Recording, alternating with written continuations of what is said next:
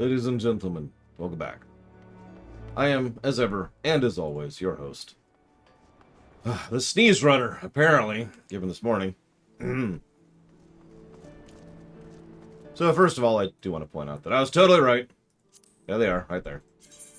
So there's the Knights of the Round Gunblade. I actually don't like that. Like, it's weird looking. And kind of just... It looks like someone melted it, but only partially, you know? So it's like, yeah, let me see if I can... Yeah, I'm not super into that. Now, hang on. Where's Dancer? Where's Dancer? There we go. So we've got Dancer. Which, I mean, is exactly what you'd imagine. But honestly, I don't know how to explain this. This looks like an early WoW enchant. You remember the old WoW enchants where it's so obvious it's just an effect glamored onto an item? That, right? I've never really cared for that. Yeah, sure, Rex. And we've got Reaper, which is somewhere. There we go.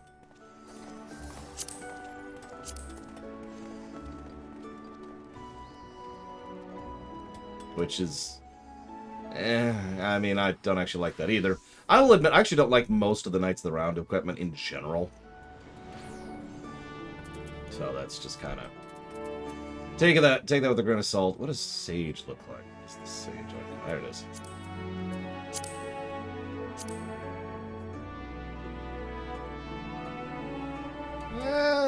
That's not bad, I guess.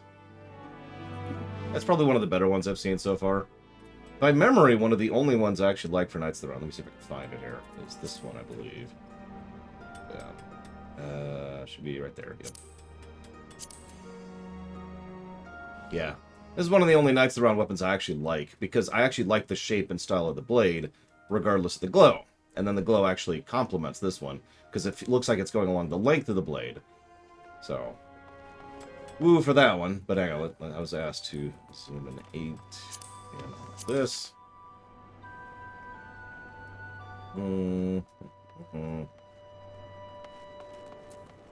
It's not bad, I guess. But thank you, Walker. As always. I'll put that towards the Kingdom Hearts block. Give me 1 second.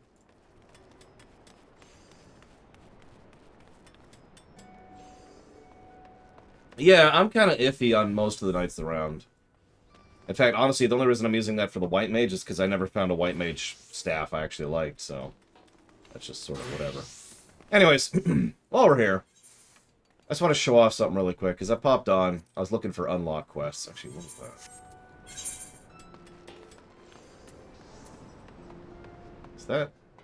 Yeah. Why is there a blue summoner quest here?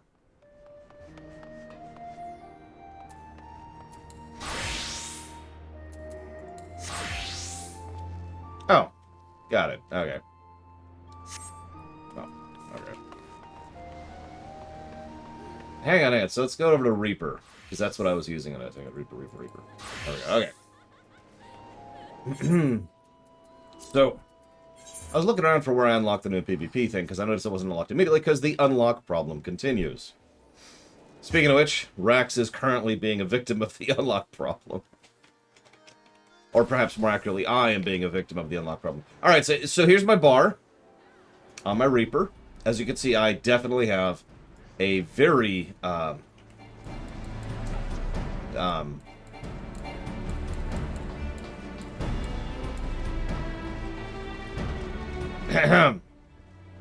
think I'm ready for PvP. I think I'm good to go. Real quick. Thank you, Omega Legion. Much appreciate, as always. If you do know what you want to put that towards, please let me know. So yeah, you like my PvP bar? That's, yeah! But hang on, let's see. This is the unlock for that, right? The Crystalline Conflict. Yep, nope, that's the one. That's the payload. Ah! I wasn't expecting a cutscene. Alright, sure, whatever. Oh, that is a tiny map. Which it should be. The website is up to date, Omega Legion, but the answer is yes. Did I queue by accident? I really do not want to be in this fight.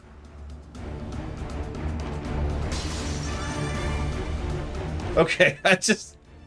I've seen some games do that, including this one. I guess it's just unlocked. Well, that was quick. It's not there, though. It's not there. There it is. Hey. Wait. Oh, right. Oh god, I can't change classes. Okay, hang on. I can manually change classes. What's a class that I don't have at 90? Machinist? I don't think my machinist... There we go. Hey, I'm a machinist now. Cool. Look at my bars! Alright, hang on. So...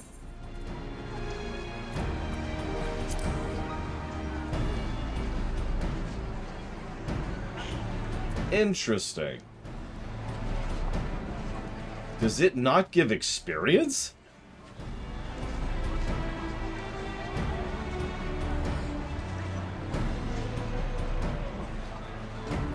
It looks like it doesn't give experience. What's the freaking point of it then? Sorry. That's not what I mean. It's just... Oh, that's a good point. What do we got over in Frontline? No, yep, that does give experience. It is specifically notated there. Oh, check front. Oh, you're right. Okay. So, So Frontline doesn't give experience. I didn't know that.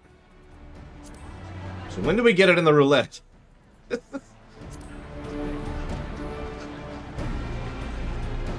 You say that, Rax, but I'm actually questioning that now. Because I know for a fact that Frontline Roulette gives 33% of a level. Because I've done way too much thought and work into the specifics of what gives what. So I'm curious what a Frontline match gives, regardless of the daily roulette. Anyways, thank you, Camper, very much. As always, I will put that towards the Patchwalker stream. Well, that'll be worth looking into later. B towards Patchwalker, and Omega's going towards 6.1. Excuse me, 6.2.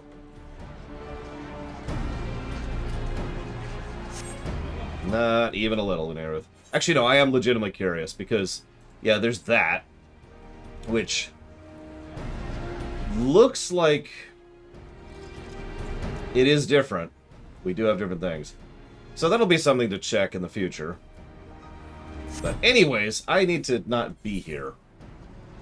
Also, Zed has mutated while we're on the subject. Oh my god. Okay, hang on. I wasn't expecting donations. Give me a sec.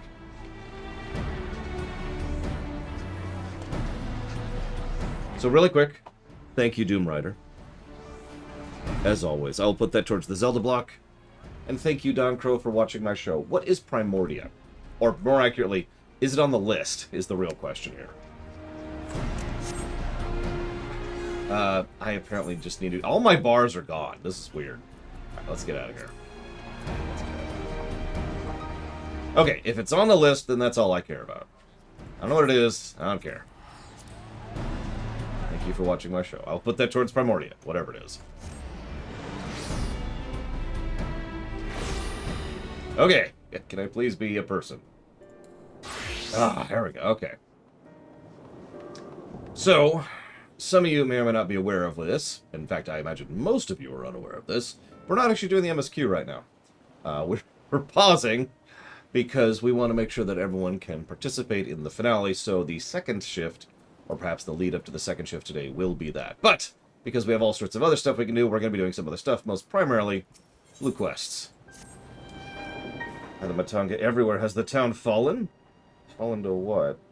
Ah, your face is known to me. You were the warrior who fought for the mole in the Nadam. I am Ogul of the Katsian. It was your bravery and skill which inspired me to embark on my own hero's journey. Yet now I foolishly blunder into the den of Matanga. Why do these others walk without fear? Do they not care if they are slaughtered? They are a civilized... The Arca Sadar are a civilized tribe here. I do not doubt your word, but grandmother always warned me if you encounter Matanga, turn tail and flee as far and fast as you can. Her tales were awful and bloody. And now, the very sight of them, terror bids and rises unbidden. No, I cannot stay here. I must earn enough coin to buy passage from this nightmare island as soon as possible. I beg of you, stay at my side for a time until I meet this Kankana person the sailors told me about. She's said to have work that pays a fair wage, so I will see to it that what she has for me. Okay.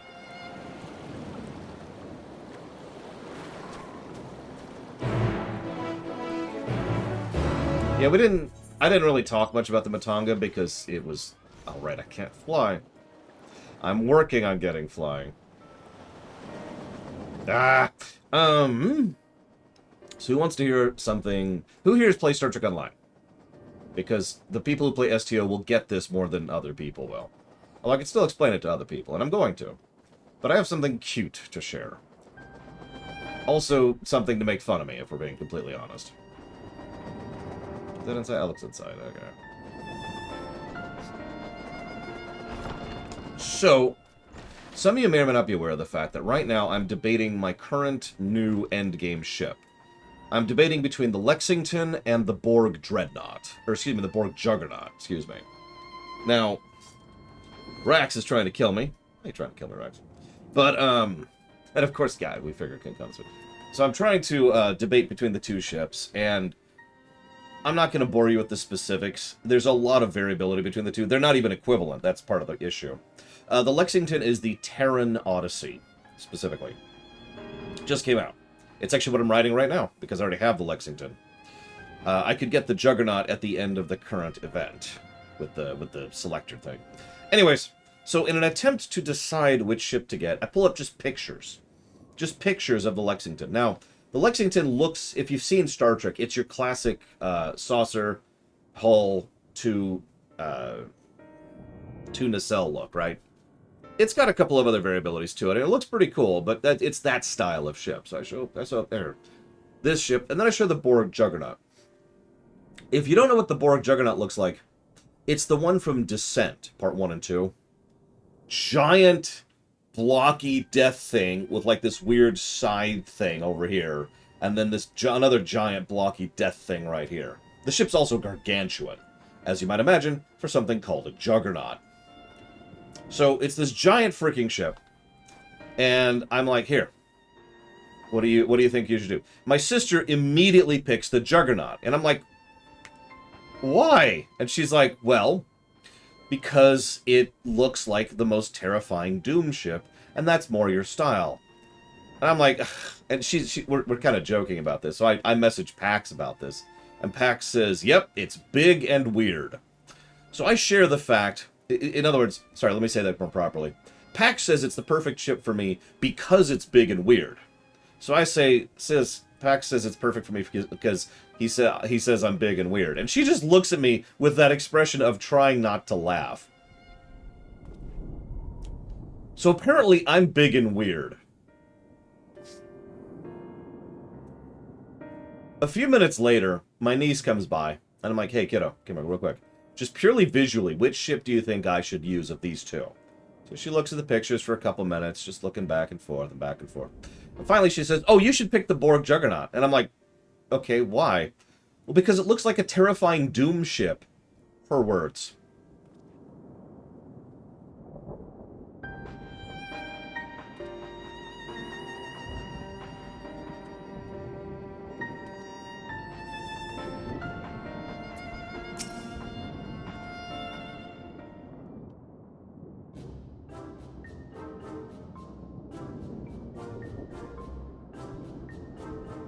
I mean, I am a big person, and I am a weird person.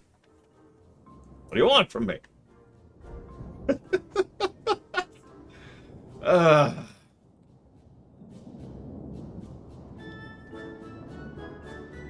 You know what's funny, Profesiago? I don't remember if I actually gave the discussion in that video that I intended to, because I recorded that 2 years ago. But I actually did some legitimate research looking into ship crews and the knowledge and understanding thereof, and I actually asked a few people, including some family members, of, you know, the whys and the wherefores. And it's actually a fascinating topic, really. And It's also relevant because, you know, I need to decide that for my own setting, for crew sizes for my own setting when I get there, because I want them to be something approaching accurate. By the Dusk Mother, nobody told me Kankana was a Matanga. Can I ask you to speak with her in my stead? Yeah, sure. Hey. She wants work, but she's terrified of you. Ah, yes, I am Kankana. It's my job to assign the right work to the right workers. May I have your name? Her name is... I've actually already forgotten. And Ogul. Alright, let me write this down. Oh, grandmother, why? Why did it have to be a Matanga? Is your companion quite alright? Yeah, she's terrified. An understandable reaction. The Gajazura tribe have done much to stain the reputation of our people. You are looking for work, though, yes? Many have been forced to take what they can since the troubles began, so I'm afraid all the simple jobs are gone. As for what's left, I only ask for tasks fit for seasoned fighters. So that sounds like something you can do? Yeah, I can fight. Lest you doubt, my skill is likened to that of Dragonbane, the legendary Chakazo herself. I'm not familiar with the name, but you sound formidable. Why don't we start on escort duty? A group of artisans set off to harvest materials, and ask that any prospective protectors be on the way should I happen to enlist any. What, they're already off? Is it not your duty to escort them? There's to be a ritual dance performed in the footsteps. They'll need incense, costumes, and such. The entire thing was decided rather suddenly. No time for waste.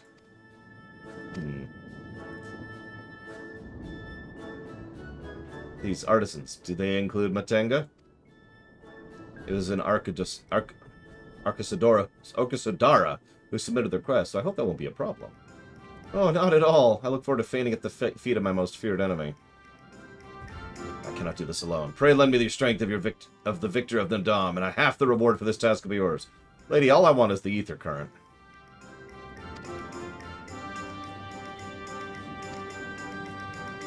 You know one of my favorite things? If I could complain for a second about the Ultimate Computer, just vent. Does anybody mind if I just vent for a second? I got a lot of comments on that video. Quite a few good ones. Quite a few good ones. And then I got maybe a dozen or so comments of people who didn't listen to the video and gave me back the solution that I myself gave in the video. Yesterday's track video. And then I got about 7 or 8 people, give or take, who apparently they were all like, oh, you know, Lord, this question was already addressed in Star Trek 3. Being stated as if, A, Star Trek 3 addressed the problem, which it actually didn't, and B, presuming that I have never heard of or seen Star Trek 3.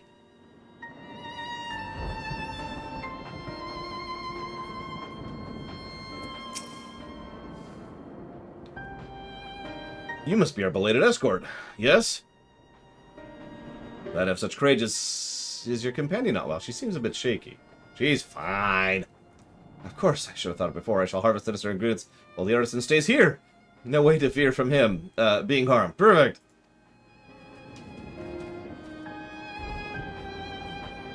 I must say, this is less than ideal. My people already scattered across the wilds, and I wanted someone to roam around and ensure they were safe from attack. Is your friend frightened by the Arcasadara? I've met such travelers before. No matter. If you can patrol, I will attend my own harvesting. Okay.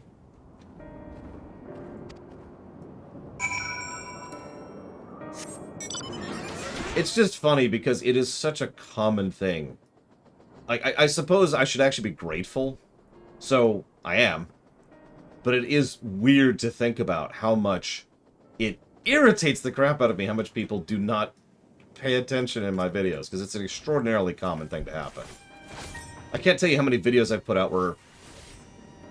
Let me use a made-up example. Let's say in the video I'm like, hey, I wonder how this works. Pause. So the way this works is this, and this goes like this.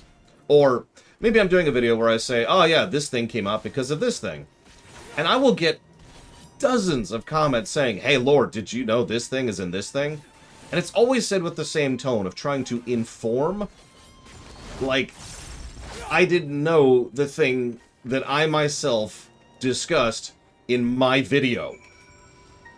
And I really shouldn't let it bother me as much as I do. But it really freaking does. I'm not sure why.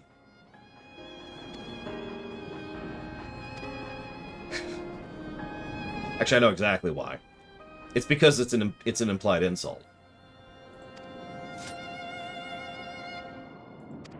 Insult's the wrong word. What I actually mean by that is, it's something that irritates the crap out of me in general, because it happens to me in real life, where I will be like, hey, you know, did you know how to play a WoW Hunter? To use an example, a real-life example. How about this one point where my boss back at work was explaining to me how to do something that I did on a literal daily basis? As if I just started working there that day. At that point in time, I'd been working there for 8 years. Like, that kind of crap just irritates me in general. So I think that's why that gets to me on the YouTube side of things. It's like, oh, hey, Lord, just, you know, this thing. And it's always so helpful, right? Like, hey, just, you know, this is what a water bottle is. Now, what you got to do is for the water bottle, you got to unscrew it like this, okay? That means the opening is now open as opposed to being closed. Closed is the state in which it's like this. But now it's open, so now you can drink from the water bottle, lore.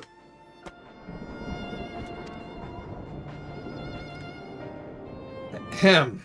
Grandmother taught me we should let fear wash over us like water, but to my shame, I could not have failed more thoroughly. Not to sound ungrateful, Lord, but why did you follow me? Because I'm not an idiot and I'm here to help you? The patrol? Forgive me, I should have waited for orders instead of running off and putting lives in peril. Come, we should return to our employer. We must make sure the wounded man gets to safety. Wait, you can blink forward and backwards? Oh my god! Did you know that those enemies are made of worms? Points if you get it.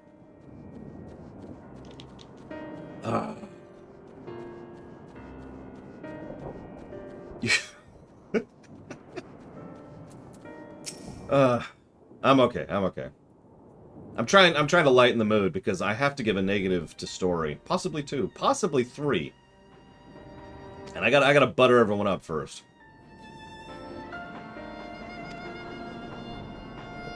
You have my thanks. As for your payment, you can collect from Kinkana. Okay. You're welcome. Mitochondria is the powerhouse of the cell? What? So I've been chewing on the plot of the game for a bit now. Plot might be the wrong word, which is part of the problem. I was trying to figure out... It's from the Halo run, Mike Kamano. That's why, if I say points if you get it, it's usually something pretty esoteric, because I don't expect anyone to get it. There you are. Your employer expressed satisfaction in your work. Congratulations. As a response to the recent chaos, the upcoming ritual is hastily planned, to say the least. As a consequence, the artisans have been hard-pressed to make everything ready. But when times are hard, the people of Thavnir rely on such traditions to renew their faith and bolster the hearts with the teachings of the divine. The death of an artisan would have thrown the whole thing into disarray, and thus your rescue is timely indeed. Please accept your payment, half each. You interested in further work? I'm not. She is. I'm just here for ether currents right now. We'll do the rest of that later.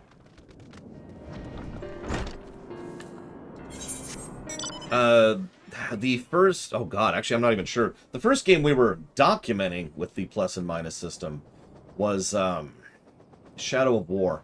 The second Shadow of Mordor game.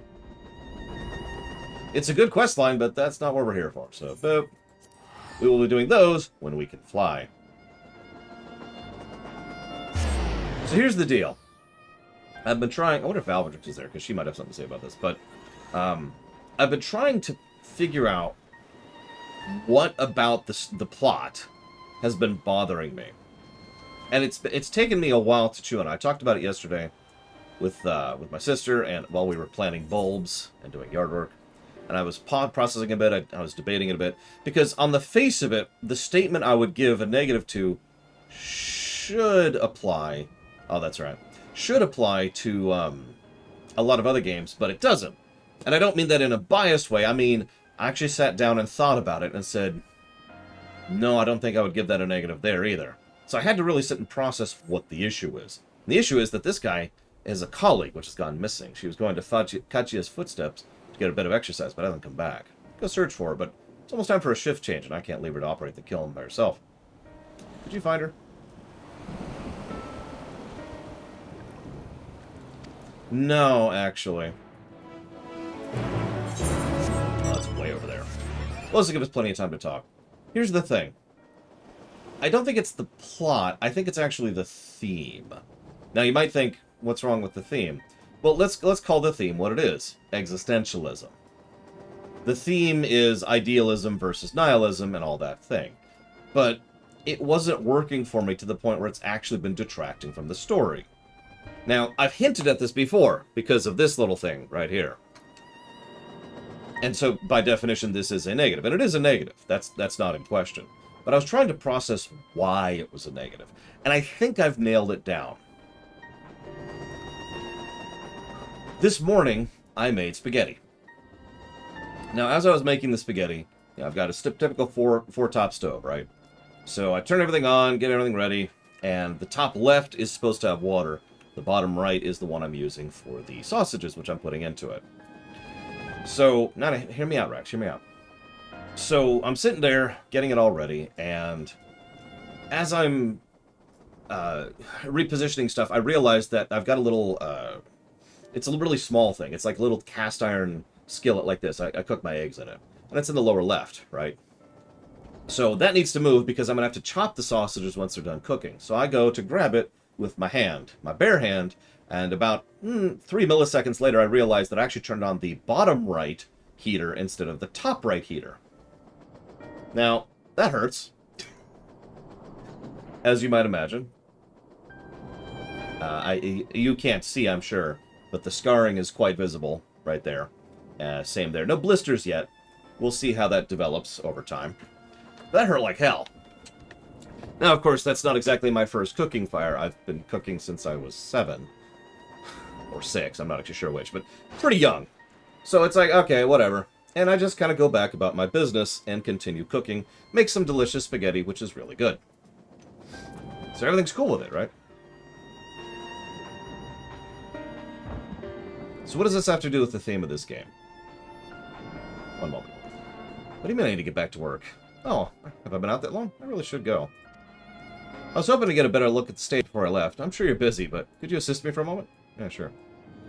Thank you. I'll inspect the walls. You make sure the stage is in order. Okay. So what I just told you is the theme of Endwalker. I'm not joking, and I'm not exaggerating.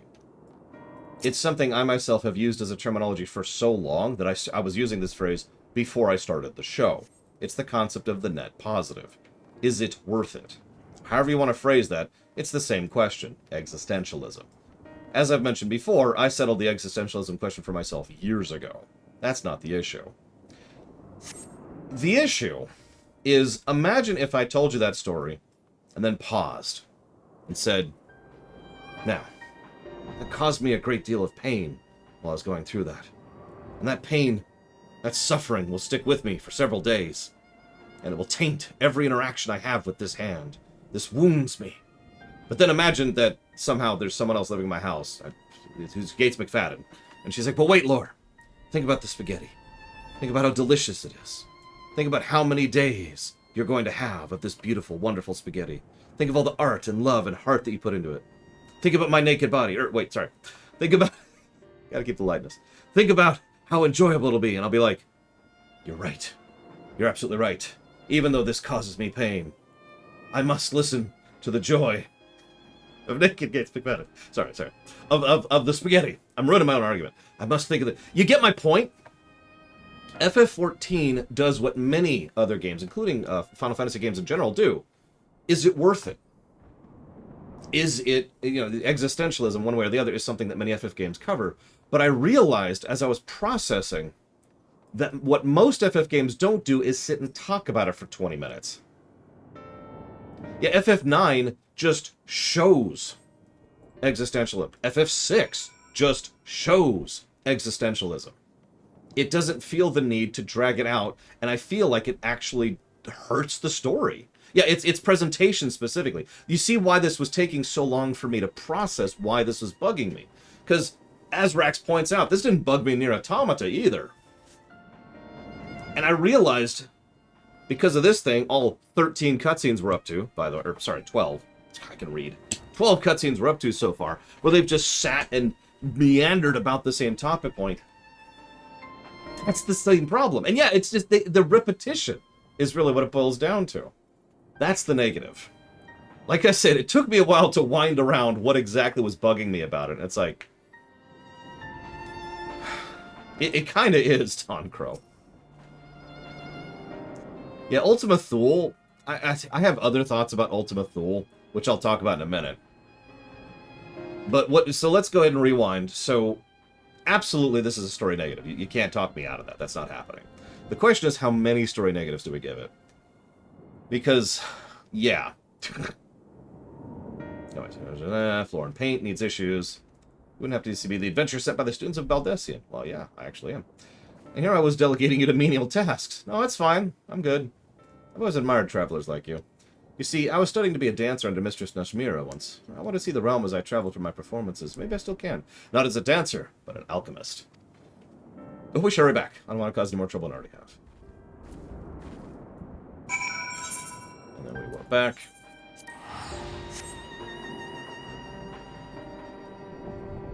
Interestingly enough, I agree with that, Gigapudding.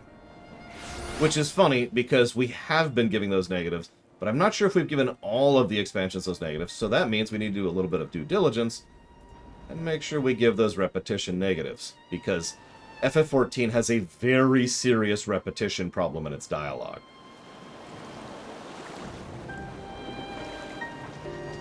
Now, I disagree with that, Zetzler, to be completely blunt. I really do think that it's not well presented.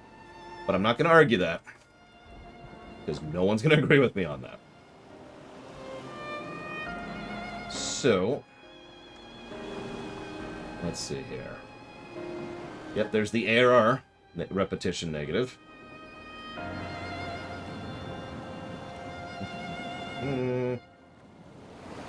Already gave. Okay, one person in chat. One person agrees with me on it. Like, I get the theme, but let me phrase this a different way too, because part of the reason I was mentioning the plot specifically is the plot of Endwalker absolutely does not engage me at all. You'll notice I haven't given any real positives to the plot, and I don't plan to, consequently. Because Endwalker feels very much like Mass Effect 2 to me. Hear me out for a sec. Because Mass Effect 2's plot is very weak. It's there, right?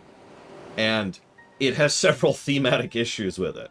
But yeah, it's very character-driven. You get exactly where I'm going with that. It's so laser-focused on the character moments and the character scenes. We get plenty of fleshing out of multiple people, including side characters who have just introduced this expansion, and so forth and so on. And yeah, exactly. And it's ironic that an expansion all about the end of the universe has a weak plot.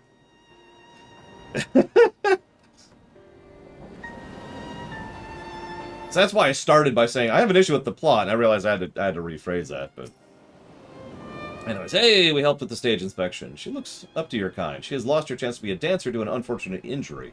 Now she works to heal the sick and injured as an alchemist. Aw. She was so happy to meet you, as am I. Here, token of our thanks. Thank you.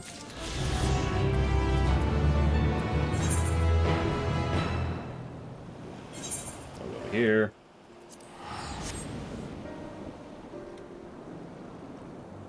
I mean, yeah, you're right. The end of the universe thing has been done to death.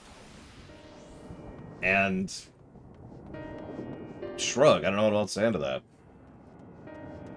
So instead, we focus on Radiant Host Captain. I mean, there's a reason why I think the entire expansion could be summarized by the phrase, "It's the little things, isn't it?" In the best cutscene so far in the expansion. I know we're beset by monsters, beasts, and worse. Is this song just playing? I just noticed this song hasn't stopped playing.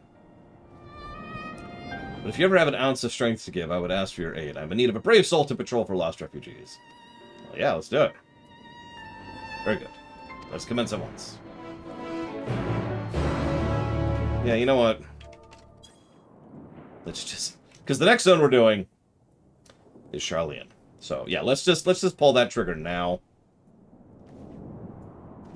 Let's see here. Jungle, maybe?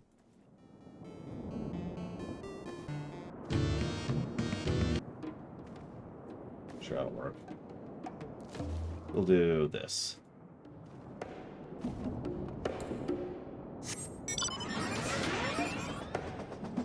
I mean, maybe Professor Yakum. Wouldn't surprise me. Anyways. But yeah, I knew I was going to be pulling some teeth, and I know a lot of people are going to disagree with me on this, but the problem is, you're not going to talk me out of this one. I'm sorry. I really do like to listen to people's opinions. And I do want people to give me their contrary opinions. That is to say, contrary to my opinion. But I've spent about 2.5 days processing this, so...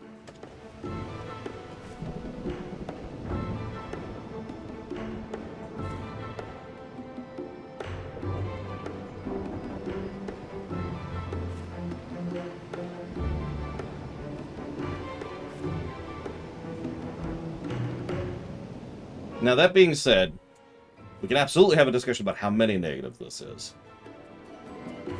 So, Omega Legion, since you're one of the biggest vocal, you're dumb, Lauren, I hate you.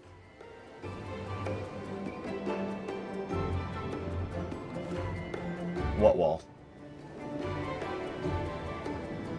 Kind of Wenlock. We're sort of fillering right now. Yeah, I think you went over the character limit, right? You can do it. I believe in you. It's just...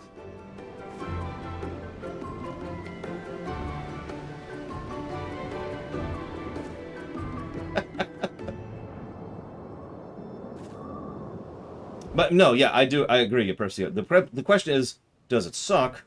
Or does it really suck? Or does it mega suck? Right? Like, that's really what this boils down to.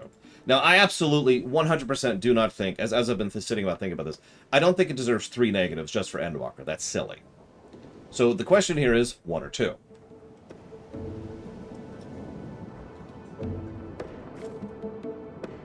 And it's funny that someone earlier mentioned Kingdom Hearts, because honestly, Kingdom Hearts kind of has this exact same issue.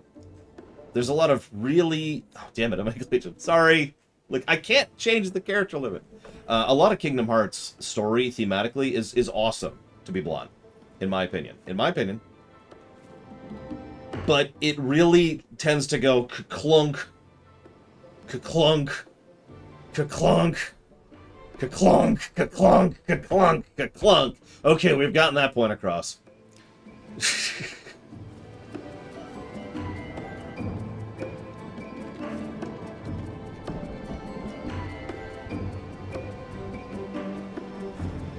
3 negatives at one time for, like, a single thing? Oh, jeez. That's pretty rare, to be completely honest. Like, I don't think we've... Yeah, we have not given a single triple negative for Endwalker. Oh, God, no, Rex! No, don't remind me. I'm looking now. Hang on, let's go down to ARR. Surely there's a triple negative in ARR, right? What do we got here? Music direction in ARR got 3 negatives, which I absolutely agree with myself. Yeah, I wasn't going to get down to Ranjit because he's down there. I did not give a triple negative to Xenos. I was talked out of that one. Go figure. I understand Omega Legion, and I get that. Really. But to put this as succinctly as I possibly can, Final Fantasy VI quite literally saved my life, but that's not going to stop me from giving it negatives, if that makes any sense. Okay, so Ranjit, hang on. 1, 2, 3, 4, 5, 6. Ranjit, in separate instances, Ranjit got 6 negatives to story. Now, I had to... That's a little bit because there's some scenes around Ranjit which also got a negative, but they weren't specifically Ranjit.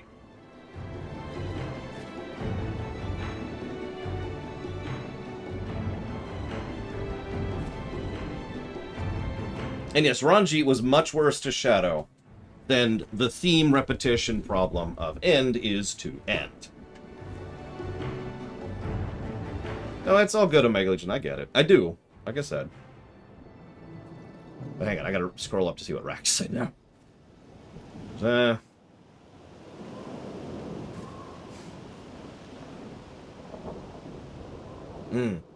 Well, yeah, obviously we're not done with the MSQ yet, so... Oh yeah, a lot of FFs deserve this negative for repetition. I agree with that. Although, I'm actually going to disagree with two of those. You say that FF6 and FF7 deserve a negative for repetition. I don't agree with that. Quite the contrary, the older FFs, which go up to 7, don't really have the repetition problem because they have a general lack of text problem. That didn't really start showing up until 8. So I'm actually going to disagree on that point. Now, 8 and 9 and 10 and 12 and 10.2 and 13 and 13.2 and 13.3, we can debate, but...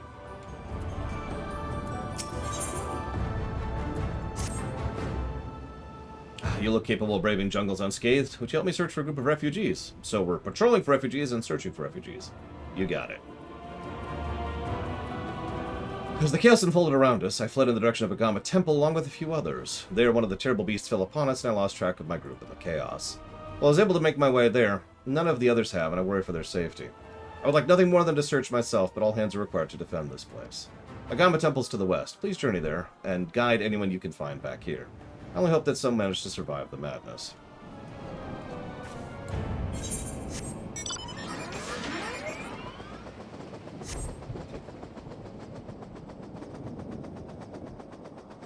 Now, FF7 will get 3 negatives for localization, for being one of the worst localizations I've ever seen.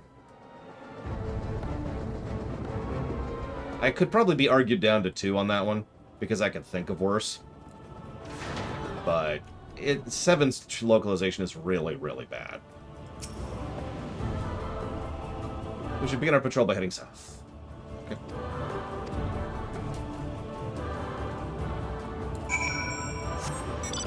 I would say 7 has a worse localization than Tactics, yes. Now that being said, hang on, asterisk, I have replayed 7's localization, PS1 version relatively recently. By contrast, I haven't played Final Fantasy Tactics on the PlayStation 1 since it came out. Nevertheless, that was the era of Square hires monkeys in order to do their localization.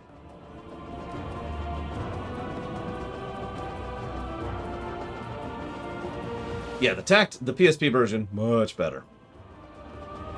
8... I've said several times that 9 is when they figured out localization. But actually, and we talked about this during the review series, that's actually not true. It was 12 when they figured out localization. Which is sad, but it's true.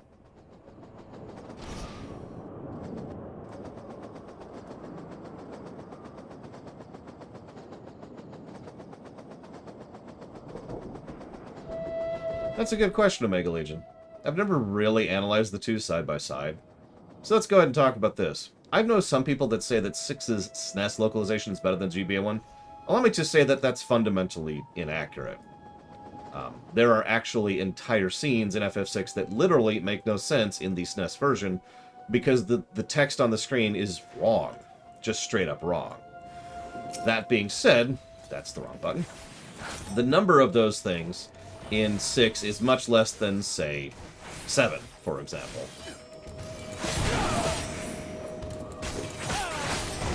Having said all that, the GBA localization isn't perfect either.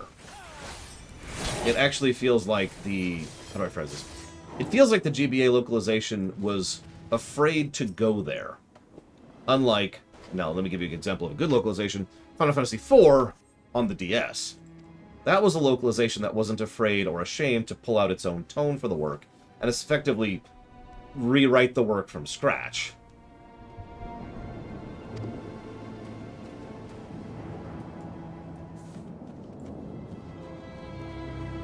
By contrast, the 6 GBA localization, while certainly competent, was just, let's just get the language more literally correct to the original. And yeah, there's several issues with that. They're all minor issues, but they are consistent. There are many, many individual themes which are just wrong. Or, wrong's the wrong word. Literal is actually probably a better word for what I'm going for. So we have more technically accurate language choice, but more inconsistent localization choice. Better translated, worse localized. So which one's better? Pick your poison. as with everything else in the universe, FF6 does not have a definitive edition on anything, because screw us.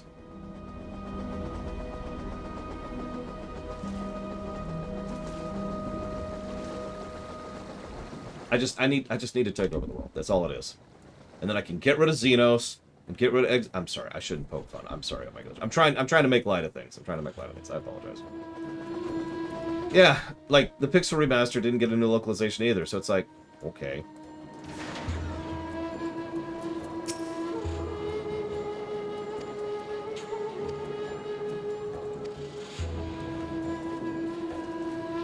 Okay, let's go with.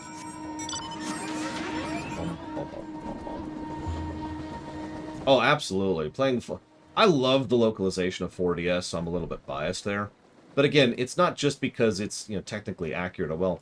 But to reiterate, gotta repeat myself because I'm playing FF14. The fact that they did such a good job of adding flavor and tone and localization and variance and speech style and presentation and took the dialogue and turned it into its own thing based on the original dialogue, as opposed to just trying to clean up the original patch. That's what I praise so much about the localization of the 4DS version.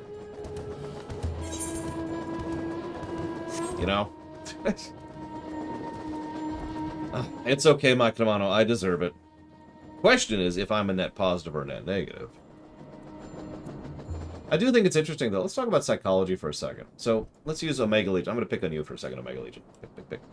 So, I have given Endwalker 125 story positives. Omega Legion doesn't care about any of those. The only thing that's in his mind is the negative that I've posited for giving out for the theme and the repetition thereof of the theme. Now let's talk about this for 7 more times, because I gotta really repeat... No, I'm sorry. I keep doing this. I'm sorry. I'm being a dick now. I apologize. Come on. There you go. Come here. This dude. Yeah, this is actually an excellent time for questions. So, let's see. Whoop. Hang on. Gotta kill some stuff. Okay. Let's see. So, any of these people on right now? Is Endwalker holding up better than Heavensward?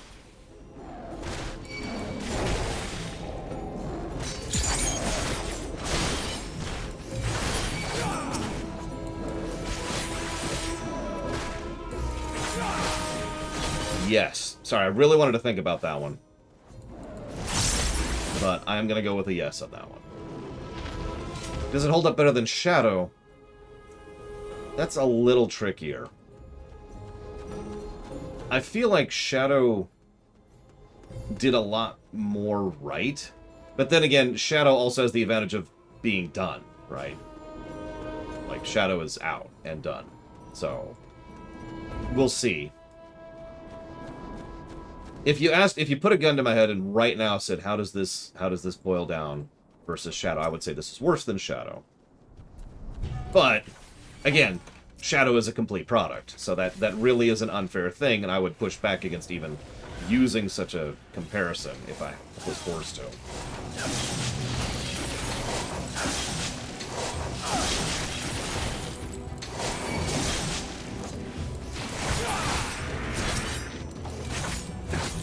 I am extraordinarily curious where they're going to take the story after end, but we'll see that in a couple days, I suppose. All right, so questions. Questions.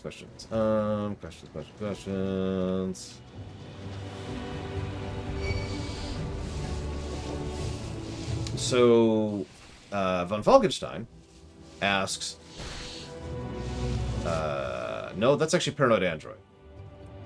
Is Paranoid Android here?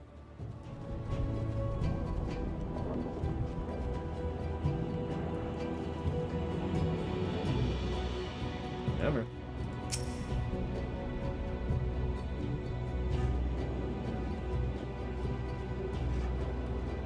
Yeah, I was saying, I imagine several of you are doing some MSQ stuff right now. And yeah, Shadowbringers, I will also admit that Shadowbringers is, in many ways, the way it is because of Heavensward and because of Stormblood. No, not because of ARR. I refuse to give credit to ARR.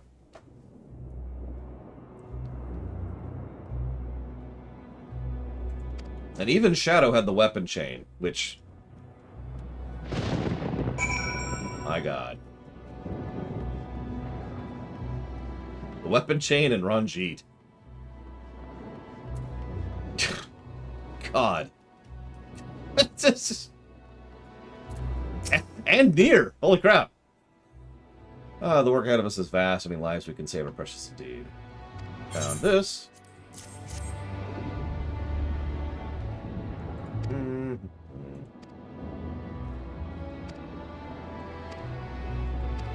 Beautiful.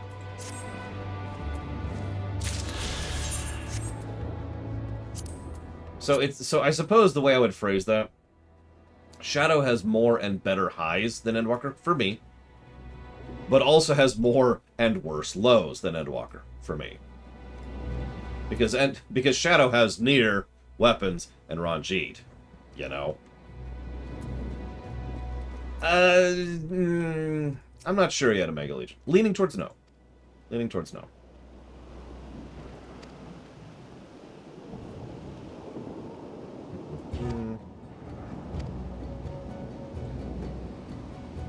Now, I'm not saying it makes it worse. It's just...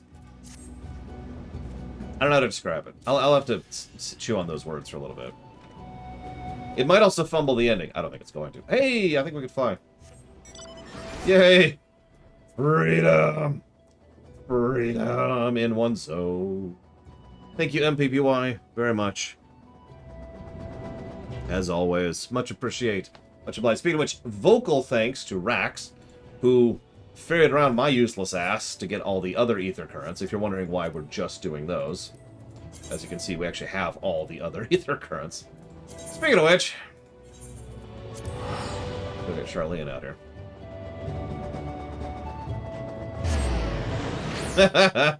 It was actually a Discovery reference, Rax.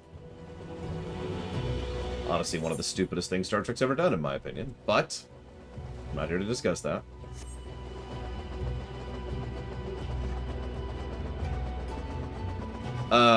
My criticism of Nier is that the story is so nonsense and boring that it might as well not even be there.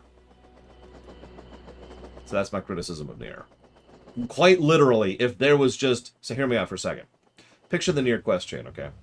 And picture you walk up to it and there's a terminal, which is just popping out of the wall of rock. And you're just like, huh? What's this nonsense? And you go poke the thing and it goes... Bzzz. And then all of a sudden you're doing the first raid. And it's like, that was weird. And then a few months later, another terminal pops up.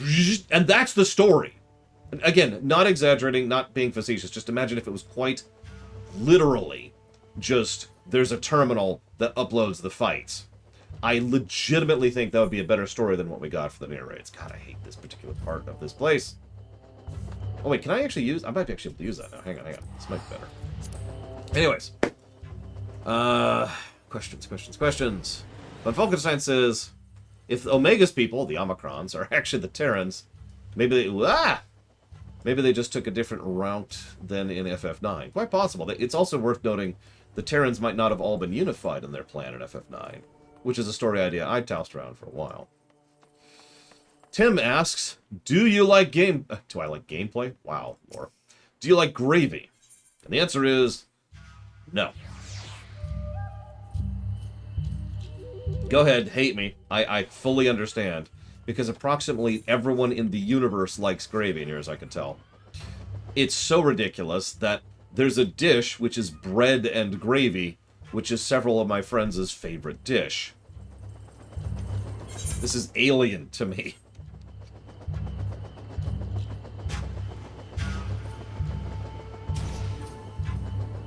Biscuits and gravy is biscuits and gravy. And that's all it's just gravy with biscuits. That's all it is. It's an extremely common dish.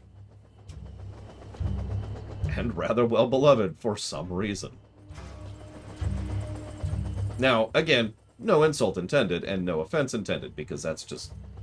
It's food, right? Everyone prefers different things. Duh. But I have to admit, it actually amuses me how popular, how common gravy is. Like, you can't have X without gravy. You can't have Y without gravy. Oh my gosh. What's up?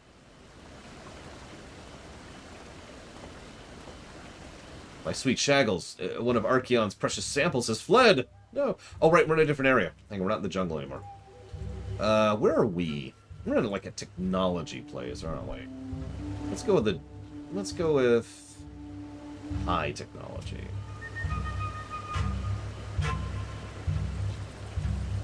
Yeah, let's do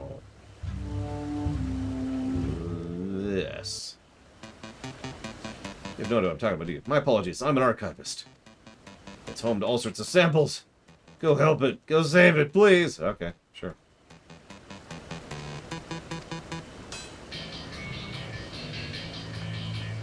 Yeah, sorry. American biscuits, not European biscuits. Oh, crap. There is a difference. Let's see here. Did I like the gameplay reveal for Telltale Star Trek?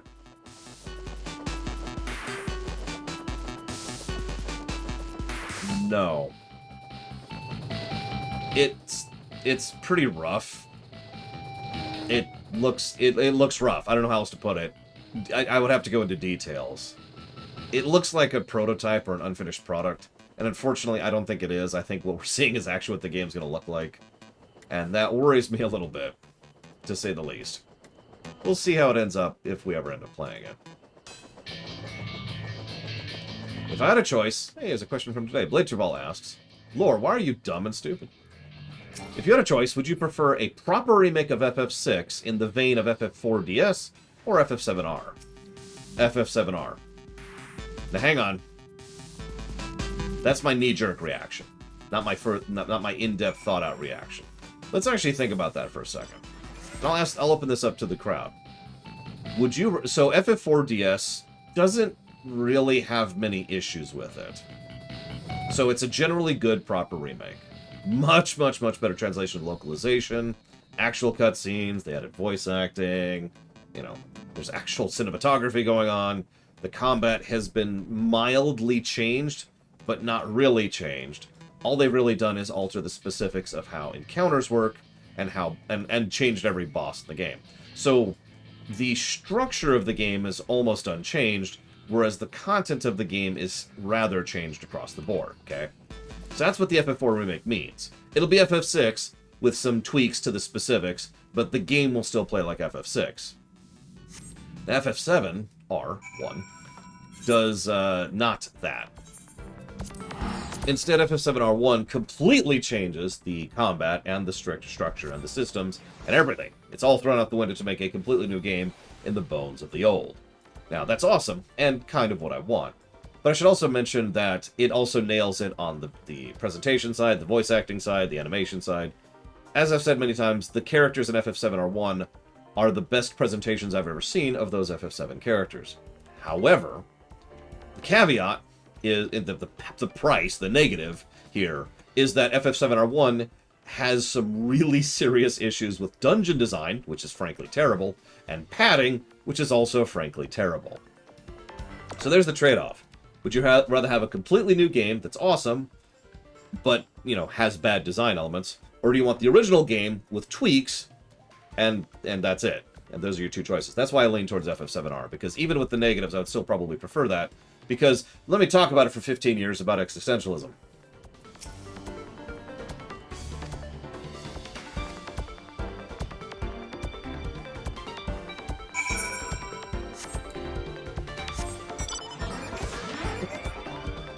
I stand by that, though. I do. I do think that FF7R1 is more what I would want out of FF6R, assuming such a thing were ever made. Now, FF6R will never be made. We all know this. So let's talk about something that's a little bit more relevant. How about FF9R?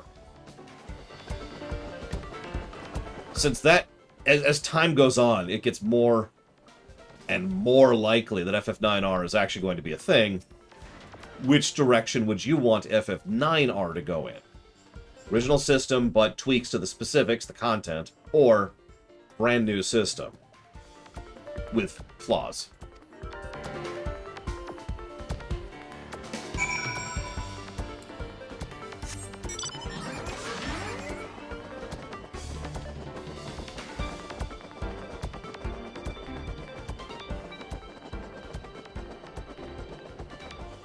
No, yeah, exactly, Casual. It is exactly a trade-off. It is what it is. Do I have to kill these things? I have to kill these things. Excuse me.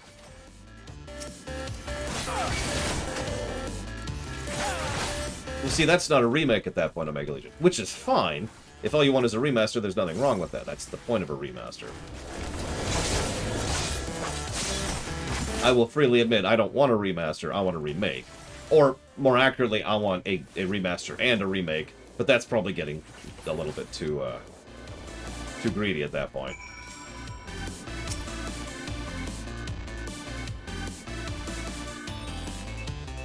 Now, the irony here is when we switch this topic to FF9 from FF6, all of a sudden the choice becomes much more clear to me.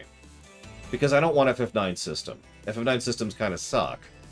Like, I say kind of suck. Combat is the biggest one. Combat doesn't need tuning to make the bosses more interesting in FF9. Combat needs an overhaul, in my opinion, in FF9. Hence why it's much easier for me to say, I would totally want the FF7R system for, for 9R than, 4. So what is this threat, young one? I do like the weapon ability system. Always have. That's why I had to correct myself, because some of the systems in FF9 work 5. The equipment and ability system... Wait, you don't understand him?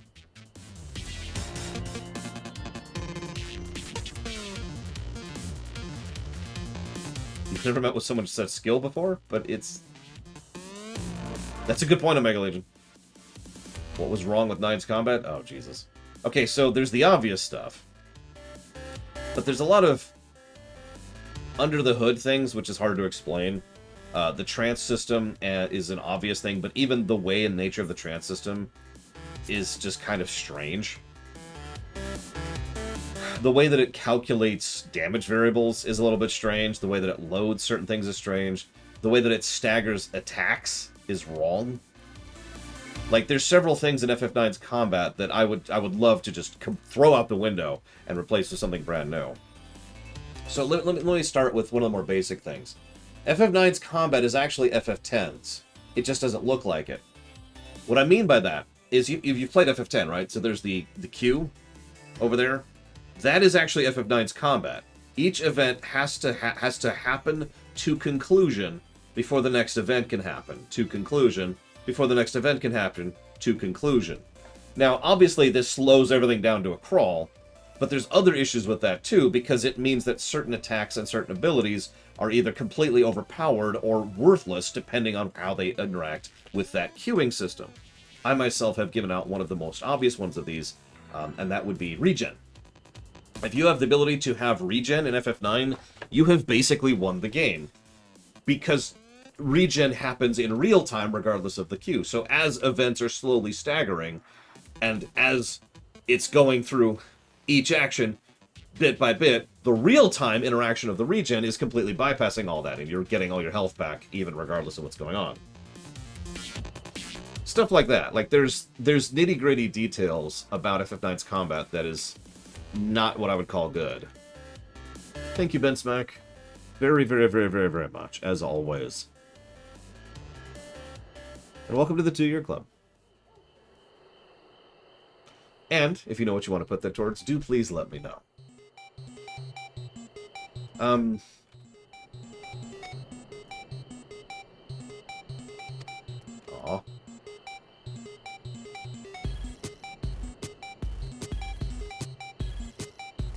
This music is perfect for this area. Why can I talk to you? Like, he only says I can talk to him because I have the echo, but, like, I'm not Kryl. This is actually Kirby music, believe it or not. Yeah, exactly, Pillars of Snow.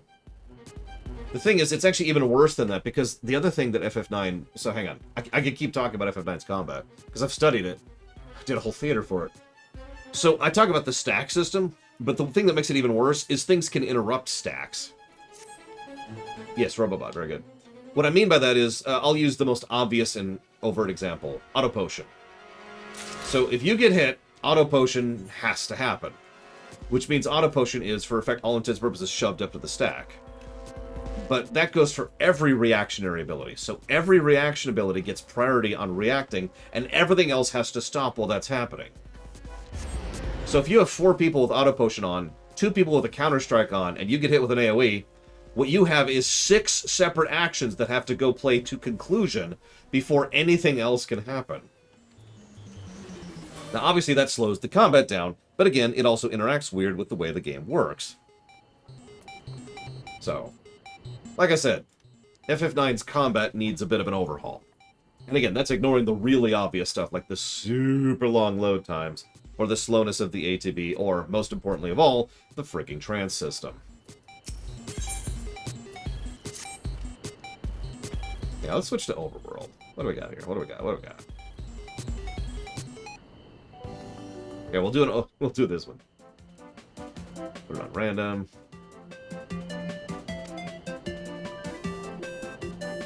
The adventure helped out the students of Beldessian, aren't you? I suppose it matters not to you, but my sons seem to have run away. Why was a child here in the first place?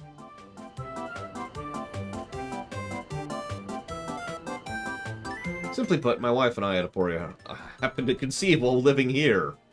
You have a child who was born here. Okay. Well, sure, I'll go find your kid who ran away because he was tired of being confined to your home. Da, da, da, it's trolley time. Sorry. Now here's a question. Let's assume for a moment. Suddenly a gun is at your head. There's a lot of guns at heads. That's weird. There's a blaster. We'll make it more PG-13. There's a blaster at your face. That's gonna fire, but it'll do no damage because you have plot shields. But you're gonna have this big nasty scar on your face for the rest of your life, unless you answer this question. And that question is, what do you replace FF9's fundamental combat with? Because I can think of 3 options right off the top of my head.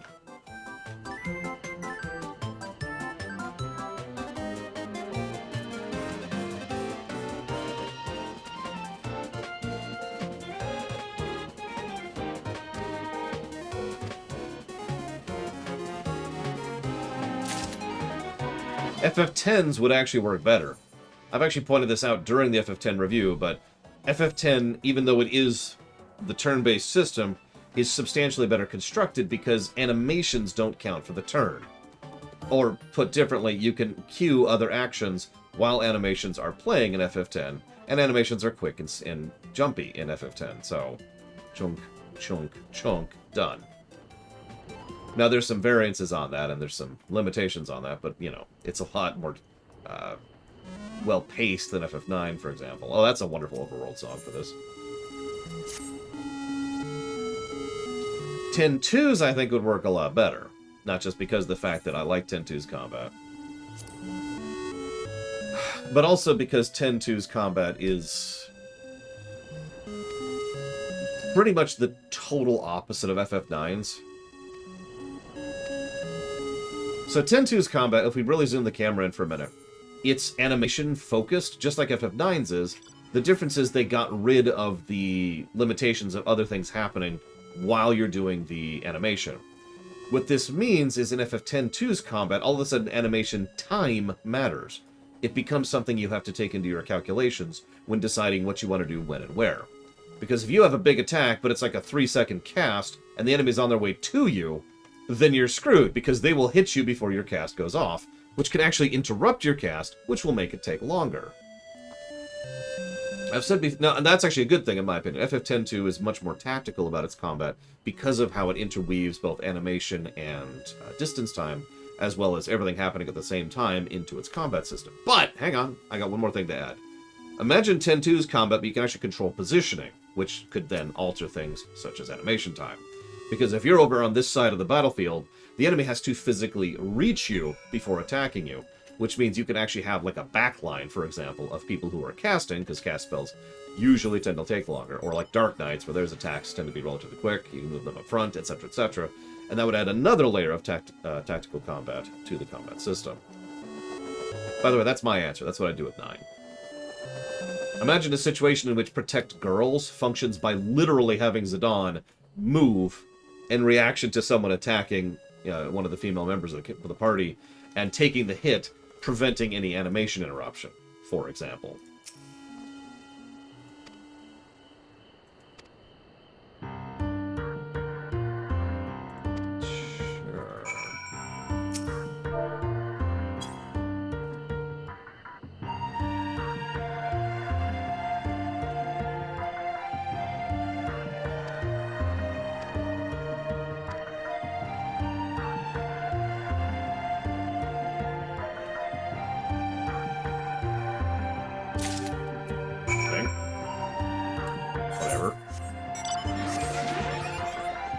I mean, honestly, I probably wouldn't like it as much as I do either.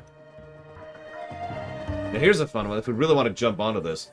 10-2 allows you to swap jobs in combat, which is an incredible idea, by the way, and allows for a lot of awesome stuff. But hang on. Let's go another step with this. Imagine if we try to apply that in some way to FF9. Now, I can think of a few ways we could try to implement such a thing in FF9. For example, we could have a system where these guys group up so I can AoE them. Come here! God! Ahem. Damn it, Villian, no. Imagine a system where you could change which crystal loadout you have. And you have, like, presets, right? So you've got one preset that's specifically set up for, making it so you can tank a bunch of stuff. And you've got a bunch of poison immunities or disease immunities or all that fun stuff.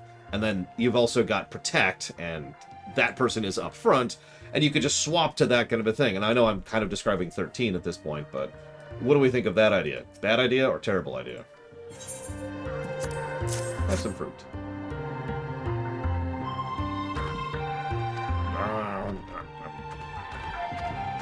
Like, imagine if FF13's combat was actually worth a damn. Actually, the funny thing is, FF13's combat system is fine. It is the combat content which is terrible in FF13. Because they decided that you need to be doing ridiculously huge numbers all the time, and so every single enemy from, like, the third area on has way too much health and takes way too much time to go through.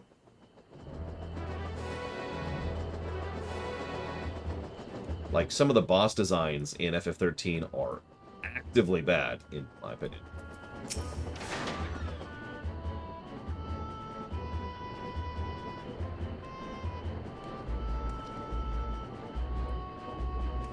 And yeah, I also think the stagger system was terribly implemented while they're on the subject. And I have to point for nowhere else than FF7R1 for an example of that. Anyways, you probably won't believe me, but I've noticed all is not right in Labyrinthos. Why don't you try telling me first, then I'll decide.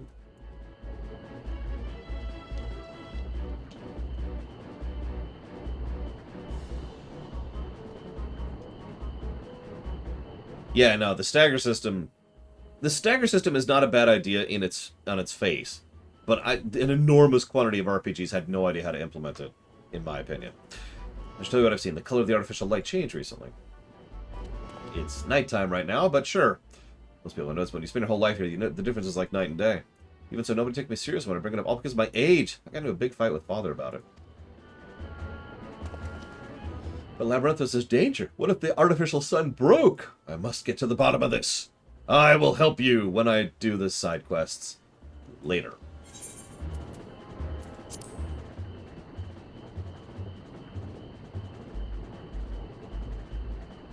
I thought you were different than this, but now you're treating me like a child, too.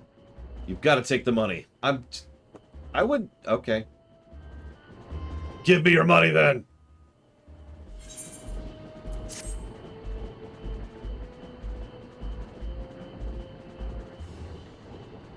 I would also say that 13's combat suffers from the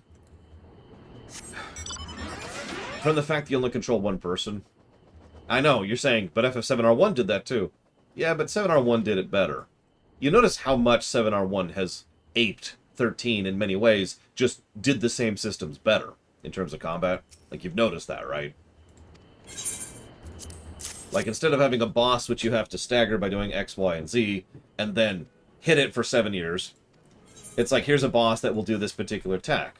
If you manage to successfully avoid this attack, then it will have a weak point available, which you can hit to stagger it. You can also swap between your party members at will to change based on what's viable for the particular scenario, or what you enjoy playing as most. Oh, and by the way, each of them fundamentally play differently, instead of just being another person who has a weapon or the same set of spells.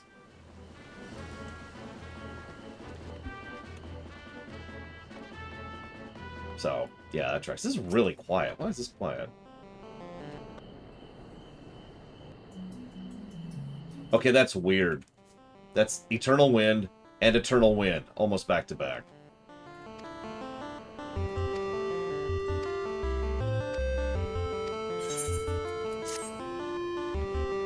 I mean, I would love to actually dig into doing a proper remake of FF13 someday. I'm free! I'm free!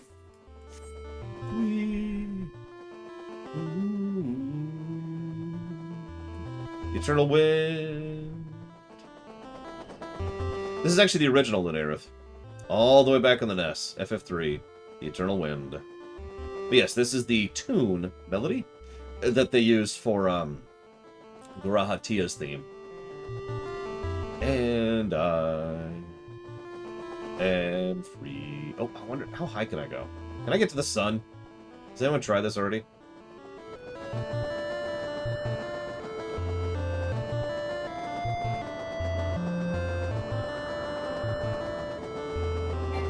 No! That's the limit. That's the limit. Oh, well. I tried. Next zone. I guess Garlemald? We did that, we did that. Yeah, Garlemald was zone 3, so.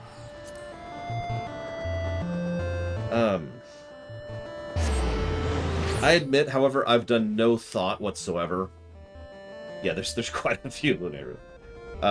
I've done no thought on an FF13 remake, so I don't know what I would do with one. Like, I've actually put thought into almost every other FF, and I've put real thought into both FF3 and FF8, which, you know, I actually have notes and design documents and everything. But I have no idea what I would do with 13. I mean, I'd have to rip the story apart to kind of restructure it. And either make actual dungeon design or just completely eject the dungeons, which I'm not sure which is a better choice there. Actually, we'll open this up to the board. What do you think? What's better? So let's say we're sitting in the writer's room, we're in the producer's room, and we're working on the FF13R. Do we completely eject dungeons and just go with mission-based structure? So no long corridors, just you go from one mission to the next. Or do we spend an inordinate amount of time and money and effort really going full tilt into designing dungeons in order to actually have dungeon design?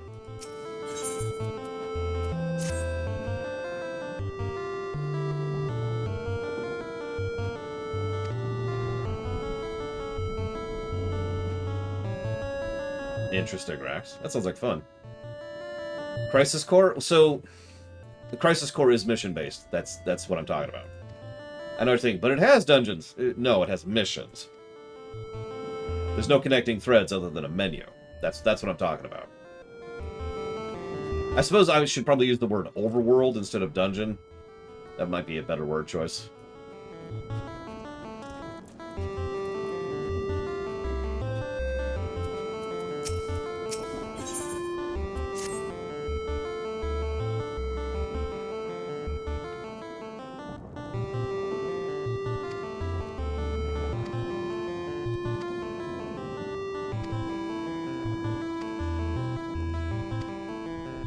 Okay. I can do that.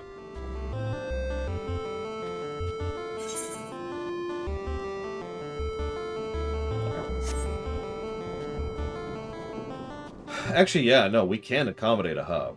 I mean, FF10-2 is functionally a hub game, even though there actually is an overworld that you can physically manually traverse most of it, if you choose to.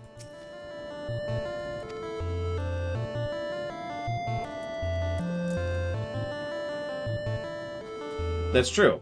But that's kind of my point, Alex, is I think if we restructure things a little bit, we could make a hub system work if we wanted to. Or maybe a menu system. Part of the problem is FF13 wants so badly to be like, we're refugees on the edge, and does absolutely nothing to earn that. Nothing in the entire game, gameplay-wise or story-wise, with one exception, earns the idea that you're out refugees on the run. The only thing that leans itself towards that is the fact that there's no towns, which honestly is probably to the detriment of the game overall.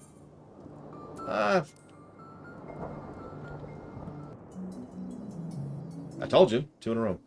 Yeah, no, there's an informed attribute of, we're desperately on the run and constantly hiding from things.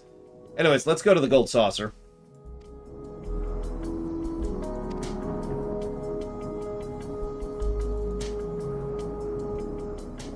Interesting.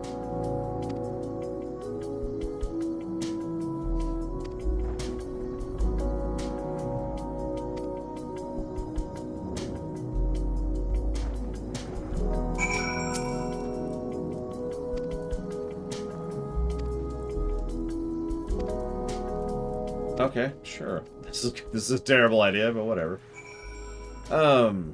Now, I've been thinking about it for the last 20 seconds, and I've got a game design idea for 13. Hear me out. Don't call me crazy and stupid yet. Hear me out. What if the game started on Pulse? And we basically invert the structure of how you go through where. So you start off on Pulse, and there's... No, not as Vanille and Fang, as the crew. And we're down there, refugees, who are surviving. We stumble into each other. We figure out what's going on. It's like, oh god, everything's awful. We're kind of struggling to survive. There's not many items. There's a lot of dangerous enemies everywhere. No towns, because none of them survive. Every now and again, we encounter a straggler. One of the survivors of Pulse, maybe. Or maybe we encounter, like, an area that used to be a town, and we can ransack it for items. That's our dungeon right there. And you kind of get the idea of how this structures, right? So you start off on the back foot in Pulse, working your way up to the point where you finally reach a certain point and you find an airship. And yeah, it would kind of be survival-y up until you get to the point where you find the airship. Then we go to the Cocoon. I couldn't think of the name of it for a second. We go up to Cocoon, and the story starts to flip because nobody even notices that we're Pulse because we're hiding, was it C, excuse me, because we're hiding our tattoos. So and it's just a sudden tonal shift. Like, you remember when we go to the town with Hope's dad? Like, we can keep that scene in. We go to the Golden Saucer, and everyone's just like, and everyone's just light and happy, and we play it up for horror's sake, right?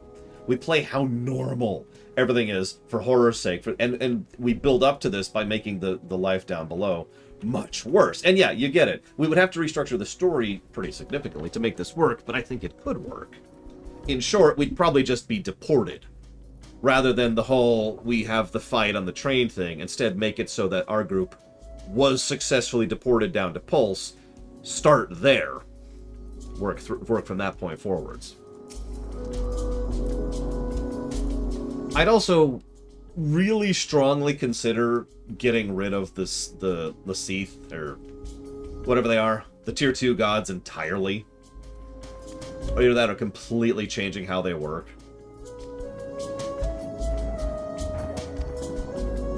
Definitely change the main villain's goal. Or make it so the main villain never tells us his goal. That might actually work better.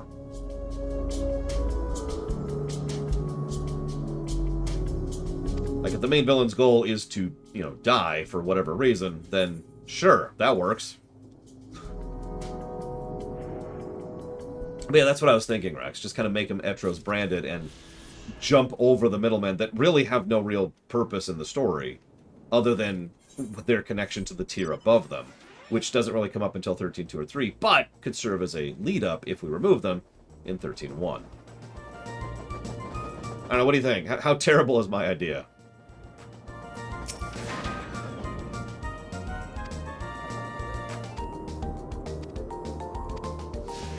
I would be leery of adding too many survival elements to the ground section when you're on Pulse. But, that being said, I do like the idea of there being legitimate survival mechanics. Especially since survival mechanics can be applied to a cityscape just as easily as they can to a landscape. To a frozen wasteland, right? We could have a thing where you could use the same core mechanics It's just rather than having to kill that beast and loot this thing or do this thing or carve that area or whatever, you talk to a person or you loot a garbage can or whatever, right? And as you're moving through, you could still have the same methods of getting more and better stuff. And it would even help to explain why the gear that you're making and the potions you're making are suddenly much better. It's because you're using actual technology to make it. Stuff like that.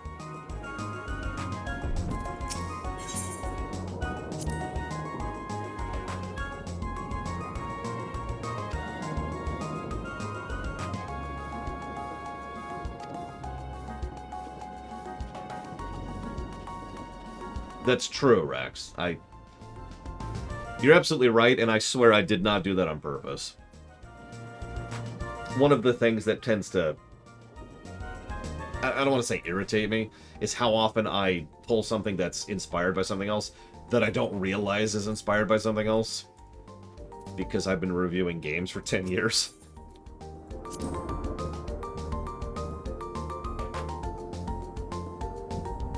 Interesting. I'm going to read this one out loud.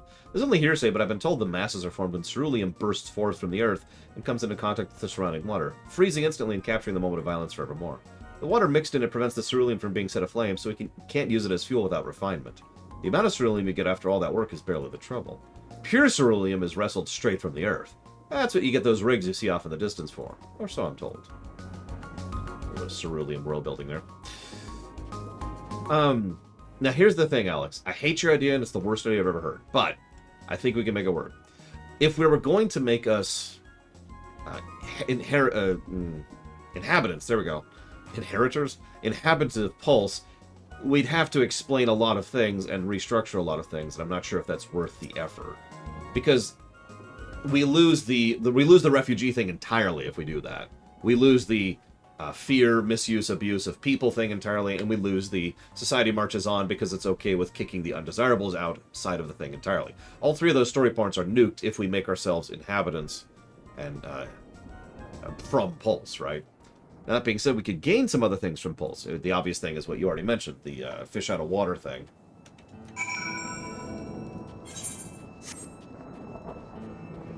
And if we were going to do that, we would have to redesign the plot a little bit to make it that Barthandelus has been deliberately provoking war with Pulse in order to try and get Pulse people to invade, in order to kill him because that's his goal. So that's, that actually makes a degree of sense in that perspective. Because none of the people of Cocoon would ever kill him because A, they don't have much of a military to speak of other than the elite idiots who are way too loyal, and B, no one would ever consider lifting a hand against their leader, right? Because everyone on Cocoon is just kind of doing this every day. So him deliberately trying to encourage Pulse to invade and attack, yeah, sure, that makes sense. I'm with it.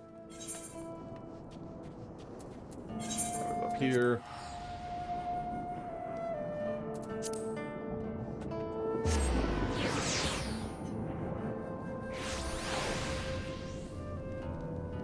Now, which of those is the most explodable, Bragman? Most fuel explodable. I should use proper terminology here.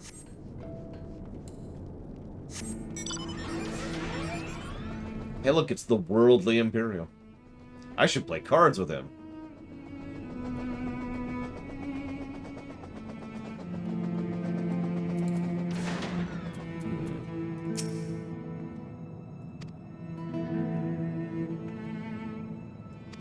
Yeah, sure, I'll help you look for your missing person. Okay, hang on. That's another question there. What are my thoughts on the phrase "steal like an artist"? I've never heard of that phrase. And I already answered Cashel's question. Whoop. No, I mean, I can get what it means based purely on the context clues of what we were just talking about, but I have legitimately never heard of that phrase before.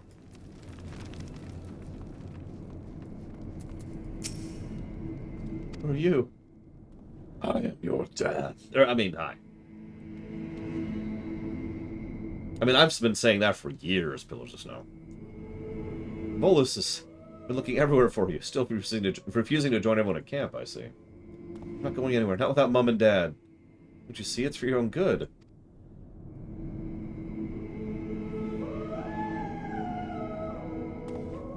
I know you. You came with Ulyss, didn't you? You gotta listen to me. Mom and Dad are alive. I know they are. On what basis? No one's saying they aren't. I have a feeling he'll be more cooperative once he's got this off his chest. Hear him out, will you? Yeah, sure. When we do the side quests, which is not right now.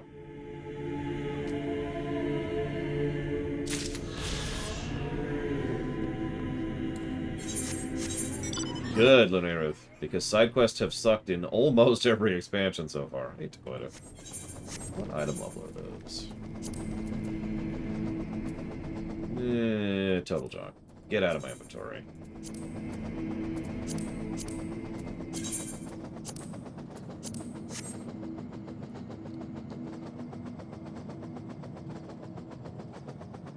Oh, gotcha. Well, in that case, I'm 100% in favor of that, because I myself have said many times that there's no such thing as something new under the sun. In fact, I have given advice many times to creators, mostly writers, that you don't need to worry too much about how similar your work is to other works, because that way lies madness.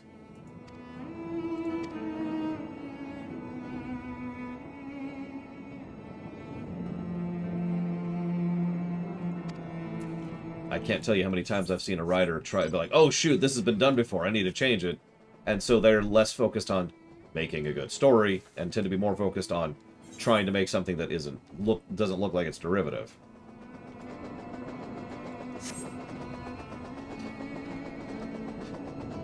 So Terra asks, if Emmett Cell could have remembered the events that transpired, would he have opposed the scheme to make Zodiark? Would he still been committed to Zodiark? Would he thought of Zodiark as a temporary measure? I think he probably would have thought of Zodiark as a temporary measure. Especially given the fact that, you know, it was a band-aid, but now he understands the scope of the problem better, so he'd be able to actually, you know, put up the band-aid and then deal with the large-scale problem rather than assume that Zodiark was the long-scale answer. Long-term, large-scale answer to the problem. Jesus Christ. That's my thoughts on that. How would I write the people that made Omega, the Omicrons, and would you use them in the later expansion? So, the Terrans from FF9, I hate to keep saying that, but it just keeps being true, and I would absolutely have them be the next major villain, if not for the fact that apparently they're already dead and gone. But before we encounter the Omicrons, that was the direction I was thinking. Tell her I won't go into the enemy's camp. I'm going home! You... Okay, so in case you missed that, this is after we have made peace with the Garleans, and the mother is worried about her son because her son refuses to go to the enemy's camp.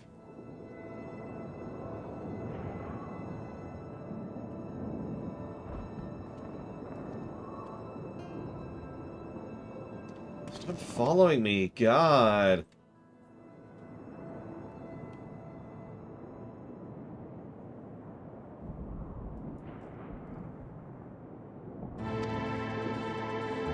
Oh my god, it's a tailing quest.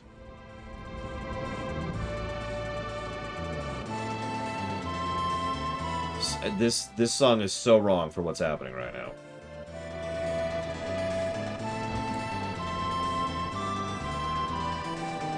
That's an interesting question, Russell-Lisa. No, we'll be doing it this afternoon/evening. Do we need another major villain, at least so soon? So, yes and no. Now, this is just my opinion, of course, as a writer. But the way I would write it, and indeed, I've already said this, is I would start laying down bricks for the next major villain now. In other words, the next expansion would not be about the Terrans. The next expansion would be about Sin, who happens to be a consequence of the Terrans, and therefore helps build up the Terrans for the next expansion, or even the next. And that's the general direction I would go with it. In fact, so we were talking about how we would say Sin was built by the Terrans, which, you know, leads into that, obviously. I wouldn't even have that be revealed until pretty far in, all things considered. And even then, I would have it revealed in a way that would make no sense without context.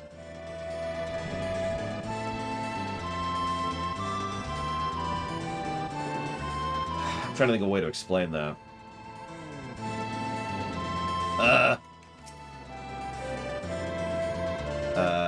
Nope. Okay. That's, alright. I was rushing ahead to save him from the mech, and apparently that's just a completely unrelated spawn. Anyways. Yeah, no, it did. It looked like it was spawn. I was like, oh god, I gotta go save the kid. Oh, no, it's just... Got it.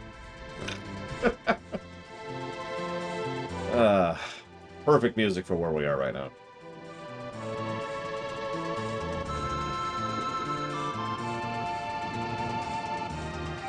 Yeah, no, he's already tried to pull a fast one on me several times. Because he's a dick. Like, this is at least a negative. I'm sorry.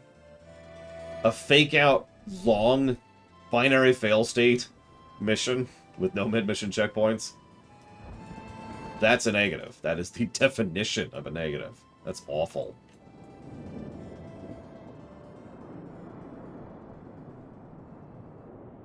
This is also an Aether quest, aka a blue quest, aka much less defensible.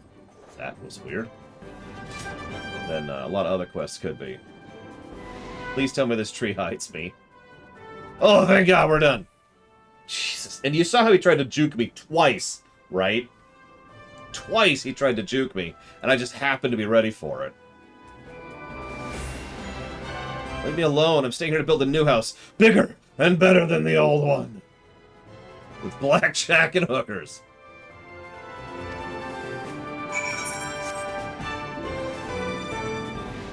I almost failed it because that frickin' automated sentry that spawned. Speaking of which...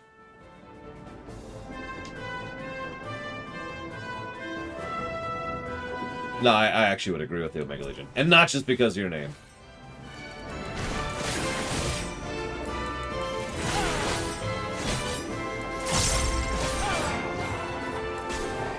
Triple triad of buddy boys. As God intended. Sorry. Hey, kid. You alright?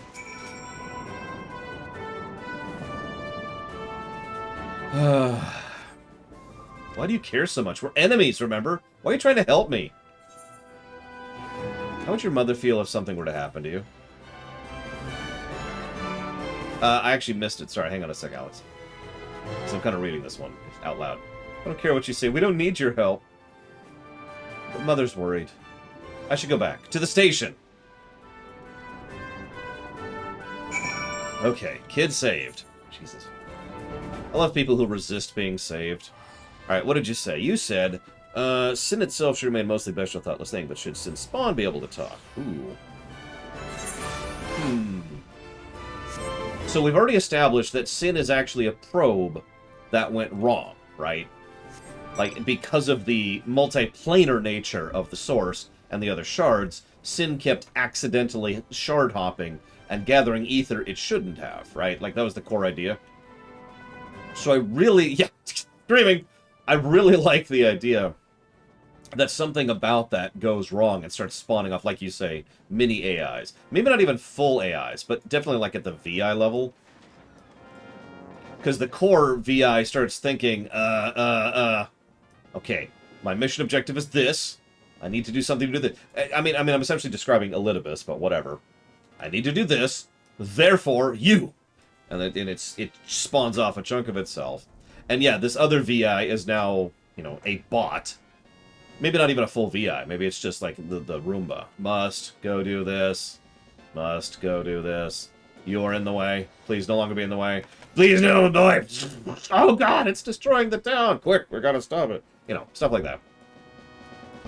Extremely cliche, but as I've said before, I don't care. I only care if it's actually a good story. I was wondering when I'd see you again. I'm happy to report my son has returned. Poor creature, you should have seen him. Tears pouring down his cheeks, trying to apologize to me. I know you were the one who found him, though he didn't mention a word of it to me. I couldn't believe my ears when he said he wouldn't mind moving to your camp. He was dead against it only hours ago. What could have happened? He nearly died. Gosh, goodness, that must have been kind of a shock for my little man. Thank you for coming to his rescue. You're welcome. There's a salutary lesson to be gained from all this, though, one I hope he retains. Do not scorn a proffered hand when one is in need, friend or foes. Oh, there's plenty of reasons to do that, but this just happened to be one of those times where it was not true. Speaking of which... Freedom! Freedom! Woo-hoo. See, this is why Aether Currents are better than WoW in every way. Because we get the freedom point several times. Freedom. Freedom. Wow, this place is a dump, isn't it? The hell happened here? Don't ask that question. Look at all that delicious rubble. You're right, Luneruth. We must subvert expectations. Hang on. I need to write down that negative to gameplay before I forget, because that was... Woof. Let's be clear, I got lucky on that quest, and that does not make it a good quest.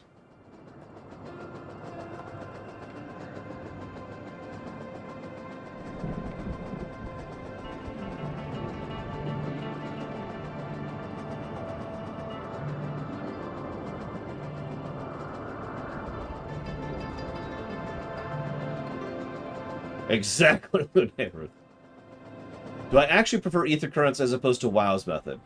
Here's the thing. WoW doesn't have one method of getting flying. It has...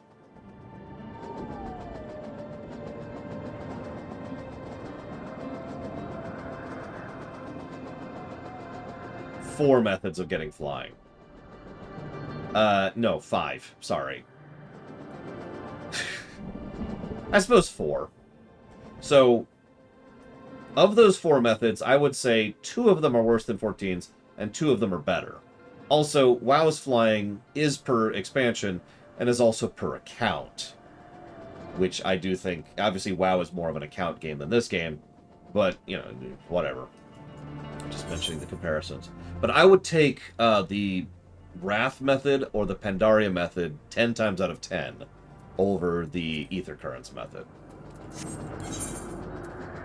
Which I'll tell you about in just a moment, as soon as I go to the moon. I know, it's ridiculous, camper. So, in Wrath was actually really simple. In Wrath, you spend some money. That's it. Here's some gold. Gunk. Now, it's not an insubstantial amount for the time, so it's not a complete... I guess all the quests are going to be up here. Oh, yep. Sorry, hang on.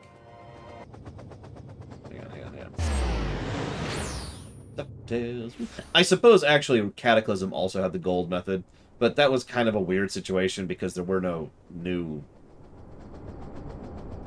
what's the term? Cells. They didn't add new cells to Cataclysm. Well, I mean, they did. But the point is, it's mostly just the world. You know, Eastern Kingdoms of Kalimdor. So it was just gold. There you go. Boom. Space. Here we go. Space. Perfect.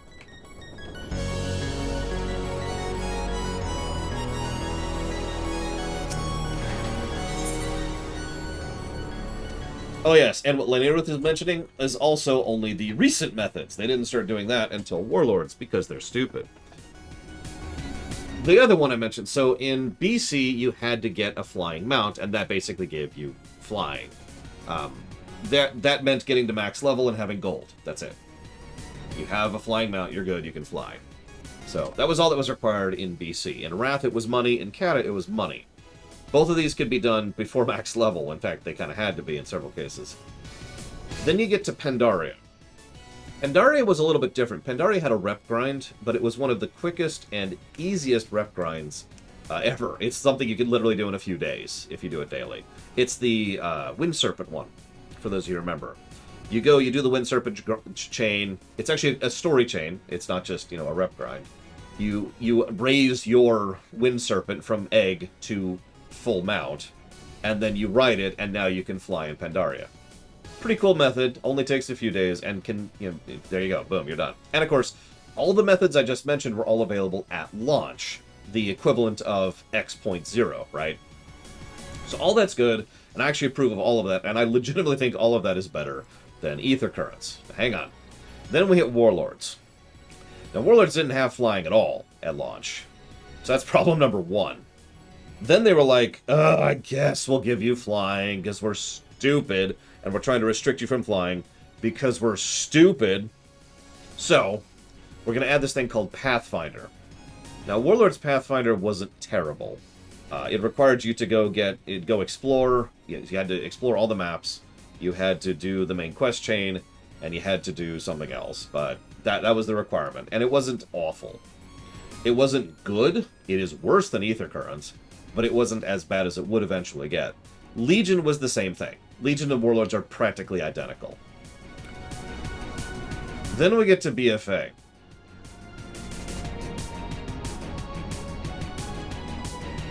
BFA is a good example of what we were talking about earlier. Remember how I mentioned that 13 systems aren't bad? They were just implemented bad? That's BFA. Because Pathfinder in BFA was implemented terribly. It would actually take me time to explain why, so just please trust me on this one.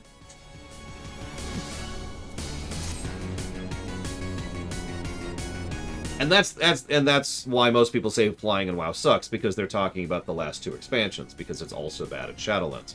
Because screw you. And again, the core thing that they keep bringing up is, yeah, we want a game without flying. And they're stupid. I have no simpler or better way to put it than that the devs who keep saying that are stupid. I don't mean that as like an insult. I mean that as a statement of fact.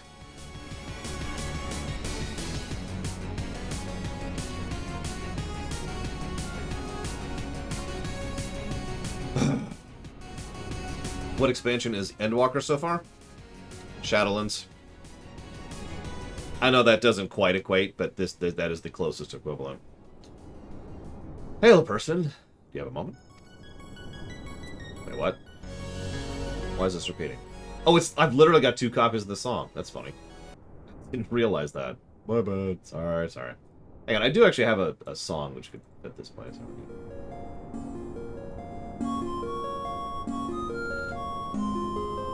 You see, ever since we awoke for inspection, a friend of mine's been acting a little funny. Funnier than usual. I can even hear him sighing from all the way over here. I would go on to call him, as I do, but he always insists nothing's wrong. I think he's even unable to help himself from opening up to you, though. He's always been ever so fond of people. Would you mind lending him an ear or two? Yeah, sure. Many thanks. My friend's name is Dreamingway. He should be somewhere nearby. Just follow the lamentatious shuffling. Actually, while I'm on the subject, can I just go ahead and give one of my many opinions about flight? Because flight is actually a very complex topic when it comes to game design. It really is. But I could mention the genies out of the bottle problem. I could mention the temporary power problem. I could mention the level design and the zone design problem. But all that, let's throw all that out the window. Let's get down to the brass tacks. Many of the zones in the game I'm playing and in WoW are more properly enjoyed from the air. Visually, audibly. Now, that's not true universally. There are exceptions to that. But you really get a sense of the scope and scale of what you're looking at when you can look at it from up. This has been true in every expansion of Endwalker and in every expansion in WoW. Also, in both cases, it's 100% optional. You can literally just land and start moving around at this speed if you happen to want to. I know people who do. I myself do that in certain zones because I enjoy the view from the ground, because I enjoy roaming around and taking my time in certain areas. There's... oh god, I could give you an essay. I could give you a frickin' essay about why flight is a near universal positive thing to add to an MMOs, which is why it pisses me off so much. It's like saying, I like bottled water. That's a bad example. I like water. There we go. Clean drinking water. There we go. We'll call it that way. I like clean drinking water. And then some developer says, well, we don't like clean drinking water, so we'll only give you clean drinking water if you jump through these 15 hoops. And I'm like, what is wrong with you? Like, I try to be very tolerant and understanding when it comes to game design, and especially story design. But what is wrong with you? Alright, we're done. Moving on.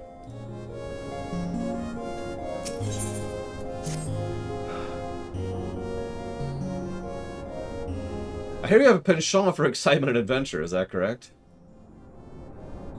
I assume in your travels you have doubtless heard of the tale of the Allagons. Yeah, nearly everything in the wrong with the world seems to be their fault. I thought as much. I asked because I have plans to survey an Allagon relic not from here. The weapons guarding it, however, make it too dangerous for me to go alone. I trust you see where this is going. Interested in coming with me?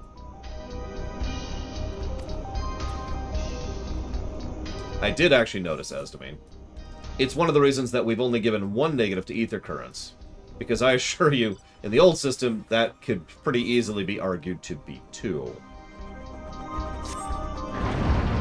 Also, the specific layout of ether currents, which I was paying attention to while Rax is roaming me around, is another reason it is merely 1 negative. Some of the previous expansions, the ether current distribution was not great. Like where they placed them, you know? Oh, bother! There's no sign of them, and it's almost time to eat.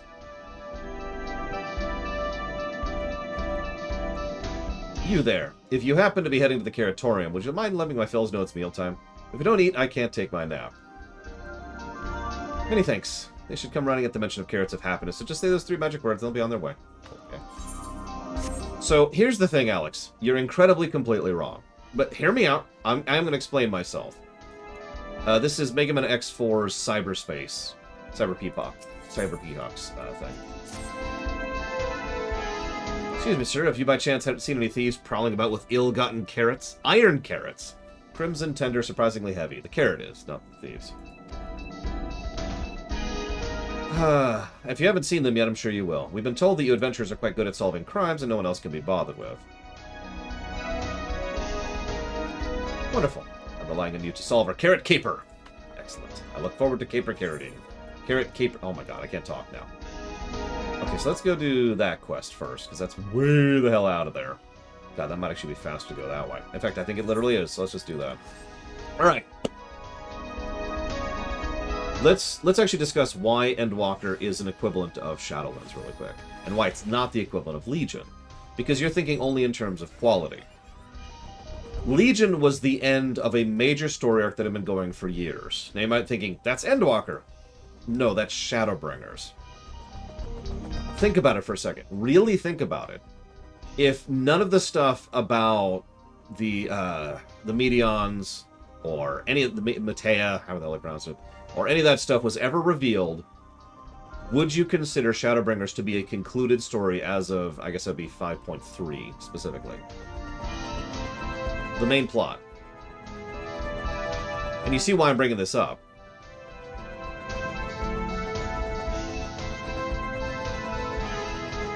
Now, are there dangling threads? Yeah. But... So, the main primary plot is concluded. Now, I think that, and I stand by that firmly. But, the thing that... God damn it, hang on. The thing that happened with... Oh... Okay.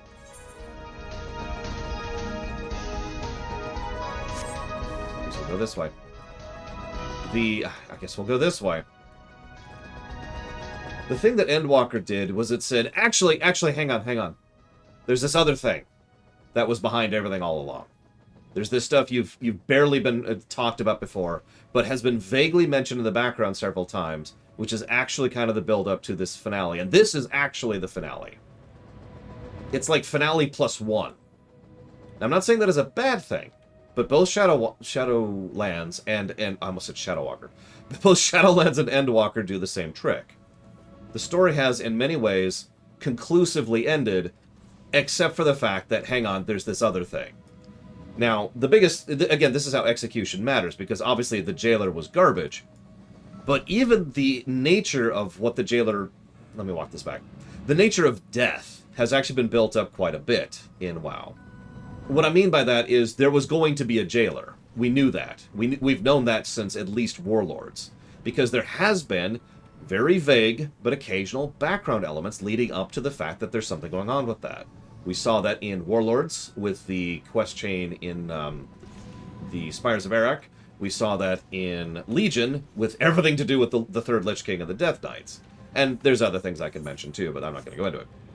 Similar to how there's very vague build-up, but there is nevertheless some build-up, like with the Dancer, or with the Bard, or with the Song of Elegy Death Doom, when it came to this. And of course they mentioned the song coming, the noise coming from the depths, right? So there were threads there. So it's not completely out of nowhere. It's just the Jailer was terrible. And again, I feel like there's just the theme for today. I've actually already given it a negative, Alex, to be completely honest. The theme for today is the idea wasn't actually bad. It was the execution of the idea what was bad.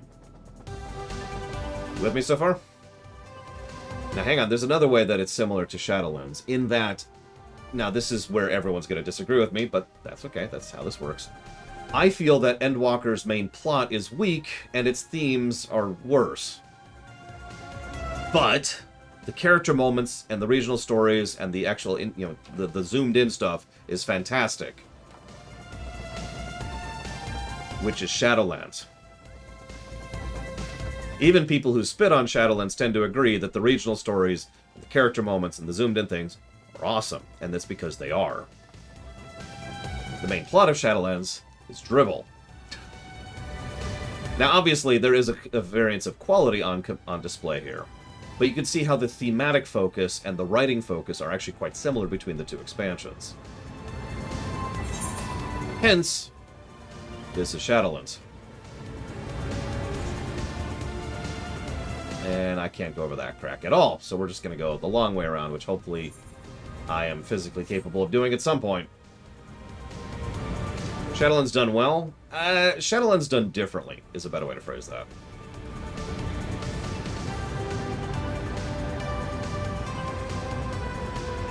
So, are any... Oh, nope, I found a bridge. Yeah, imagine Shadowlands, but done different. And, not borrowed power garbage.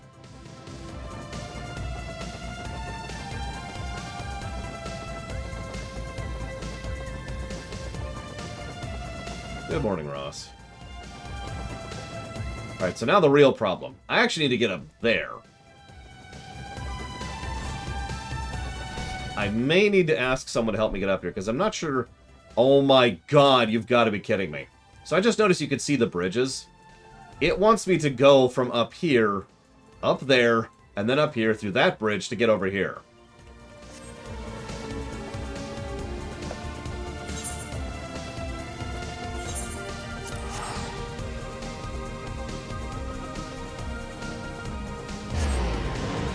I would not say no to a taxi if you've got the time.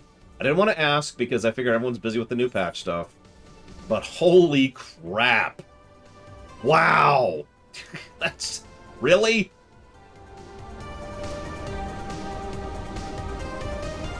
This is at least an additional aggregate negative. No question. Are we thinking aggregate or full for these stupid cracks? And the way that this zone is designed on foot. There we go.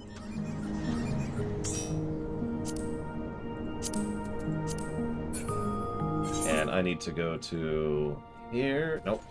Nope. Nope. There it is. There. Please. And thank you. I'm leaning towards full, admittedly. Because, yeah, it's very deliberate. It's a whole zone. I was just thinking, as much as I was talking about... so most of the Aether currents were actually up here, which was fine. But look at that nonsense.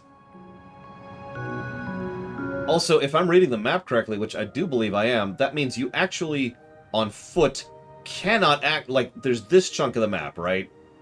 And then there's this chunk of the map, and they cannot be traversed on foot. Which, if you remember, when we were going back through this, when we were going through this the first time, excuse me, it made sense because we had the frickin' dog. We had Argos. Twice, actually. To be able to get past those barriers. I haven't even been up there because I physically can't go there. I apparently still have Argos. I didn't know that. Wow. Yeah, no, okay.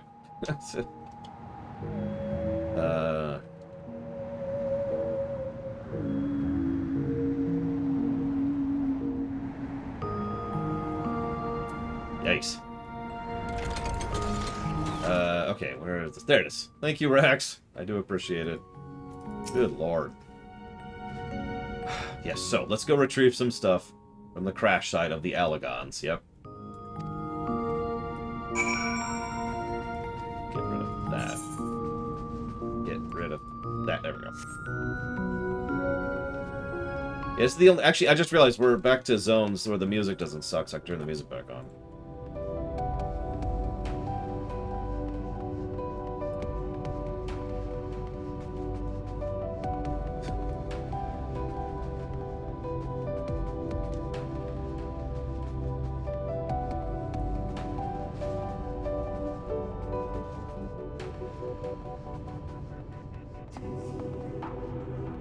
I'm not sure I disagree, Rax, so much as I agree, but it just sort of makes my point for me all the more.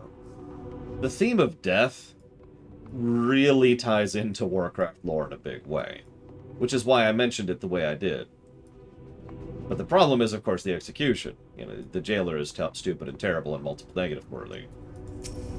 But going to the afterlife, for example, yeah, no, that tracks completely.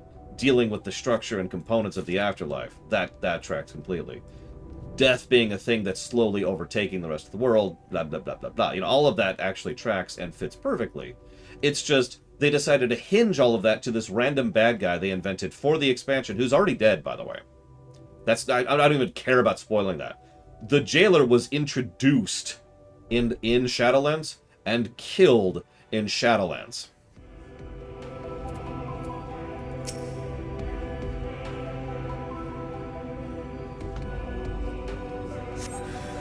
Ah!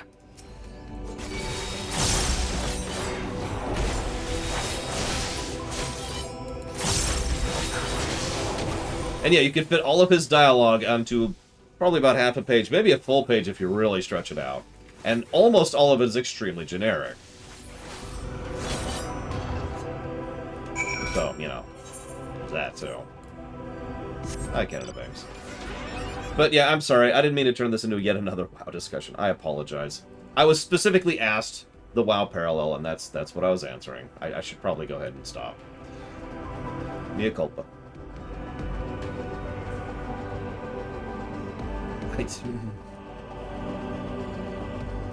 If I could say one more thing, this is in direct reaction to what Rax just said.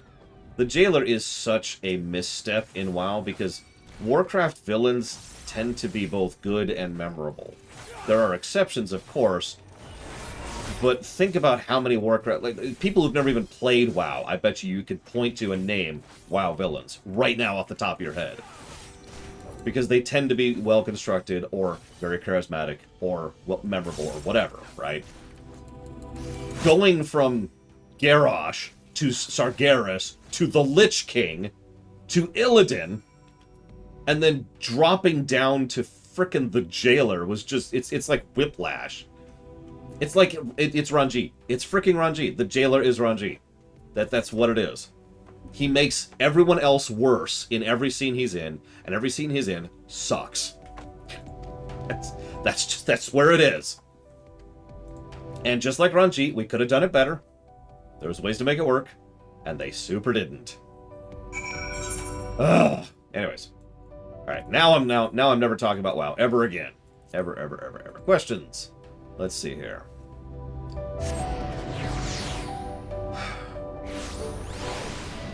Tim says, would the Jailer's dialogue fit onto a page? Ah! No,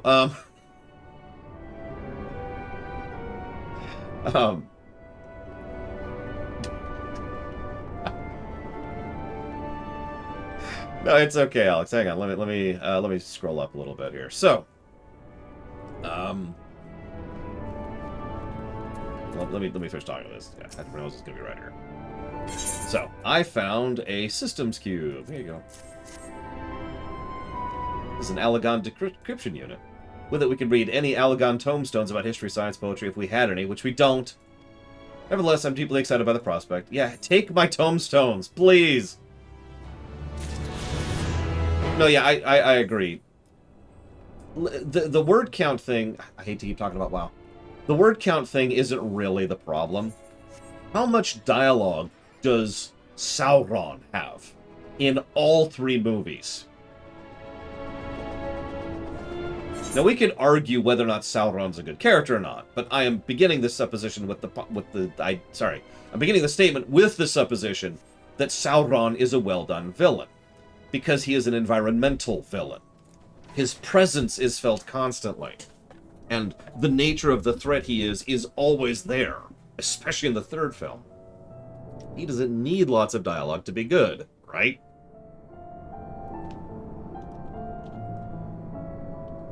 And I'm only pointing this out to once again emphasize that the issue with the jailer isn't anything system.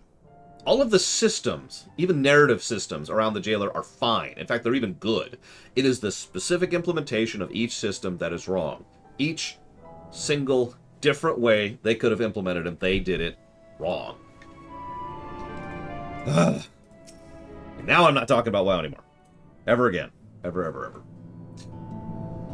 Stay focused, dreaming way. Sure you know working way. Oh my. Hi. You're not a lopperate. Nope. Am I dreaming? Is the day finally here? Am I truly talking with a visitor from Aetheris? What can I help you with, kind sir? Well, one of my friends asked me to check on you. Vulpera have a more fascinating culture, but let's be honest, culture is actually one of the things Warcraft does well in general. The Loporrits are more adorable. Also, the Loporrits don't have Dolly and Dot. QED. Who put you up to such a thing? In any case, I couldn't bother an honored guest with my silly troubles. Nah, I gotcha. If you insist... No, absolutely, with I agree. If you insist, maybe I could share a nibble of what's on my mind. Please do. What's my name? Lore Runner. Emperor Lore Runner. I'm sure it speaks to your character.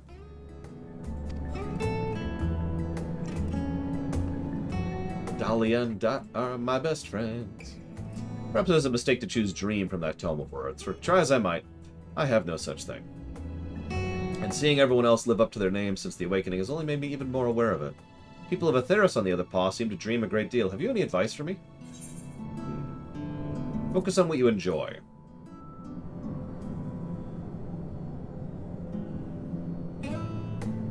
That's the problem. I haven't the foggiest idea what that would be. Though my fellow Loporrits might.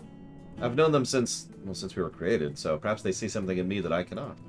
With their help, you must find an objectively appropriate dream for me to pursue. You know what would be best in service to mankind, after all. Damn right I do. That's why they call me the Emperor. I'm all ears. You need only tell me once you've come up with something. Anything at all.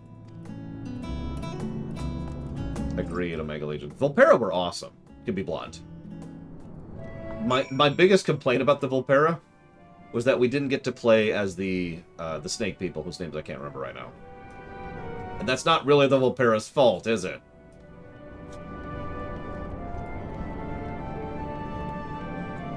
I would have rolled one the day it came out. He's no sluggard, I can tell you that. Always happy to lend a paw when there's work to be done. Compared to some of the others, well, let's just say he's been a great help. Okay. Oh, excuse me. What's a Vulpera? A fox person. But, I mean, again, that doesn't get it across any more than calling these bunny people gets it across.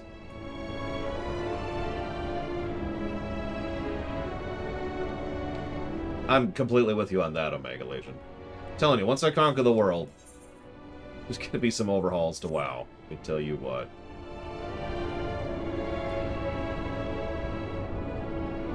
You know, that's actually a good point, Rax. You're right.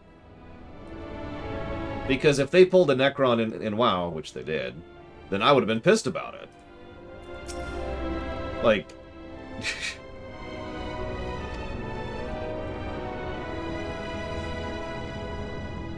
To give a little bit of perspective, Sargeras was introduced in Warcraft 2. That's just how that setting has been done. And frankly, a lot of that's down to Metzen.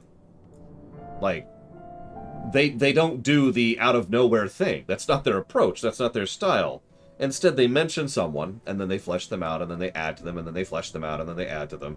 And they just do that forever, essentially. And that's kind of their approach. Like, there's not even an equivalent. Imagine if... I'm trying to think of an equivalent. Imagine if in the manual for ARR, there was a mention of Medion. Like, that's the equivalent of how they approach things differently. Dreaming way. He can do anything he sets his mind to. He doesn't complain about getting his paws dirty either. That said, I'm not sure I can think of anything he's particularly gifted at. Well, that sucks.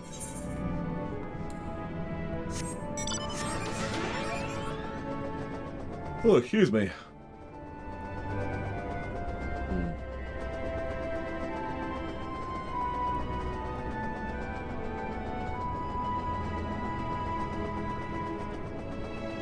Anyways, I really am going to stop talking about WoW. Let's even though the next question in the queue is literally, WoW and FF14 have switched music. Which zones and bosses best benefit from this? Let's move on for right now. Let's move on.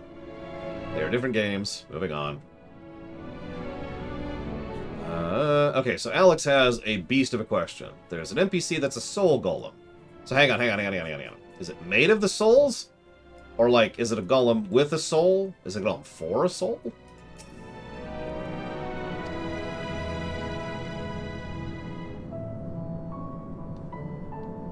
Nice, but no way gifted. Perhaps I was never meant to dream. We'll find your dream. Don't you worry. It's a golem made of souls, for souls.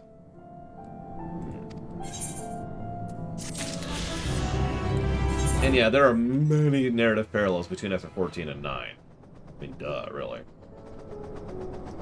And that's why it sucks! Alright, so... She's woven a metal shell filled with the souls of the dead, whose intellect is singular, but whose powers are drawn from the souls. She collects more souls from enemies she kills. She was only activated less than a month ago. I want her to have a personal drama. Do you have any ideas that think would work well for this? Okay, So, that's horrifying. That's like X-Death if he kept gathering.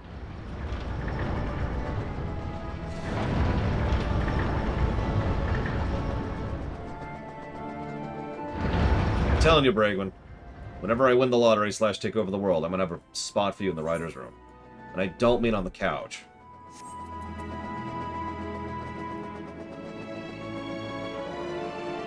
I mean, you can have that spot too. That's up to you. But my point is, you are an excellent collaborator on writing, and I mean that.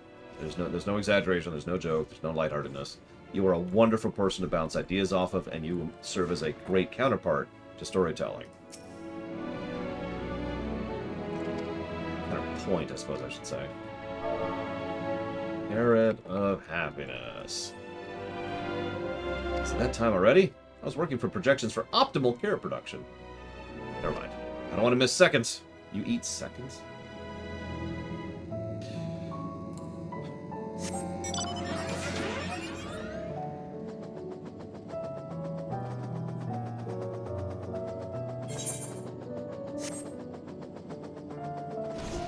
I mean, okay, so all of the obvious stuff is stuff you can do, Alex. And I say obvious because I feel silly for mentioning it. I'm sure you've thought of all this before. But, as I mentioned earlier, there's nothing wrong with doing a previously done story, as you and I have already mentioned. So, you could go existential horror.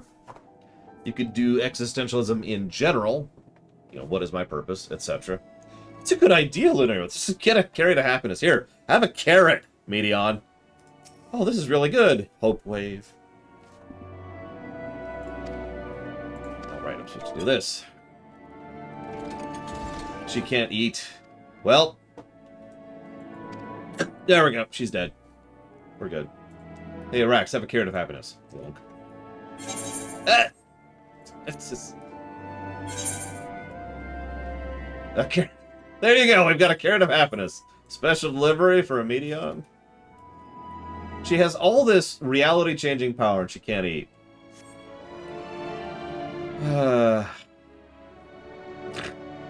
Wait! Carrot of happiness doused in syrup. Perfect. Perfect. We got this. We got this! And yeah, actually, Takoida's completely correct. She's literally an empath. We just have to eat something and savor it right in front of her. That's the easy answer there.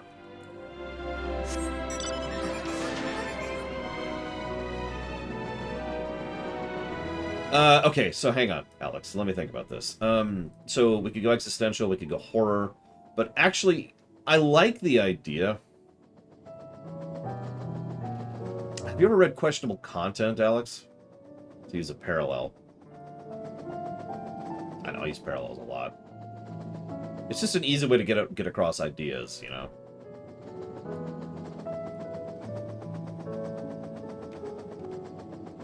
Okay. So, I'm kind of thinking, yay. You know, SpookyBot. They get introduced to a concept, and get introduced to a concept, and get introduced to a concept. And bit by bit, you know, they come across as this terrifying death doom thing, but it's mostly because she's had to. Because of the threat that's been done to her. So she's lived her short existence. You see the parallels, right? She's lived her short existence under the gun, so to speak. But secretly, she just wants to be a person. She just wants to have a life. And so, have her connect with someone, or someones, right? You see the structure there. That's the idea. That's going to be my real answer to your statement. That's the one I give. Yes, I know. Oh my god. There. Care to happiness. The deep, luscious orange. The tempting, slender silhouette. Wait for me, darlings. I'm coming for you.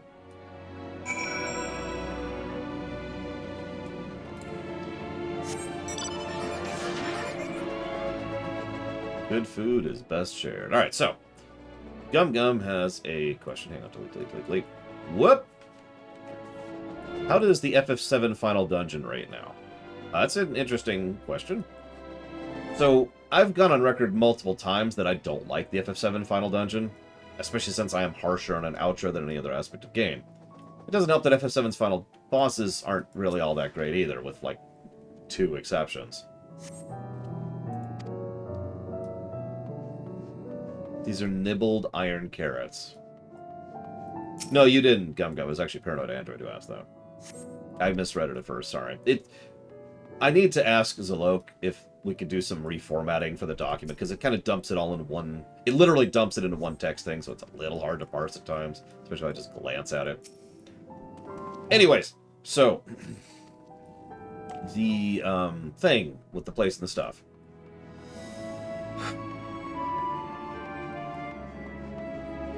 What in the world? I really feel like FF7's final dungeon sucks. The visuals are disconnected jumble of whatever, with no thematic significance other than going into a cave. So the final dungeon is a frickin' cave. And most of the enemy design varies between being way too useful, like the magic pots, or way too irritating, and generally kind of comes across as whatever. There's also the fact that, but depending on how you do it, you might miss out on some of the best loot in the game. Also, and this is something I've complained about mightily in many games, not the least of which the Final Fantasies. Where the hell is this stupid thing? There's a very serious problem with a lot of the really cool stuff is in the final dungeon. Now that sounds like a weird complaint, but as I've said many times before, the problem is, if you put all your cool stuff at the end of the game, you don't get a chance to enjoy it. You can't play with it. Yeah, exactly. There needs to be a New Game Plus system. Ah, there it is. In order to make that system work. There isn't, so all that cool stuff goes completely to waste. It's one of the reasons why so many games, especially JRPGs, have that policy of there's the final save point, right? Which is usually literally right before the last boss. Like the one in Kefka's Tower, or the one you could drop right before going down to the Genova Absolute fight. So, that final save point, you get all the way through that game, and then you leave the dungeon, and you go and do all the optional stuff, so you can play around with it a little bit. Insufficient stock of iron carrots. Iron carrot detected. Initiating iron carrot procurement. Oh my god, I am not an iron carrot! Or am I? No, it does not, Lynyrith. You can get no tangible benefit from New Game Plusing in this game, which I think is a flaw. I've said it before and I've said it again. I do think there should be a method of profiting, or at least just getting experience from New Game Plus requesting.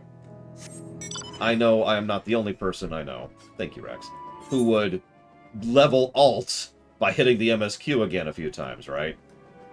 And by alts, I mean other jobs, but whatever. It's the same difference.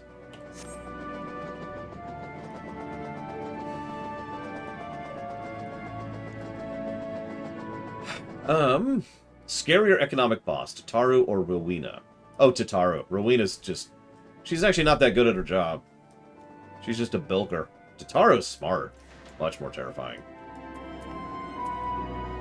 Taste inspection complete. Status? Delicious. You're back. Tell me you found the carrots. Uh-huh.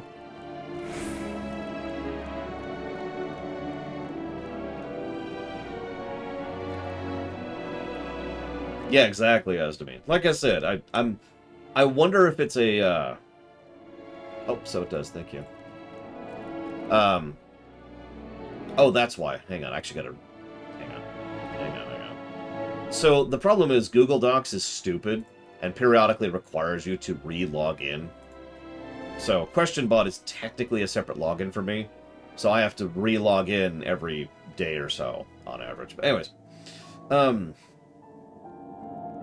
was I saying? I wonder if it's a technical issue. I wonder if there is a code reason why you can't gain experience in MSQ. Excuse me, in New Game Plus. Or if it's a design decision. Because if it's a design decision, then I'm just confused by that. Like, I do not see the point of that.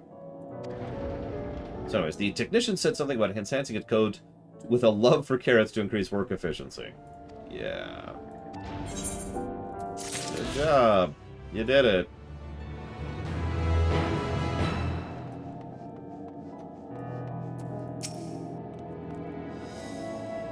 You've returned. Everyone else is accounted for. Sustenance is essential. I suppose people are the same.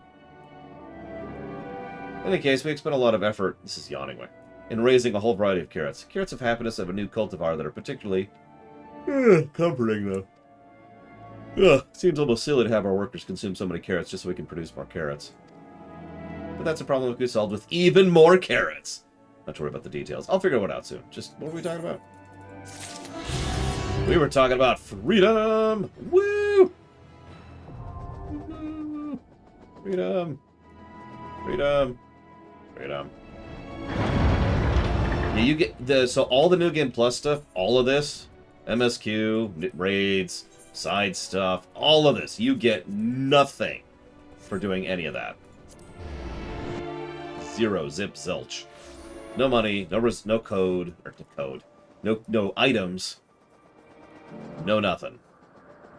It's actually a problem in some quests, because you kind of have to go and have an item that is mandatory for the quest and go get it.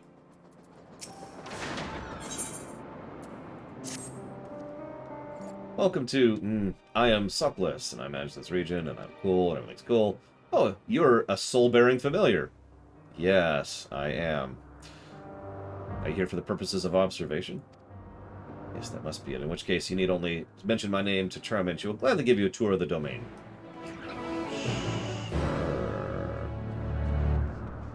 I will do that. So now, here's Gum Gum's question. Sorry, Gum Gum.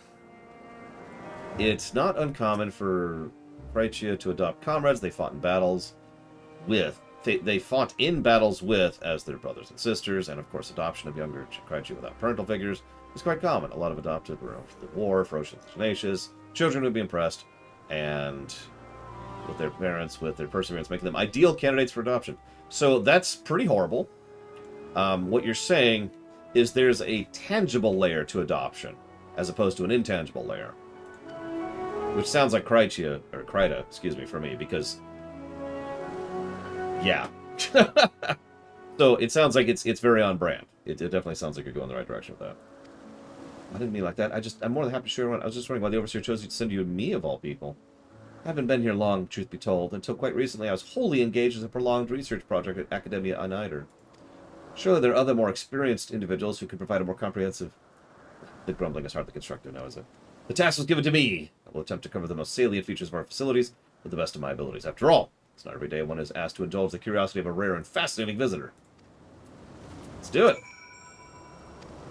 You know, rather than have me lecture you as we walk, I think you should observe firsthand. Okay. Let's do it. See, I thought about that Church of Valdez, and I find myself wondering how, like, what to put it, accurate that is. Because don't mistake me, I understand trying to keep the roulettes high, which is why I question their roulette system, but that's neither here nor there. Nevertheless, I wonder how much the roulette's queue time would go down or change in any direction if we were to make it so the MSQ gave experience. Unfortunately, the only way to test that would be probably to test it, to do it, implement it, and see if it works or not. Now, ironically, that is an easily solvable problem. All you have to do is up the rewards of the roulettes, both in terms of experience and, far more importantly, in terms of tomestones. Now, that's going to have a knock-on effect of the economy, but I think that's a manageable effect, especially since there's the weekly cap in general, so you're just getting to the weekly cap quicker, but that might reduce queue times too. This is MMO design in a nutshell. Everything affects everything affects everything. It's just this giant interweb of dominoes. We could raise the price of tomestones, but that itself would have its own knock-on effect, and of course, would punish people who don't do the roulettes.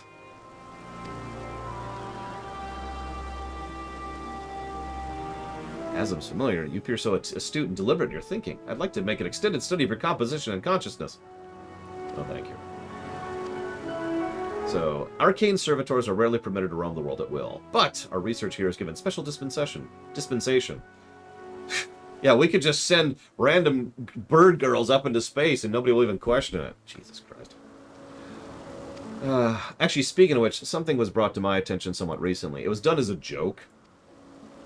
But, how many of you watched The Spiffing Brit? It's one of the very few YouTubers I make a regular point of watching. Although I've noticed his editing has gone up lately, which actually reduces my enjoyment of his videos, to be completely blunt. Like, he's getting way too, and by he I mean his editing team is getting way too flashy and way too blee blee blee blee blee blee blee when it comes to how it does it, and I really don't like that. But he's still charismatic, and he's still entertaining to listen to, so I tend to still have his videos going on. Usually just the audio while I'm watching, or while I'm working on something else. But I didn't know what he was doing was possible in this game. So let's talk about this really quick. You can, so let's pretend this is the auction house, just bear with me. And, like, there's a Realm Reborn Part 1 for 5,000 gold, and this one's 2,000 gold. But I can server hop to another server, and that's the thing you can do. You go up to the thing, you hit that, you go to another world market, and you pull up that world's market, where this is 500 gold and this is 30 gold. Now, there are some limitations on this system, but this is extremely broken and needs to be fixed immediately. To be as blunt as I can. The amount of long-term deleterious effect that's having on the entire game's economy cannot be understated. Now, the reason it never even occurred to me that that is a thing that's possible is because other MMOs don't allow that. In something like, for example, Guild Wars 2 or STO, or, well, that's a bad example, or those two games, there is one auction house. There's not multiple auction houses, so that doesn't even work. In WoW, you can't do that. You can hop to other servers. You can group with other people in other servers. You can interact with all sorts of people in other servers. What you cannot do is interact with the auction house of another server. If you are on another shard or whatever, and you interact with the auction house, you see your auction house.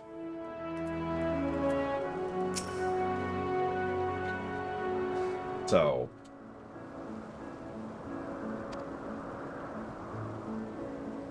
I do believe this is actually the only MMO I've played which allows you to server hop for the sake of running the market, and that's insanity.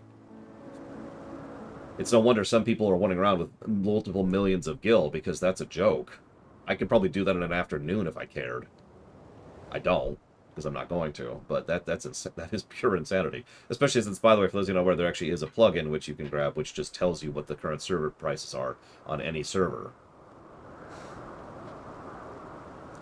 Anyways, I'm accompanying Laura here on a tour around Agnaros at the behest of the Overseer Feel free. I advise you keeping your distance from the larger crystals. The fauna I have under observation occupy the top tier of the food chain, and do not take kindly to intruders in their territory, especially the specimens found on other islands. They can be exceedingly hostile.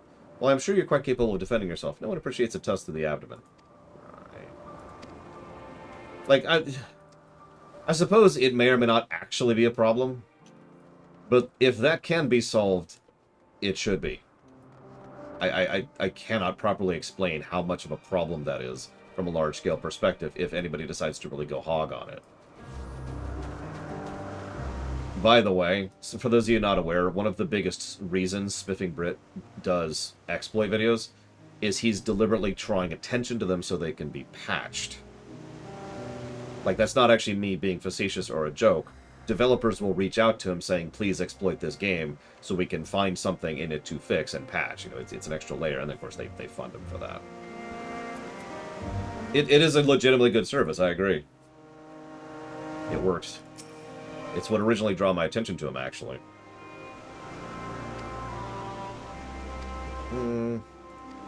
Our creations are many and varied, but I mainly preside over plant life. When it comes to watching certain grasses grow, one must be prepared to observe over the course of several years. In the case of trees, decades. Tedious, perhaps, but necessary. Plants are capable of altering an entire habitat, and their presence as a food source has an enormous influence on local wildlife. Yeah, he is effectively a white hat. It's just, he's an entertaining white hat.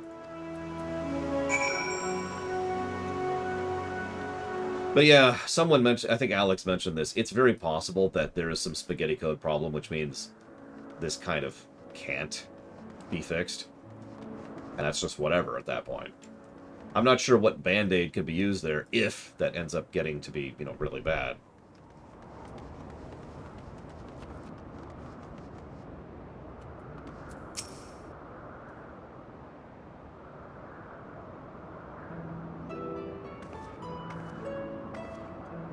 So we completed the tour. Yay. Almost. We spoke with those in charge of various facets. But I thought I'd end it with you. Dun dun dun. What's your impression of the work we do here? As far as levels of passion and also patience. I'm glad we can help your worldly education. That's actually, you know what, you're right. That's probably the Band-Aid right there. Make it so you already can't interact with the auction board if you're in New Game Plus. So we know that they can add a layered state onto your character, which means you can't interact with the market board. Therefore, there's your solution. There's your Band-Aid. Make it so that while you're server hopping, you can't interact with the auction house, and there you go. A wall has been built in between servers. So never mind, you're right. That would be a very easy Band-Aid fix. Which... kinda... yeah.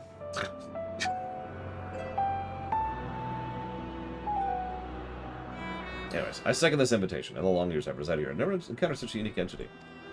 Thanks, I'll do your side quest later.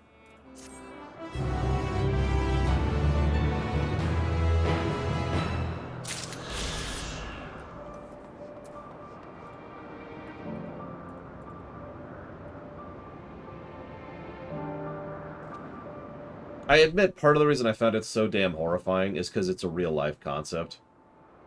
And a real-life economic concept, a real-life very terrifying, very damaging economic concept. Which, of course, I can't think of the name of right now. Oh, gosh, what's that called? Arbitrage, thank you. Arbitrage. Because there's things in place in real life to prevent people from doing that in real life. Essentially, very few of those things are in place in a video game. That's the problem. Anyways, whatever. I'll drop the topic. I apologize. It's just, it got me thinking. So Canada Bang says, Lord, why are you so ugly? I was like, well, when I was born, will be the real-life equivalent? So there really isn't a real-life equivalent. That's the problem. But pretend for a moment that I go over here and I punch this person. Okay, ignore that. Pretend for a moment that this grass is a separate server from, or a separate country. No, hang on, I got a better. Okay. This is Britain over here, and this is France, all right? Let's assume that they sell lemons over here for a penny. And they sell lemons over here for $1. Huge markup, right? because lemons don't grow over here naturally. I'm making all this up. Just bear with me. So obviously you could be like, hey, I'm going to go over here and I'm going to grab lemons. I'm going to come back over here and I'm going to sell them for huge markup, right? The problem is everything in the middle is the issue. This is why this doesn't quite apply the same way in real life. Because I have to buy and then load and then pack and preserve and then transit and then transit and then transit, go through some paperwork, probably have some fines or fees along with it. Then I have to get it transit again to get to the actual store, and then unload, and then sell.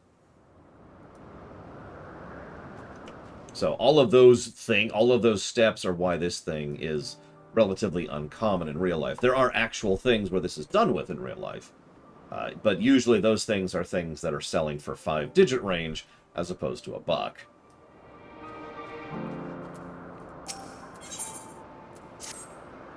Cars is a good example of things that people will buy cheap and then sell expensive, because it's usually more worth it for a car simply because a car is so much more expensive than most other goods.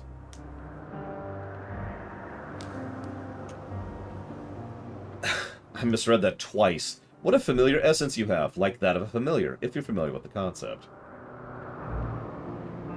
Oh, just a little joke. Lore, was it? I'm Hippotho. Mew, mew. Yes, we're getting to that. Lore, say hello to our familiar. She's an Algros. They're our latest creation. Highly attuned to abnormalities in the environment. At the first sign of danger, they'll sound the alarm, by which I mean mewl loudly. Though we do our best to observe all our creations, Elpis is simply too large to maintain a constant vigil over each and every temperamental species. Thus have I taken his under my wing to further develop her capabilities in this area. This morning, we have tested her ability to pinpoint sites of conflict. Would you like to observe? Yeah, sure. Mew, mew. Mew, mew.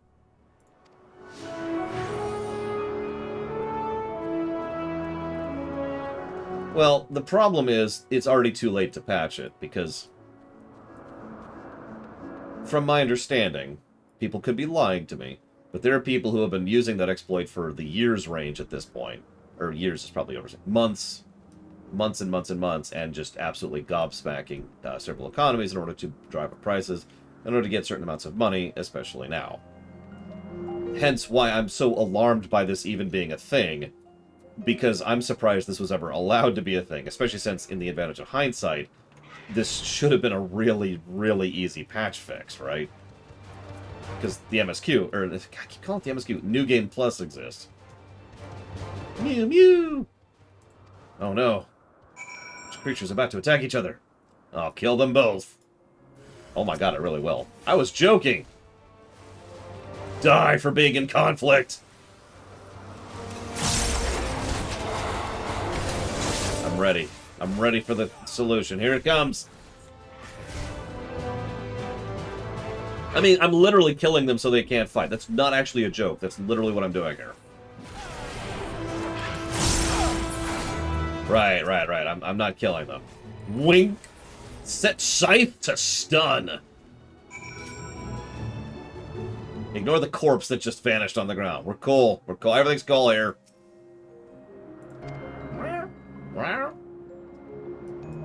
Yeah, wink! And that's just the gift that keeps on giving. It's going to warp over here. Sorry, Rax. You're probably getting warp spawned. Or spammed. I have no idea. Or did I not get your question yet? Oh, the barracks thing. Yeah, they're barracks. Oh, no, absolutely, Lunera. I doubt they even cared. I mean, you saw how Hythlodaeus was like, oh yeah, let me just kill these things real quick. Here's some robes. No, nothing. Anyways, very expected. Or very well done. As expected. Magnificent creatures, both of you. It's a shame we cannot give you a pair of tiny wings and a bell, too, but it's against protocol, I'm afraid. What? I'm certain you have your own unique potential to rise to. In fact, why not join us for another phase of testing? Well, I will do that side quest probably tomorrow, honestly. Because there's a decent chance we're going to finish off the MSQ, you know, tonight.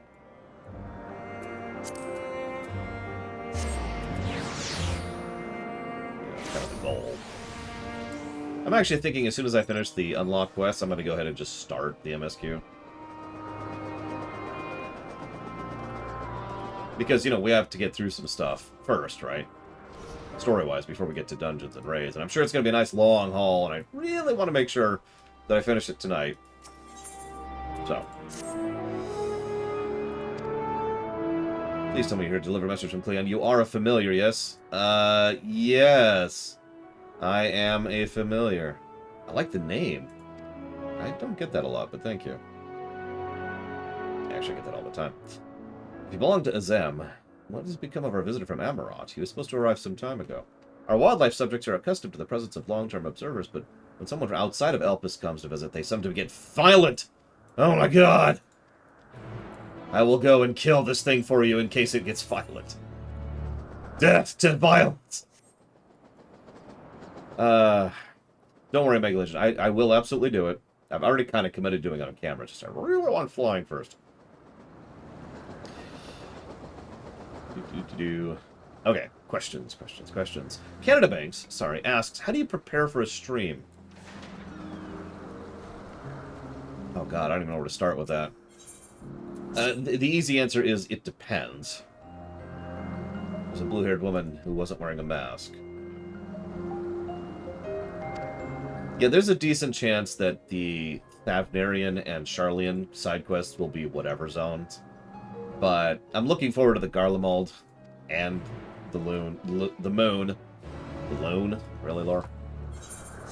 And Elpis. And the final zone. Ultima Thule. I should, Zed Slayer. We're going to find out in a minute, because I'm pretty close to finishing up this zone.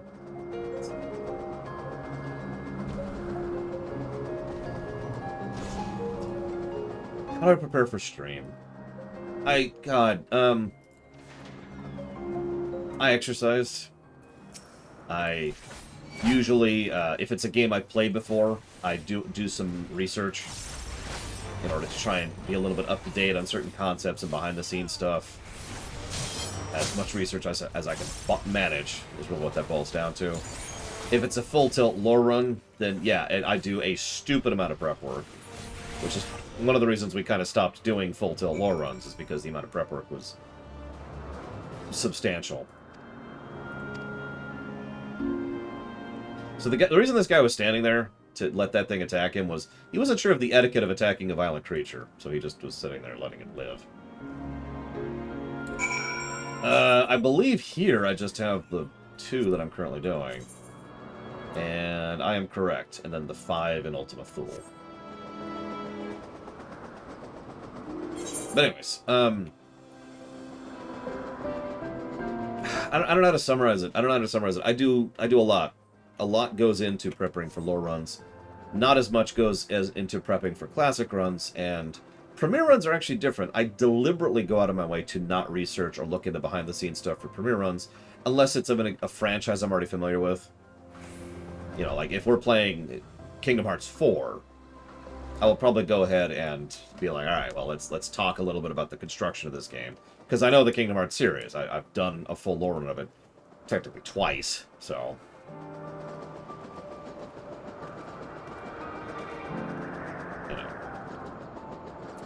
That should work out, Blade Jabal. Because that way, you know, we'll have time for the raid, which is totally going to be there. Wink. Thank you for saying to the safety of our guests. Indeed, my hesitancy to act would have ended poorly had your messenger not been there to shield me. I'm glad he was. Now then.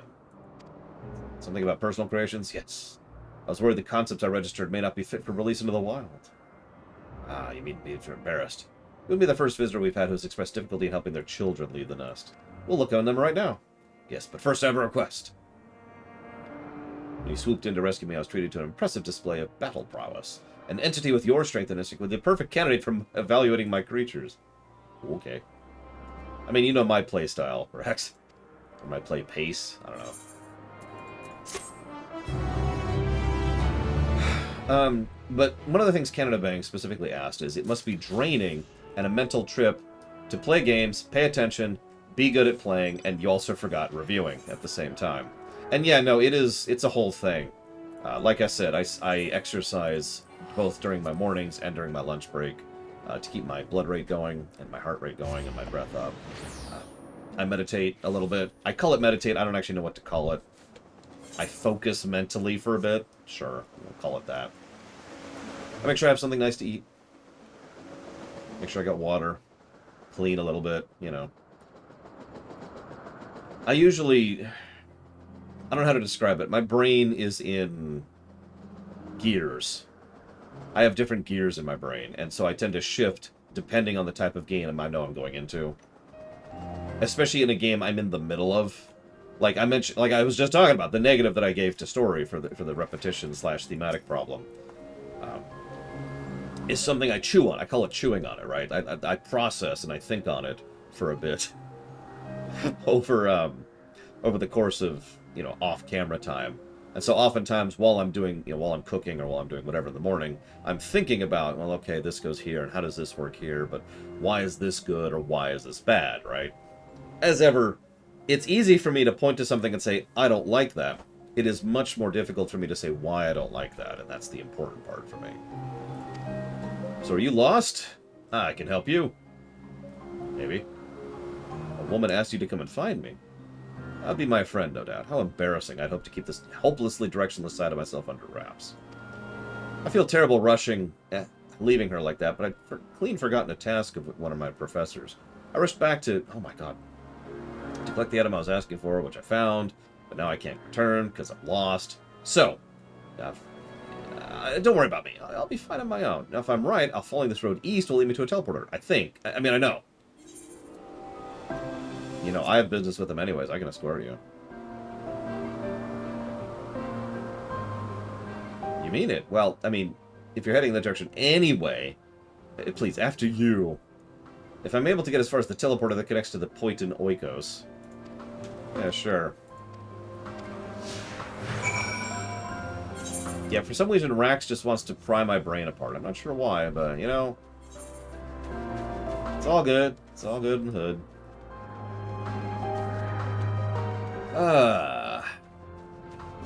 Alex asks, what's been the most effective way you found as a GM to introduce an NPC character arc without making too much of a focus? So the easiest way for me, consistently, has been to just make it so that they're part of the party for a brief period of time. So in short, as they're going through and as they're doing quests and as the players, the real-life actual players, are talking to each other, I can be part of the conversation because there's an NPC right there who can talk with them. So I speak from their voice and they can get a little bit more of their character as they're going through it. Stuff like that. There's other ways to do that. As much as it's a bit of a cliche, the Bioshock logs is actually a fantastic way to get across characterization in absence for a character that's not there. I myself have done that several times to good effect. In fact, almost all of the characterization for Garland, for those of you who remember that, was done in audio logs, or rather, you know, text logs, but whatever. Remember, even the innocent must burn.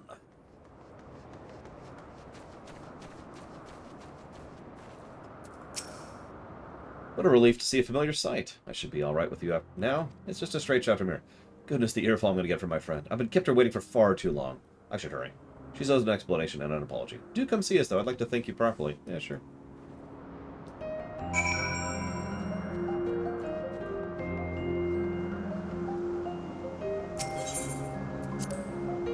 Is Gaius based on Garland? Question mark?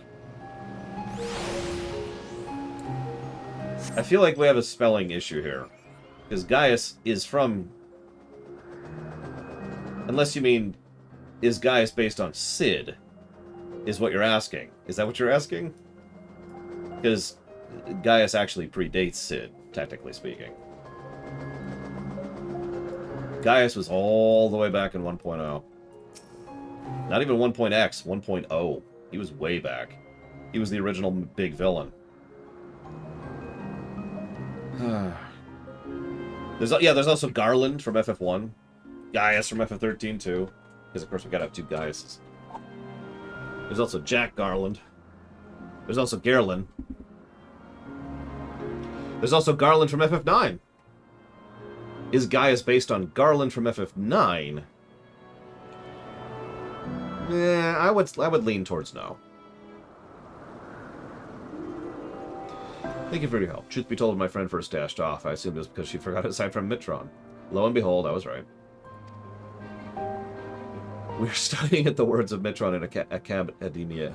A Niter. Yeah, I can never say that word. About aquatics. I have no idea why Mitron would ask me to procure a flower of all things, and one that's still undergoing testing. It's beautiful, but it's what I have to do with its theology.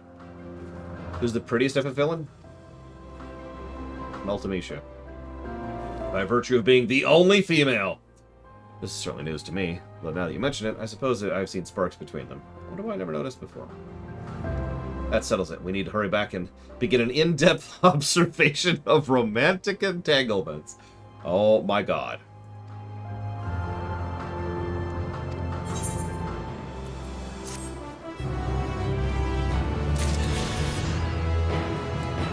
It's okay, because I can fly! Woo! Whee! I'm free. See, I go back to my flying topic really quick. I'm not going to bring up WoW. I swear. Let's just keep this confined to FF14. I do legitimately think that this is a better way to appreciate this zone. Just the exact camera angle I've got right now. And I tend to... This is me personally. This is getting into much more subjective territory. But I really do think that many zones in this game are just better from up here. That's ignoring the obvious, you know, gameplay benefits of speed and precision, being able to go quicker and immediately to where you want to go, rather than having to, you know, go all the way around the cliffside, cough, cough, the moon.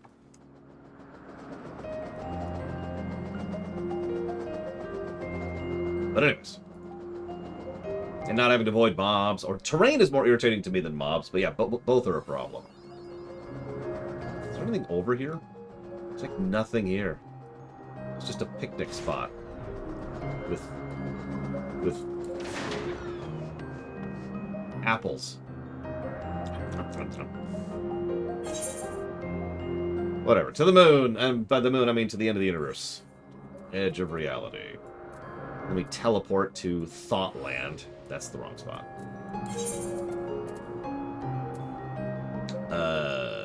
Sure. Well, I mean, FF14 no longer has Dazed. Okay, so. What do we got here? Up here.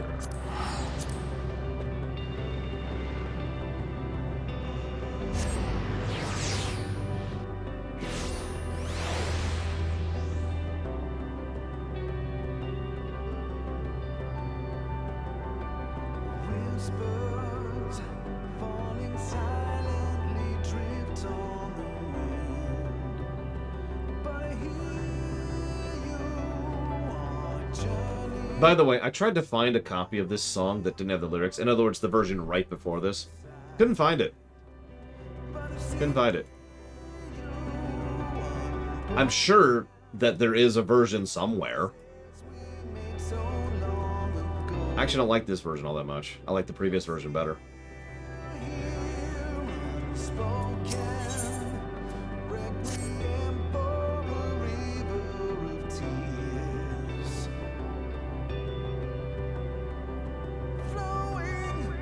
How fortunate you are here, Corporeal today, for we are in need of your assistance. I am sure you saw something of my kind drifting about the untamed wilds just over there. As I understand, they are binding their spirits together as one in hopes of diluting their consciousness and thereby erasing their sorrows. Unfortunately, this resulting amalgam doubtless longs for more minds to incorporate as other EA approach it, so we may be drawn into the growing mass against our will. Your corporeal form seems to outweigh your mental capacity, so before you should be safe. Thanks. I shall go destroy the Borg for you. The Aeborg. I'll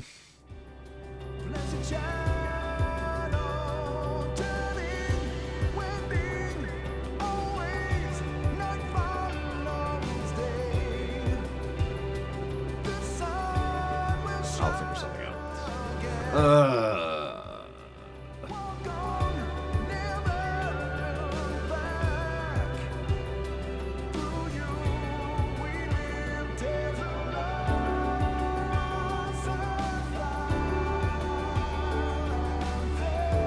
Anyways, Canada Bangs, I did want to finish responding to you. There it is. I found your comment.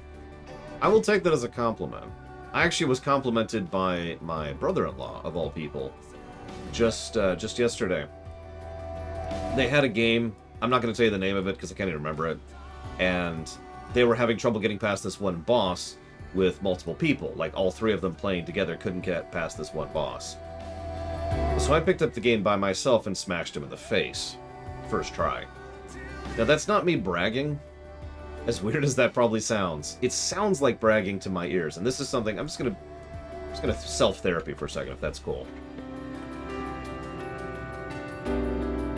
For the longest time, anytime I've said anything positive about myself, I have had a flag that goes off that says, shut up, you're bragging. Or shut up, you're being egotistical. And that just kind of happens in the back of my mind, somewhere. And that happens every time I say anything positive about myself. Anything at all. And you may or may not have noticed this to some extent or another when I say something like, well, I mean, I'm good at this. Well, I mean, I'm okay at this. And I immediately pull it down, right? I immediately walk it back, you know? I am good at games. That's not bragging. I have not only put effort and work into doing so, but I have been doing so professionally and practicing at games for years. So yes, I am good at video games. That's not a brag. I can accept that. I'm still working on that. I haven't accepted that, but I am trying to get to that point. But the thing I'm bringing this up when is, so I smashed this boss in the face, and all three of them were watching me do it. And they were just like, holy crap, you know, how did you even do that? And I of course, responded with, I don't know. I play games for a living, shrug, you know, kind of hesitant voice. And that's when my brother-in-law jumps in and says, no, you're just really good at video games. And I, of course, immediately say, no, I'm not. And then sister immediately tells me, shut up, Lore, because she calls me Lore. And that kind of led to this conversation happening. And it's something that I'm still getting used to, the idea of being able to accept that. It's like, some of you may have heard me say something when it comes to advice, and some people, even in chat, are like, well, hang on, that sounds like terrible advice to give if you take it too far. But that's exactly the point, isn't it? Is such things, when taken in both directions too far, tend to be bad, right? Let me go back to the killing thing. One of the things that I've said many times is when you're writing a story, you need to not be afraid to kill characters. Because that tends to lead to worse storytelling. If no one's ever going to die, then there's no threat. When that's, oh my god, they're totally going to die, and everyone in the audience is like, no, they're not. But the obvious statement is don't go too far the other way, right? There's a specific X-Men comic where in the first 2 pages, like 5 characters die, and it's like, yeah, okay. Completely destroys any commitment. Same problem. So it's the same thing with this. I'm still trying to get to the point, emotionally, where I can accept, yes, I am good at video games. I am. I am a good writer. I am smart. And I'm going to conquer this stupid planet. But as with everything, that needs to be brought back a little bit, too. You can't just brag, oh, man, I'm just so good at video games, you guys. Yeah. Oh, yeah, I'm the greatest. Oh, you can't go too far with it. And the problem is, and I will freely admit this openly, I am so afraid of going too far from it. I'm so afraid of going the other way too hard that I go the other way too hard.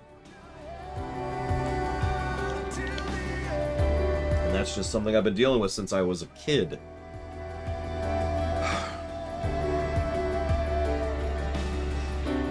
So, random self-therapy moment. Don't mind me. Just something that was on my mind. Mostly because of what Canada Bank said and the fact that I literally had that conversation yesterday. Listen, I'm the greatest at everything.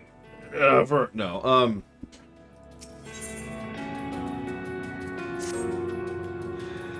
there we go. See, yep, you caught me, Lander. You got me. That's another thing, Linareth. You're absolutely right. One thing that tends to get to me, too, there's actually 2 lines of this. One is, let's say that I'm working really hard at something that I've been failing at. So I haven't been good at it, but then I finally succeed once. And I'm like, yes, I made it. And then someone's like, oh, don't get all braggy about it. Right? That used to happen to me all the time in art class. As much as I have taken so many years of art classes, literally 4 years in high school of art classes, the fact is that I've always struggled with painting and writing and drawing and all that. It's always been something I wanted to do, but I've never been good at. And so, like, this has actually happened to me, where I would work on a project, and it's like, I'm on draft 15 of this freaking painting. And then finally I get something that's okay, and I'm like, hey, check it out. And then, yeah, someone just smashes me down in the face, like, oh, wow. No need to get all high and mighty on it. It's just like, oh, yeah, okay, got it. And you just, right? It just smashes you right down there.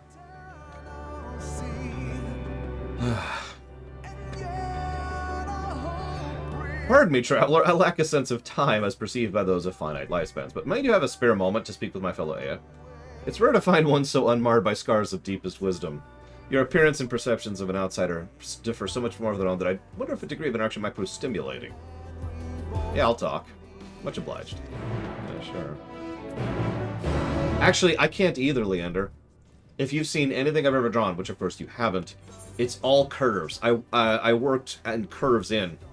I mean, I agree with that. I worked curves in as my drawing style. So, like, one of the ways I'd always start a new project is figure out where the first curve is and then draw from there, right? And then do this and then this. There's a lot of sharp, pointy stuff in my drawings because of that.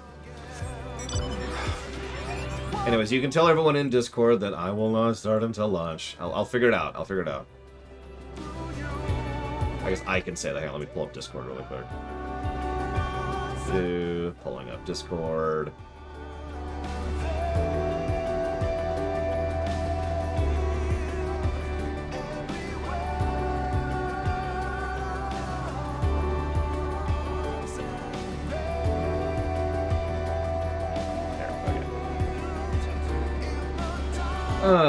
Alright.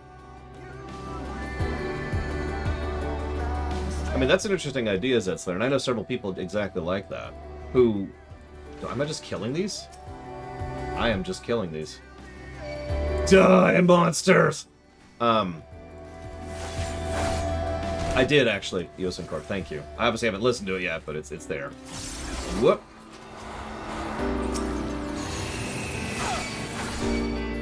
I mean, yeah, no, this is totally a mercy for these poor people. Oh, God, I feel so bad for these. I mean, these aren't people. These are emulations of people, but, you know... Oh, these actually hurt, right. I should probably be aware of that fact.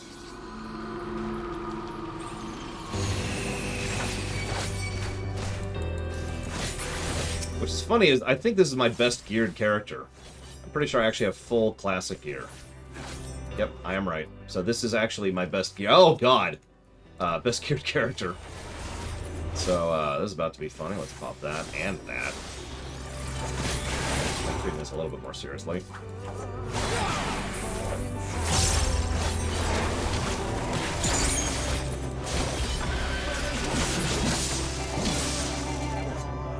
Okay. Oh! Where's that option? Where's that option? It's gonna be under, like, targeting or something. Aha! Ah! Perfect. Let's test it. Let's wander over here. Hey! Oh, that is such a quality of life change for me. I can't even put into words. That is such a quality of life change. I might even give that a plus. That's going to change so many ways of how I do so many aspects of pulling and trash and dungeons. So, prior to today, what you have to do in FF14 is you have to hit tab or something and then hit your button. But now, I will not hit tab, I will hit, and here, watch it. You see the slice button? I'll click it. See? Target with the button. How many times have you been in the middle of a giant trash pull and you can't quite see all the mobs and you just start to hear... Hang on a sec. You start to hear... this. Because you're not targeting anything. because you haven't targeted something, and you didn't quite notice that you didn't target something. Usually it's only like a second or two, until you start hearing that, and it's like, oh, whoops, I need to hit tab again in the middle of this trash pack, and then go back to this, right? And that's true for a lot of classes that don't have untargetable AoEs. This is one of the reasons why untargetable AoEs are so nice, why I've actually praised both Dancer and Reaper for having them, because you don't need to target something to AoE with Reaper and Dancer. Also, speaking of which, I did notice here, let's show this off. Check it out, it's an AoE! It's finally an AoE! God! So yeah, there's what Overpower looks like nowadays. I know, right? But it's a good animation too, I like it, I like it. That's actually a good question, too. Tenka Goten? I don't know what that is. Oh, that's a ninja thing, isn't it? Hang on. Tenka, Go. What the hell is Tenka Go? Help me out. What is wrong with them, Tim? Oh, Samurai. Oh, that's a good point. Okay. I'll be Samurai for a minute. Am I 90? 90. Cool. I don't have classical gear on. Do I have better gear? I don't. How curious! An unfamiliar corporeal life form comes out to me as I wait in vain for inevitable coming of the end.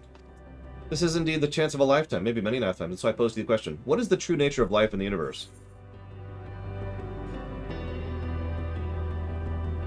In case you can't read that, option 3 is 42. Now, what's really funny, by the way, option 2 is a real-life philosophy, a real-life theory. The deep forest where the predators lurk, that's an actual theory of interstellar expansion. That if we ever get to the point of being an interstellar power, we should be extremely quiet and extremely cautious because we don't know what's lurking in the forest. So, that's interesting that those are the two options they gave. A real-life philosophical concept and frickin' 42. I'm gonna go with that one. It's true the vast reaches of space are fraught with dangers beyond your ability to fathom, and yet the end will come for them too. As any struggle for supremacy is ultimately meaningless. Well, that sucks.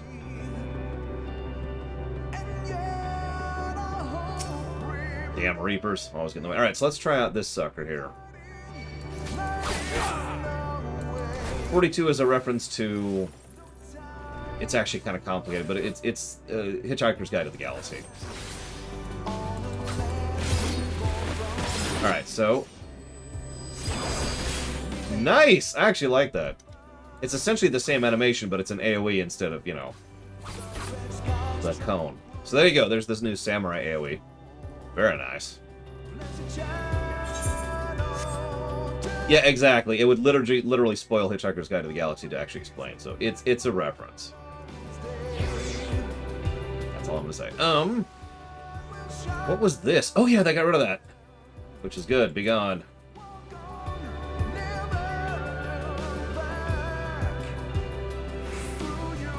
Man, I'm actually really happy about the Sam change. Getting rid of that stupid button.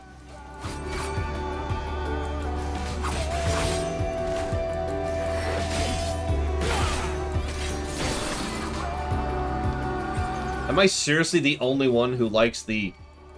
whatever. The reduction of button bloat? Let's call it what it is.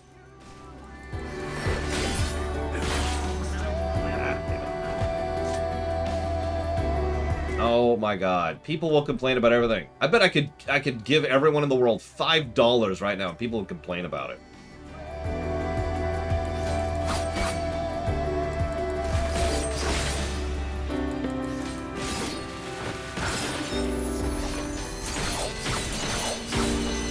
Nice, that also crits. I was wondering about that.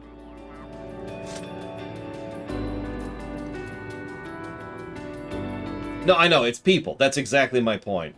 So this is another example of don't go too far into extremes. Because you don't need to care too much about what your audience says, whether you're a show or a comic book or a movie or a game developer. but you also don't need to care too little. Ironically, WoW is a perfect example of both extremes, because at several points in WoW's existence, it has paid too much attention to its audience and suffered for it, and it's paid too little attention to its audience and suffered for it. What a curious being you are. Have my peers discovered how to regain the corporeal forms while I remain lost in thought? No, of course not. Come to think of it, I wonder if we possess a peculiar form that you do now. Oh dear, this always happens when I delve too much into ruminations. There you go. If you delve too much into ruminations, you turn into a that. The very moment I attempt to regain clarity, it triggers the most unpleasant reaction. My fellow Ea have not found a way for us to reacquire our corporeality. Perhaps it falls to me to meditate further on the matter. Yeah, that's what I actually look like, complete with a halo, too.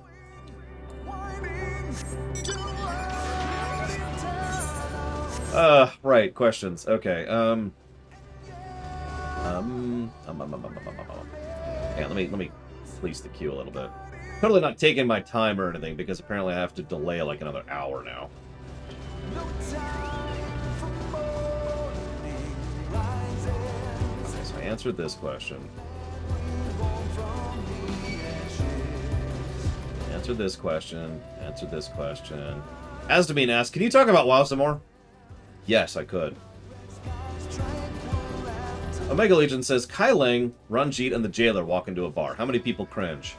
So, cringing physically is when you kind of go like this. Right? But imagine if you cringe so hard your skull cracks in half. That's what happens. Everyone in the bar just immediately goes, and there's just this horrible sound. This squelching sound. And, yeah, it's bad.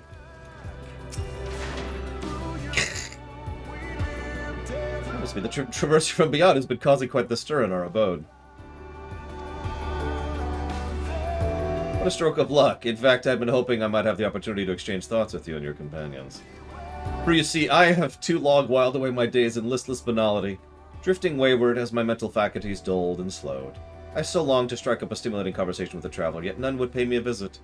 That said, I never imagined you would keep your strange physical form. Pray tell me, how do you keep your balance? What keeps your innards from spilling out through one of your multiple orifices in your body? Oh, pardon me, I truly mean no offense. Clearly life in your world found this shape to be suitable, perhaps even necessary for your survival. Perhaps our original form was equally horrifying. That is a good question. You get the fist emote. So yeah, how many wolf marks? Because I, have wolf marks. I've got 20,000 wolf marks. Right now. Although I don't have any trophy crystals, because I haven't done that. No! Ah, well. Do I prefer dice or cards? Both are useful, but actually the older I get, the more I lean towards a card system. The only reason I haven't fully implemented it is, and instead make it an optional side roll, is because some players still prefer dice, so that way they can both be happy. It's not... Okay, look, Omega Legion. All I'm saying is that Ranjit is terrible, okay? Now your breathing and eating pipes conjoined together. That's insanity. I see you made quick work of the amalgam. Actually, I nearly died. Of course, it's well within each Ea's right to choose when they wish to end their own existence, but to force others to join them, however, accidentally is another matter. This whole ordeal has given me much to contemplate. Forgive me. I envy you, to go forth each day full of vigor, not knowing when your lives will unexpectedly snuffed out. Yeah, that's... Okay, goodbye. That's not that one.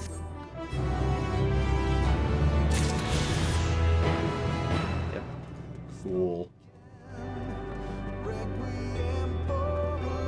I meant in P&P, Alex. Anyways, okay, so questions.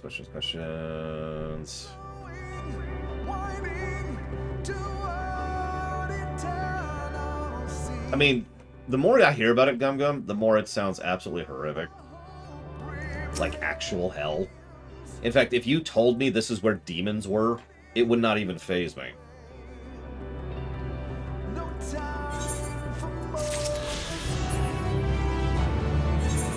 New targeting setting is character, controls, target. and it's right here. Auto-target according to priority. And you can change priority to line of sight or closest range. I might actually go with closest range. Try that out for a bit.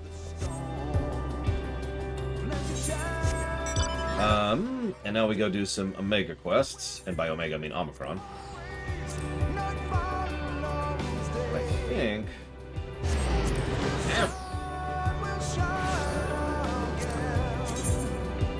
Yep, there's going to be one I don't have. And I'm guessing that's the main quest, the MSQ. And that'll be fine. So it won't be free just yet. Where is this person? Oh, there.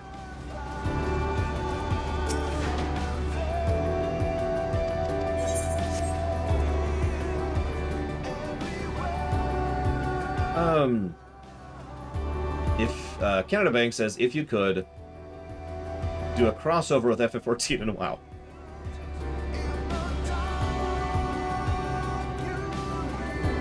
We will be continuing the MSQ today. We haven't done it yet, by multitudinous request.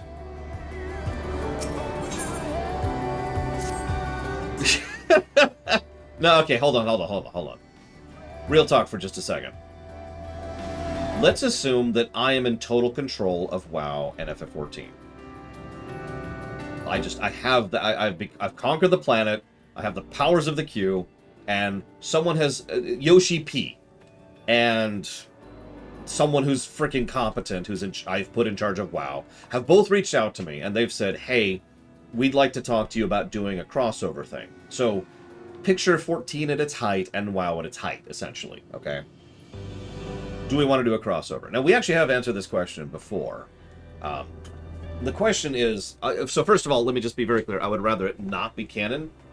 Among other things, the two settings don't really work properly. But doing just a side referential raid would work a lot better. So, what I would probably do is I'd have both pull the same trick. Story-wise, I would have it be about examining the other from the perspective of the one. So in WoW, there's this one gnome, or this one goblin. Except there would be no factional conflict, so we'll just make it a gnome. And this one gnome is like, hey, you know, I've been thinking about this story idea that's been bouncing around my head for a bit here. And I was wondering if you might be willing to help me go through it. And I've already built up this whole arena thing, which is kind of helping me to tell. It's going to be like a theatrical thing. And you go through and you do the fights, right? And I would actually pull specific fights from 14's history. Maybe even just one per expansion. And the whole point of this would be the more traditional sense of a crossover, to cross-promote. So we would see a little bit of the story, just snippets of the story, nothing spoilery, of FF14, and some of the really good boss fights, again, nothing spoilery, from FF14 in WoW, and of course, the exact same thing vice versa. One of the Loperits is saying, hey, we figured out this thing. We're going to use another term for it, but we're going to call this holodeck, right? And this holodeck will enable us to try out different simulations and stuff. I was inspired by the idea from this story Sid was telling me about something called Omreg, or Omrego, or something like that. Anyways, it doesn't really matter. The point is, I've got this cool idea, and I wanted to run this story idea by you. And you get it, right? And so we go fight Ragnaros. And it's easier to not spoil in WoW, ironically. But, you know, and then you fight a couple of bosses from WoW in 14. And there you go. Cross-raid, cross-reference, don't spoil, but hint at the story ideas of both. And probably try to design the bosses to be a little bit... So, hang on. Actually, let me walk that back. So let's assume that I have the power of the queue. And if you anger me, I can erase you from existence retroactively, okay? Now, with that in mind, we're all in the writer's room. And I posit to you all the idea, do we want to make the fights relative to the one they're in, or relative to the one they're from? Because I guarantee you we could do WoW-style fights in 14, and 14-style fights in WoW, or we could do the exact opposite of that. Fight Ragnaros as if Ragnaros was a 14 boss, rather than trying to emulate WoW's boss style, right? And the reverse. What do you think? Which would you prefer?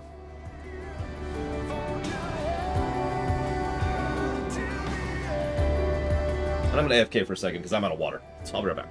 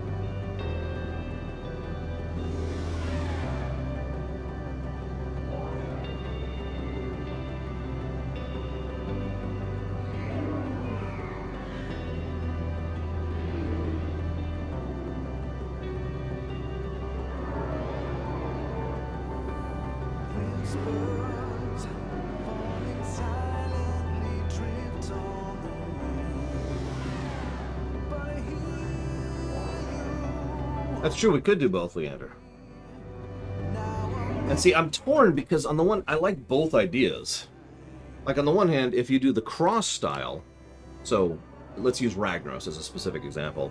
If we had Ragnaros in 14 as a WoW style boss, it would be kind of more that cross promotion thing. This is how WoW plays a little bit. But I love the creative side of what would the 14 team make a Ragnaros boss fight, right? Like, how would the 14 team turn that into a boss fight? Because I bet we get some really cool stuff that way. And vice versa, you know, you get the WoW raid team, which is legit, and say, all right, make me an Omega fight, right? I bet that would be awesome. So, I don't know, I'm kind of torn. But either way, that's my answer to your question. This unit requests your participation in a combat simulation. 98.8% of the past 12,359 sessions have produced the exact same result. Thus, an unknown quantity, such as yourself, is required. An Omicron aggressor is positioned outside the base. The unit is instructed to set opponent to record all combat session data. You may initiate when your preparations are complete. Are you looking for a pummeling or a pulverizing? Uncertainty detected. Reviewing previous transmission. Verbal analysis suggests this unit omitted crucial information regarding the current mission. This unit begs your pardon.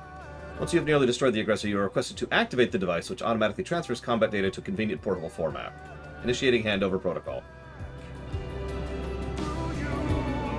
Sending coordinates. Per the transmission you have just received, the opponent is located on the planar frame extended from this base.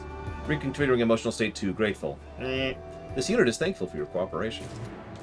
I love the Omicrons. Making it a mixture is a good idea. And you're right, we could lean into it, or gradually. So, like, we start off fighting Ragnaros. We'll keep using that example. And Ragnaros... So, hang on, do you want to do it per boss? Or across the raid? Because we could actually do a thing where Ragnaros Phase 1 is 14 style, and Ragnaros Phase 2 is WoW style.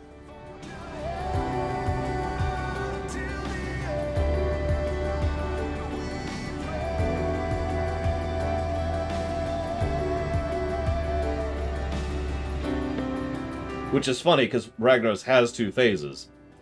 So, there you go. That's a good question, Taquata. Well, it's okay. They're perfectly helpful as long as you're not something that they need to improve themselves, though, right, Ruth? I was specifically thinking Cataclysm Ragnaros, I should clarify. Because Vanilla Ragnaros is not a good fight. But Cataclysm Ragnaros is an absolutely amazing fight.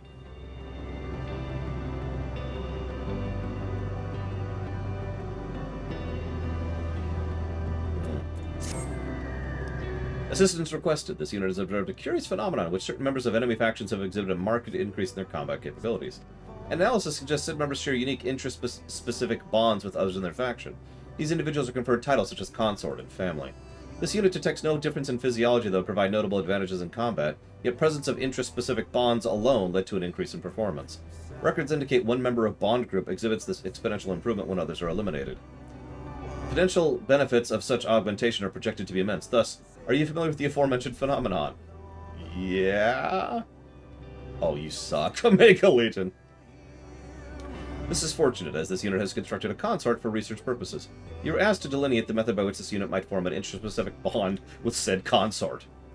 Requesting standby at present coordinates. Initiating consort retrieval. Did you build a girlfriend? Oh, man. That's the other thing, by the way. Musically, I would hand some motifs from 14 to the WoW composers, and WoW motifs to Soken. And I would love to hear what they could do with each other's, central theme, central motifs. Just,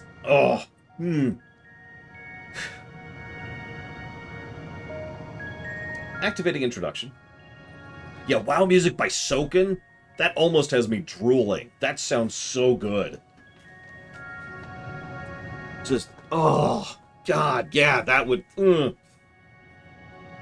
Activating introduction. This unit presents the aforementioned consort. At present, its capabilities are comparable to subordinate patrol units. How should we proceed? If I say grow closer, you're probably just going to physically move together. So give them a name.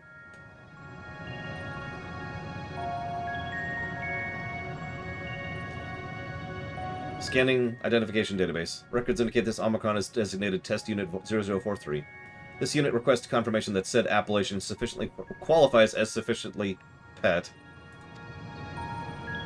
Hesitance detected. New proposal. My beloved. A review of this unit's memory shows a member of enemy faction referred to its bondmate as such. Oh yeah, Soken does so many good crossovers and remixes and everything. Just, oh my god. Like, he does his own legit initial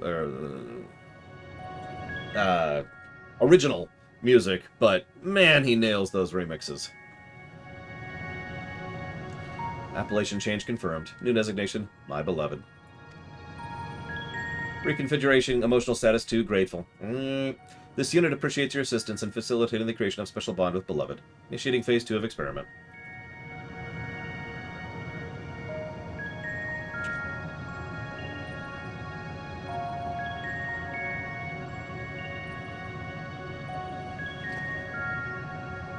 What are you doing? This unit will evaluate whether this destruction of my beloved bears a positive impact on this unit's combat capabilities. Transmitting self-destruct command to my beloved.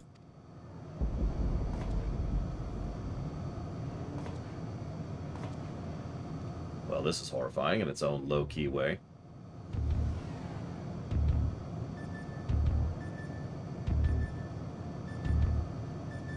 Analysis of unit status. No changes in functionality detected.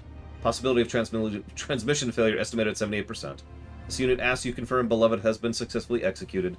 Retrieval of remains also requested. Wow! Oh. Yeah, okay.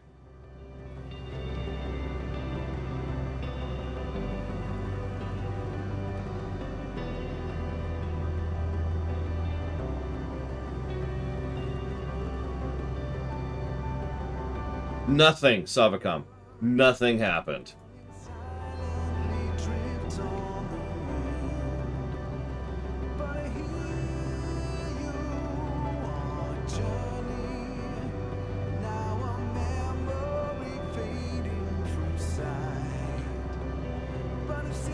I'm actually going to give that one quest a positive. That's just messed up.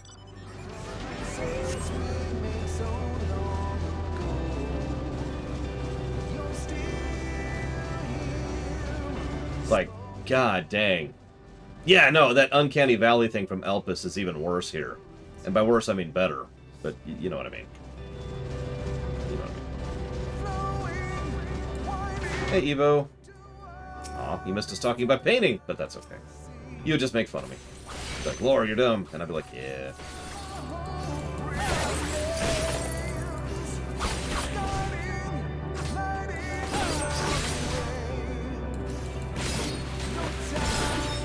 I mean, Omega had a lot of time. But no, yeah, you're absolutely right. Here's my girlfriend. Please kill her so I can see if I can work better. I don't feel any different now that you've murdered her horribly. Actually, no. What actually happened was he forced her to self-destruct. I knew it, Eva! Damn it.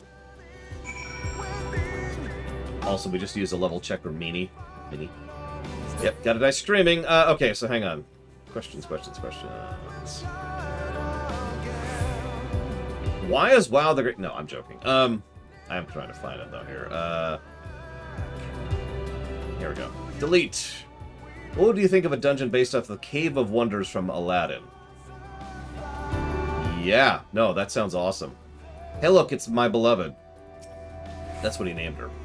My beloved. I'm using genders, but I probably shouldn't, because it's more like it named it, my beloved. Like, I'm not even sure them applies in this case. I said it before and I'll say it again. I think something went wrong with the total conversion process. I think that these are arguably not sentient and sapient. That they lost something in the process, you know?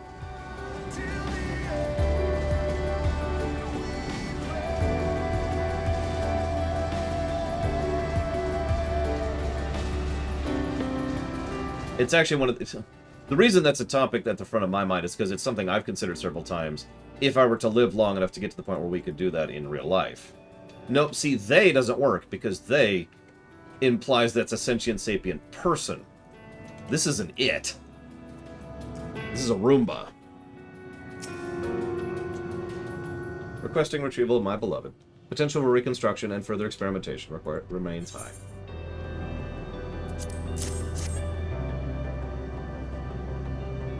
Yeah, exactly. Silly idea. Self-destruct confirmation successful. Sadly, experiment confirmed unsuccessful. Analysis of unit's parameters shows no change in functionality. This unit will consider executing a family simulation after reconstructing enemy faction data, but based on the results of consort simulation, termination of research may be advisable. Reconfiguring emotional state from disappointed to grateful. This unit thanks you for your cooperation. Your proposed methodology may be implemented in future experiments. Yikes, as they say.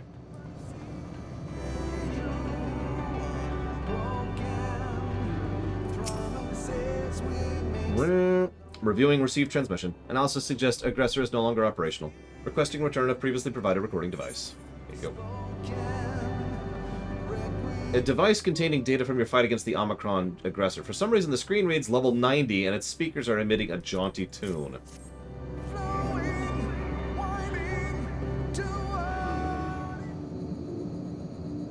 Extraction of combat data complete. Analyzing.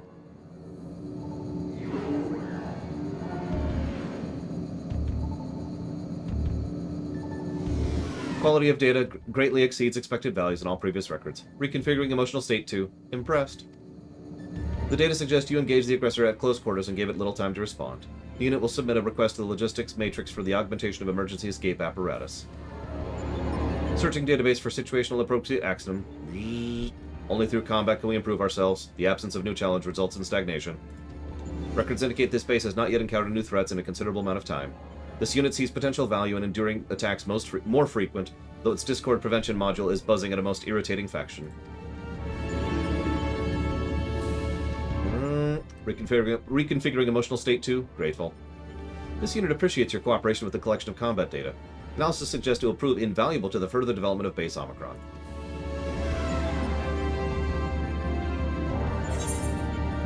You're welcome.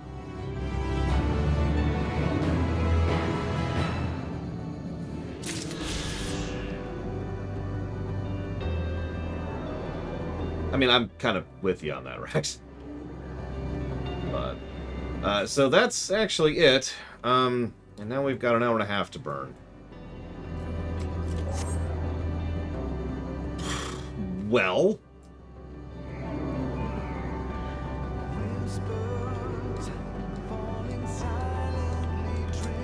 Okay, let's try to get a Studium quest out. Where are those? I don't actually remember where they started. Oh, yeah. Let me do that really quick. So far, I tend to like the Scholar level 90 set best, which is funny, because of course I can't actually do that. Anyways. Alright, so Living Dead. I just want to... Okay, so let's just do it.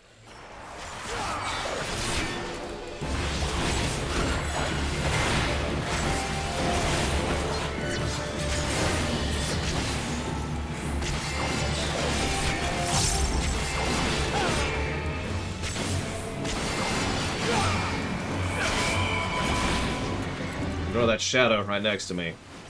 It's cool. We're all cool here.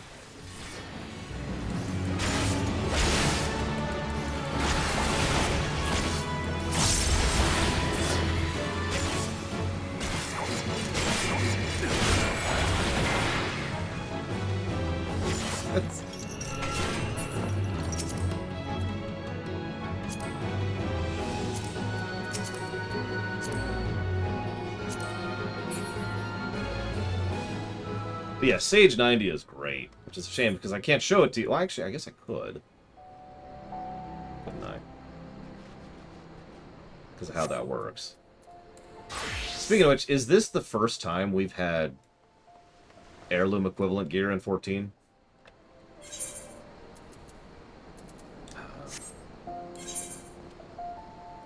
feel like I'm being watched. Oh god! There's nothing here. There's nothing here. He can't hurt me if I can't see him. Oh yeah, the priority earrings. Never mind then. I spit on this game! Patooey! You get gear that changes its stats based on your level. I say that because it's actually slightly different in code from scaled gear. There it is.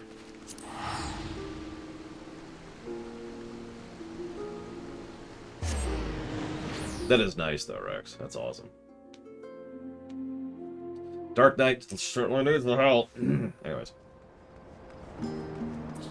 And yeah, I don't see a lot of oranges. Blues, reds. Where am I going? This way. I think it's up here. Maybe? Nope, it's over here. It's over here. I was told to wait another hour and a half. Excuse me, 2.5 hours. Okay, so let's just grab one item. That one right there. Wait, really? I swear it said something about the item would scale to me.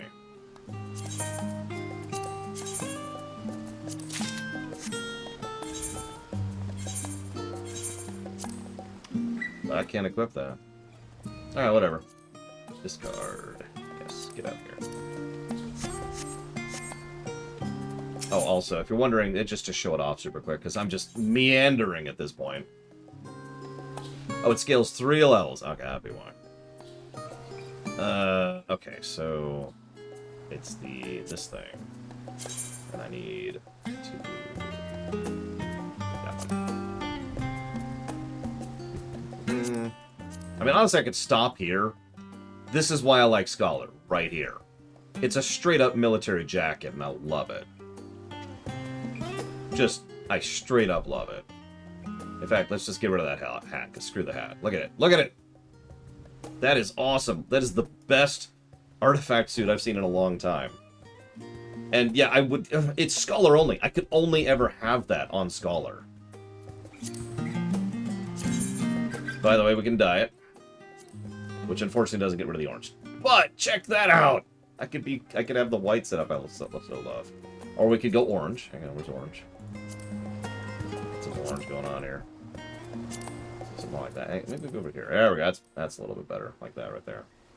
There we go. There we go. But yeah, I would totally use this outfit on many of my classes if it physically let me, which it didn't. Which it doesn't. Present tense. Bleh. Whatever.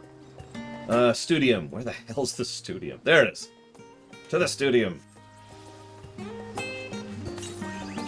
7 years, cat horse.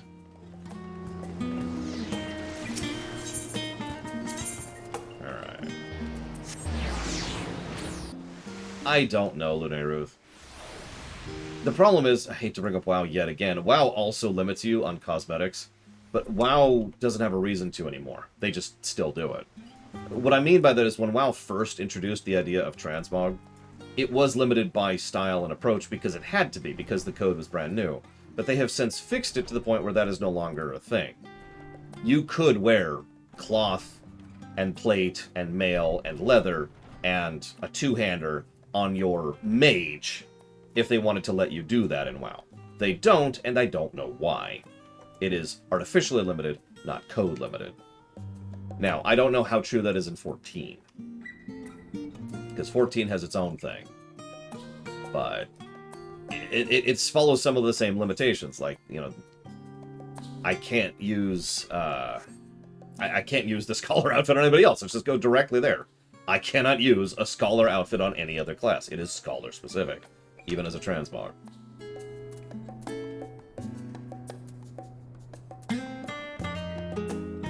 Oh yeah, Adventure Play. I looked at that very briefly. Here it is. Super amazing. That's wrong. Maybe it was on Reaper? Nope. I swear I set this up. Why is it not there? Did I not save it? Well, whatever. Apparently, I didn't save the edits I made earlier before I started streaming, so that's whatever. What am I looking at? I guess alchemists? Sure. We'll just start at the top.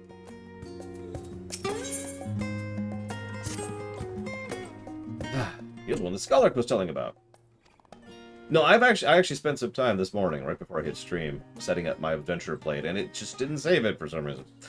Just the man I was hoping to see, as I'm sure you're aware. The Studium is the most prestigious educational institution of Charlian. Are you sure about that? As such, we make it a point of not only working with the best educators and yawns. Ugh. Excuse me. Oh, nice. Blah, blah, blah.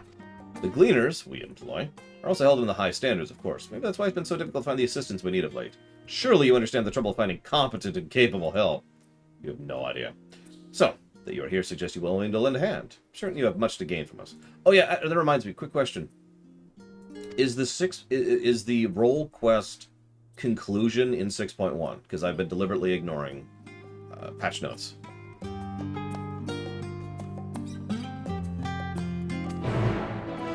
Where is it?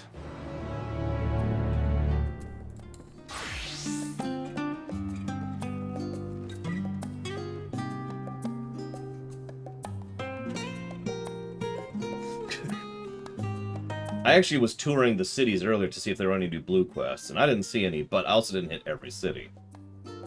It's probably MSQ locked because screw me. Radzatan. Okay, I didn't see anything there. I was actually there earlier, but maybe I was just on the wrong thing. So let's head over here.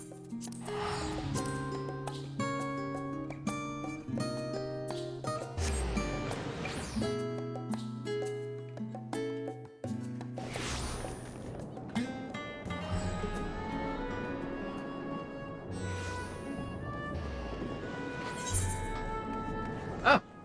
Never mind. I just missed it because it's not blue. Thank. Wait, no, hang on. Hang on. Maybe I'm wrong completely. Nope, yeah, no, I'm right. It's not here yet. Damn it. Ah, well.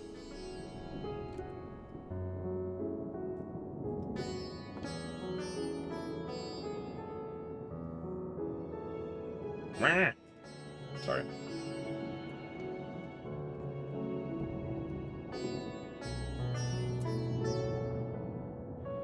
I spit on it. Patooey, patooey, patooey. Okay, there we go.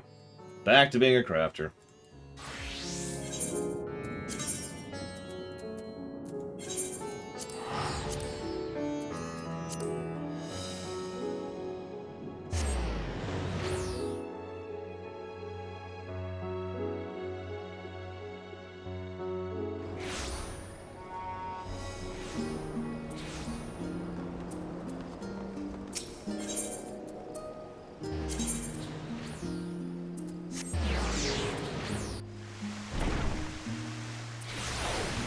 Of course, the 25 4-man is hidden behind story. Everything's hidden behind unlocks. I've been told I suddenly have this weird feeling I should do Botanist first. Which I'm guessing is just Gatherer. I'm not sure how they divvy this one up. Guess I'll find out in a minute.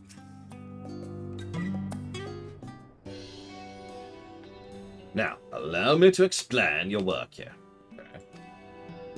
Professors and students and our many faculty gather and searchers meet to do things, and yes, I understand how to do quests. We have him. He's from archaeology. He's seeking a metalworker. He's seeking lumber. She's seeking medicine and nutrition. I'll be culinarian. That's going to be miner and botanist. And that'll be Fisher. Are we in the lottery, by the way? Are we in the queue?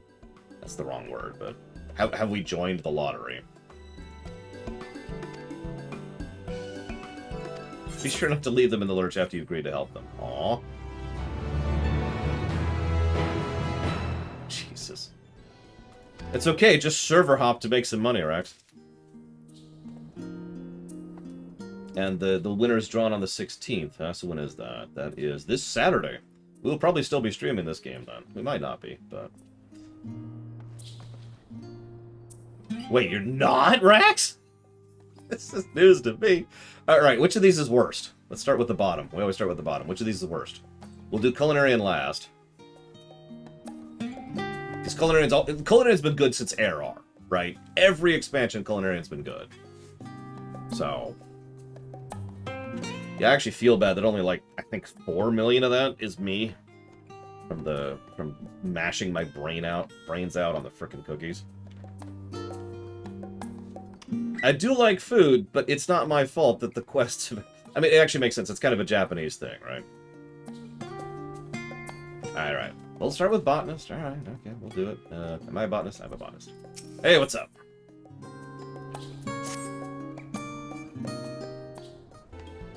See how many of these we could get out in the next hour and a half. Or... Yeah, no, hour and a half. Excuse me, kind sir. Forgive my forthrightness. Might I beg a moment of your time?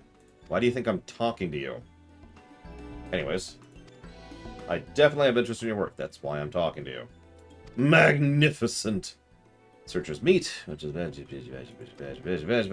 Okay, so we need to get things for your research. Got it. Or rather, the professor's research. How am I supposed to help him if he can't decide things?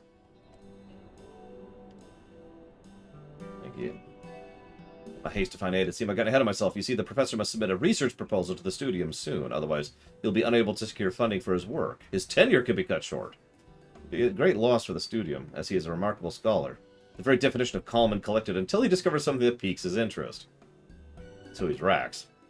Then his eyes widen and his cheeks take on a rosy hue. It's like he regresses to being a young boy. So he is Rax. Returning to the topic at hand, your first task will be procure Professor Tankin himself.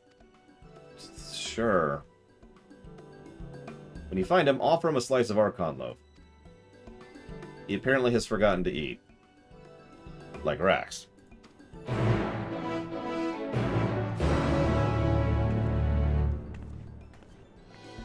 Eating's important. Just saying. Alright. We're going.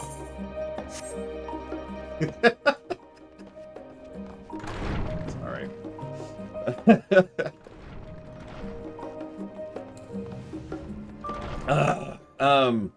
If you like this one, why am I doing it? I was supposed to do the crap one first. Whatever.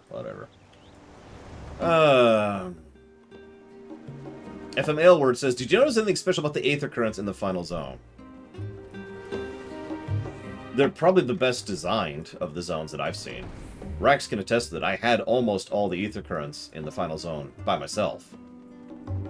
So, yeah, no, they're probably the only Aether currents in the game that I would only complain about a little bit. Just a little bit of complaint.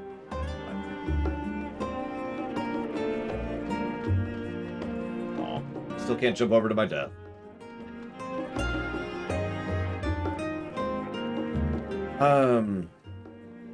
Lunarith says, I'm not sure why, but I feel the ancients' resistance, there you are, to individuality, Rax, no! Is inconsistent because they encourage creativity, but not themselves. I actually agree with the inconsistent thing, but not in a, I hate that animation, but not in a bad way. More in a, the ancients weren't nearly as unified as they appear to be kind of a way.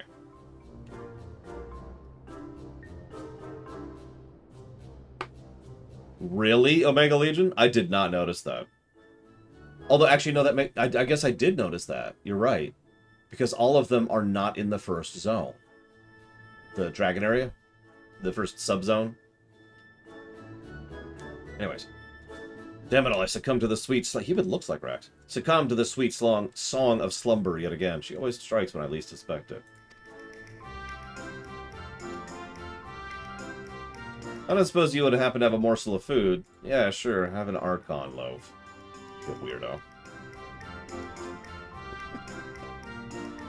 Listen, that hair is just straight up you. I'm just saying. Hinagashi sent you, huh? Of course, you would insist I eat Archon loaf. My thanks. I hope you do not think me rude for indulging right away. Well, it's gross, but okay. That ought to silence my stomach for a while. Truly, I am indebted to you, sir. Dozing in the midst of research is an all too common and routinely ignored occurrence around here. There's no telling how long I would have slept had you not come along when you did. In fact, it calls to mind the tale of a researcher seeking a means to traverse the Imperial Sea. Wished to do so still amongst the living, but found them dead amidst a pile of books. But that's neither here nor there. If you say so. I take you come seeking employment. Your timing is fortuitous, as I recently decided on a topic for my thesis. Okay. Oh, you know what? That is something we could do. How long do you think this is going to be? I mean, you know what? I take it back. Let's not do that now. Let's not do that now. I've rescinded my statement. A lot of people here today. Got it. So I'm probably in a little bit of a hurry to try and finish this before the break. Must go without food to do the quest chain about the guy who's going without food. Have you ever had a game you read a full plot summary of and thought is actual garbage, but when you actually played it have changed your mind? Yes, actually, that has happened. Don't ask me for examples because I can't think of any, but that has happened several times. For shows, movies, and games. I mean, frankly, yeah, Kingdom Hearts does not sound like an engaging plot. If you read a summary of it, it's like, what? Frankly, Nier Automata would also qualify in several ways. Granted, I'm not a huge fan of Nier Automata, but it is a lot better when you actually go through it, you know? Professor, please, it would be most rude to waste any more of his time. Maybe we could focus on our next research project. What do you require of him? Yeah, Ghost Trick didn't sound interesting at all. I'll take that as a compliment, Savacon. Time is of the essence. Honestly, I don't know what I would do without you. It's most flattering. Uh-oh. I'd be completely and utterly lost without you. And quite famished, besides. So absorbed in my research, I all forgot the need for rest and sustenance. Were it not for your kind gift, I would have surely expired by now. Oh, I thought you meant... Yeah, I get it. You crush on him. Just go have sex. Oh my god, it's not that hard. Actually, I guess in his case, it would be very difficult. How do you even kiss someone where, like, you'd have to, like, okay, so his horns are, like, here, right? So you'd have to, like, get your head very carefully. Like, you'd have to move slowly so you don't impale yourself on either one of the horns that are going straight forwards, right? And that's ignoring the fact that he's got bone right here, right below his lips. How do you kiss something like that?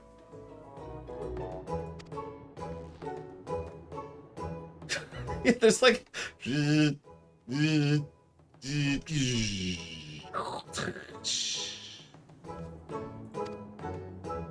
Anyways, we're studying civilization. That's cool. Should my shirt and trousers be soiled? I have little recourse but to wear them inside out. Although I have no qualms with the way we live here. That's good, but would you be content to let your children live here? Or your children's children? Children? Why would you bring up such a thing? Have sex! Oh my god! Of course, if I'm perfectly content if you would prefer other company. And I'm just here like, really? Really? Just find a room. I'm gonna lock you two in a room. Play Barry Manilow music. Perish the thought. I have long wished for the help of a third party. I insist you stay to aid with our research. Also, how could she kiss him?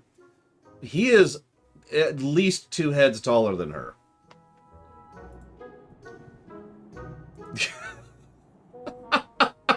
How do they sleep? Ugh. Yeah, don't come out until you're prego. I'm giving you 5 minutes and then I'm sending in Sylvando, alright?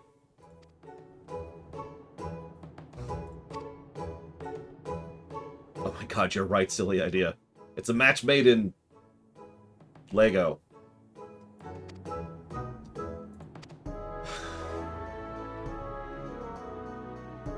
Excuse me, I require time to consider which culture I shall attempt to emulate first. Have you ever seen such an inspiring sight? Yeah,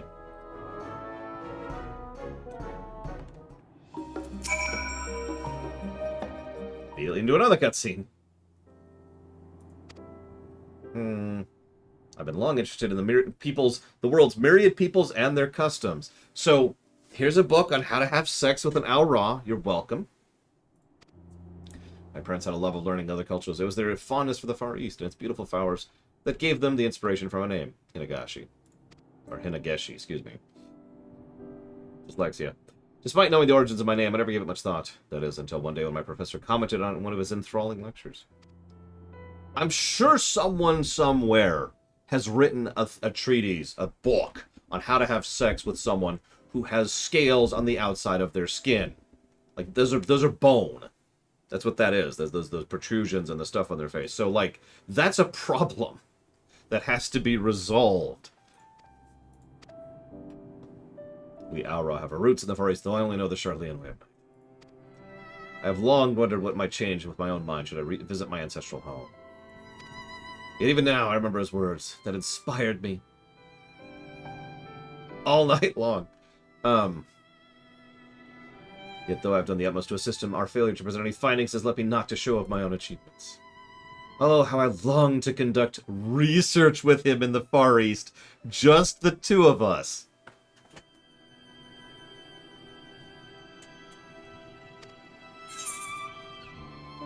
Just the two of you. Oh, no, that's not what I clicked. Oh, whatever. What are you implying with that tone? I imply nothing. I state outright. I am rather fond of Professor Tankin. Really? To be honest, it's more a little disconcerting he's not taken notice of my feelings when even you have. Yeah, well, I have a brain and a good perception stat, canonically. However, given that his current research is squarely focused on creating a better life for us, I feel this opportunity I cannot pass up. I have no experience in matters of the heart. Like a fool, my youth was spent with my nose buried in books. Would you, perchance, be more experienced in matters of romance? By technical definition, yes. I would be forever grateful. There's this woman named Silva, right? I would be forever grateful for your help in winning the professor's affections. Oh my god. Is this literally a matchmaking quest?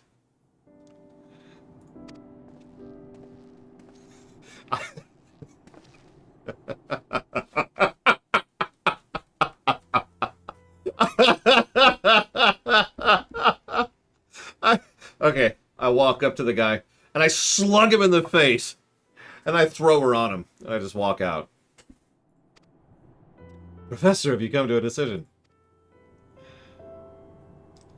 As you are doubtless so, our Charlene is frightfully cold all year round.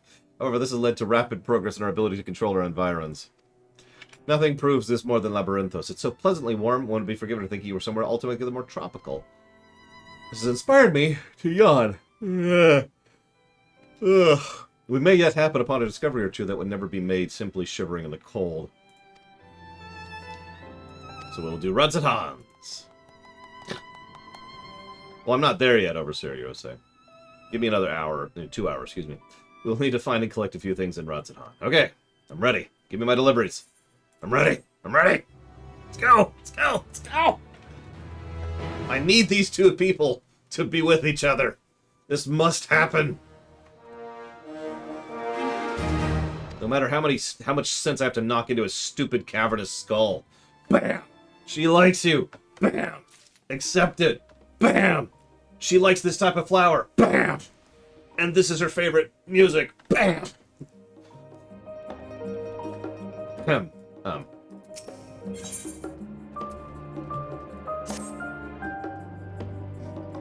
So, we need to go get some Honish things, vibrant dye, special spices. It's in Thavnair. In Giant Skull something. I mean, I've actually had to do that for people, so I'm familiar with the process. Okay, what do I need? Yes, I know how this works. Honish staple. Okay, and I need 6 of them. Alright, let's go.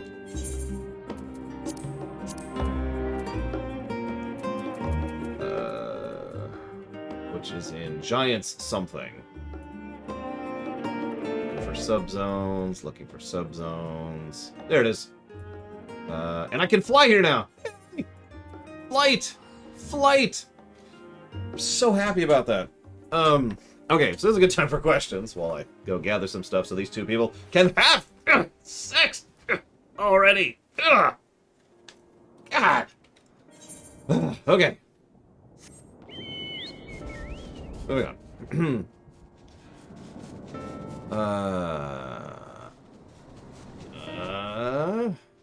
So here's the prettiest... Sorry, the question from Ross. I should actually answer this. Who's the prettiest FF main villain? Now, I'm going to go ahead and not give a joke or meme answer. And actually think about that for just a second. Because we have to go with main villains, right? Now... So, only primary villains count. You know, Sephiroth, Garland, Emperor Mateus, etc. Whoop! Do these count? Seymour? No. There it is. Oh, it's a... okay. Like, I don't care. Do I? I just need 6 of these. Do I care? This will just increase the amount of stuff I get, right? The amount of marks?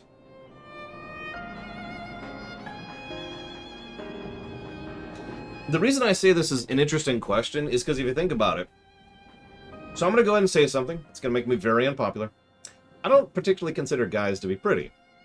Now, that's because I'm not into guys, I imagine. Like, I can think of guys as physically interesting looking for the perspective of something I want to be, or something I can appreciate, but pretty, not on the menu.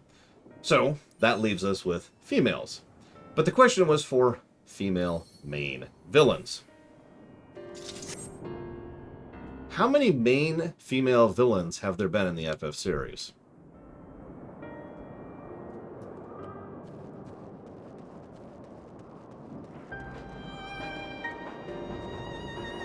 And you start to see why I'm kind of going at this one.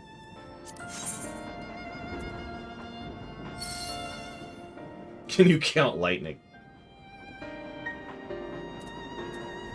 I mean, arguably, you couldn't even count Queen Zeal if we stretch the definition to include Chrono Trigger.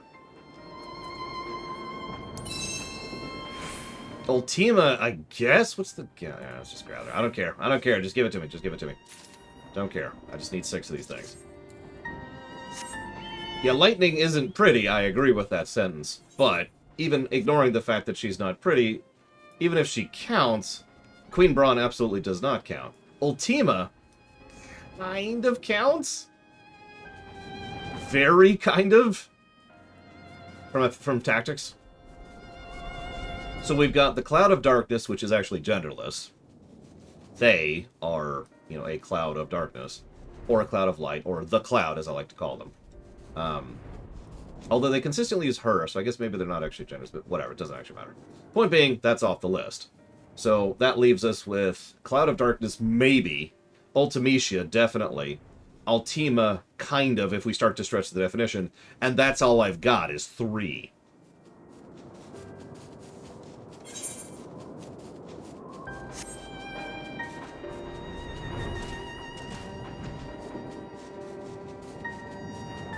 Unalesca is not a main villain. If we open it up to any villains, the list does expand quite substantially. But even if we limit ourselves to main villains per expansion in 14, we've got clearly Gaius for ARR, Needhog for Heavensward, Xenos for Stormblood, Emet-Selch or Libitus, it's debatable, but definitely one of them for Shadow, and, well, I'm actually not 100% sure, but I would imagine Meteon for Endwalker. So, 1?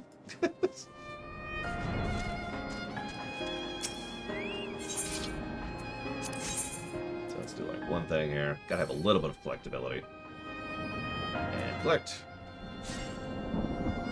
And I suppose you could call Xenos pretty. Which is actually... Can I get another one? Oh, I can. Oh, nice. Which might be part of why I don't like his visual appearance.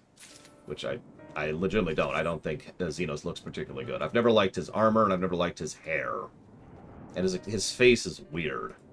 His voice actor's awesome. Even when I was less positive towards Xenos than I am now, Xenos' voice actor has always been legit. It's 5 and then 6. Well, even if we did count Meteon, which I don't for the perspective, Meteon isn't pretty. She's cute. She's adorable, actually, would be a more accurate word there. But she's not pretty. Different category, different terminology. So that wouldn't qualify, which leaves us with the Cloud, which is a debatable if it's even a sentient sapient being. because that's just all sorts of who knows, and Ultimecia. So in short, even when I'm not memeing, even when I'm not joking, the answer really is Ultimecia by default. And I wanted to talk you through the whole line there, because I figured some people were wondering why I said that. No, I don't care about the fact that her cleavage goes down to her crotch. That's not the reasoning here.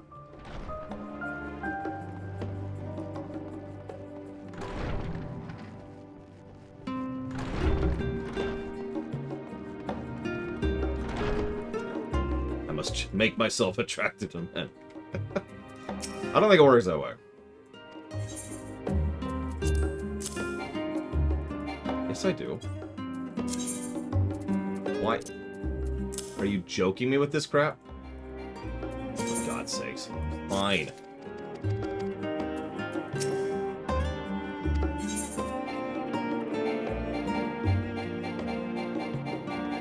Excuse me? Question mark.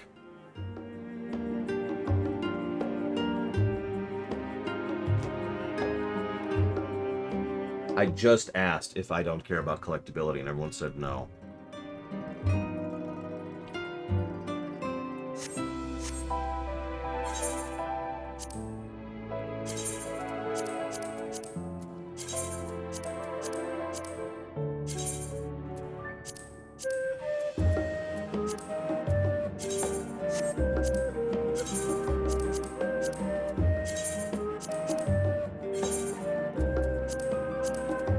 Back over here.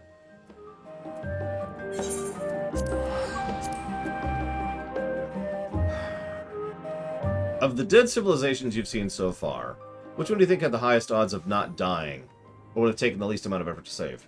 The dragons. Easy answer, really. The dragons were fine. They can quite literally interplanetarily explore by themselves. Frankly, I think the dragons are the best example of something I was theorizing about, aka the idea that maybe the very existence of Medion's negative feedback loop thing we talked about is what was preventing the dragons from moving on, because they were like, oh man, it's not worth it, even though it, you know, was. What was the number again? 250, I think? 240. Alright, so let's roll the dice. Nope. Alright, whatever.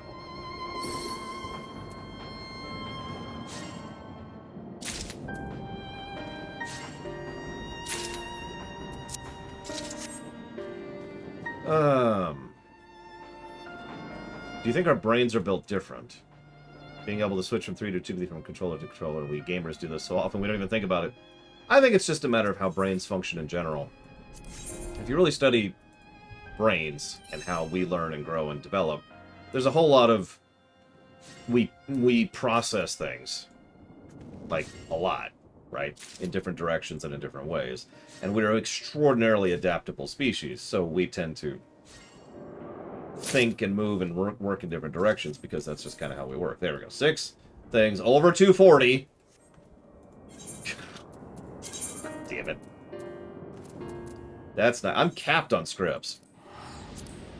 I have been capped on scripts for probably about a year. So... who do I prefer? Void Scent or Sin Eaters? Sin Eaters, they're more horrifying, and they're less terrifying looking. Like, Void Eaters are just... Void Eaters, wow. Void Scent are just gross. They're just typical demons. They're just like, eh.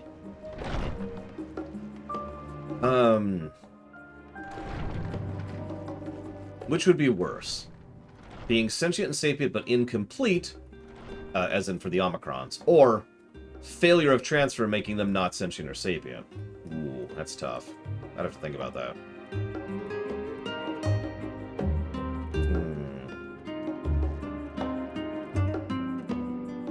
I would think the former is worse because they might be aware of how incomplete they are. Whereas in the latter perspective, they're just kind of robots. Which is actually probably what they are, if we're being honest. Take my crap. You won't be able to carry any more White Gatherer scripts. Don't care.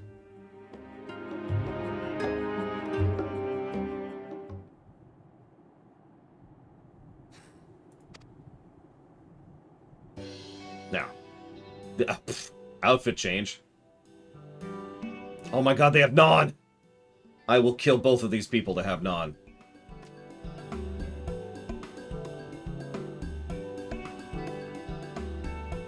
Is she wearing a wig? No. That's what that is.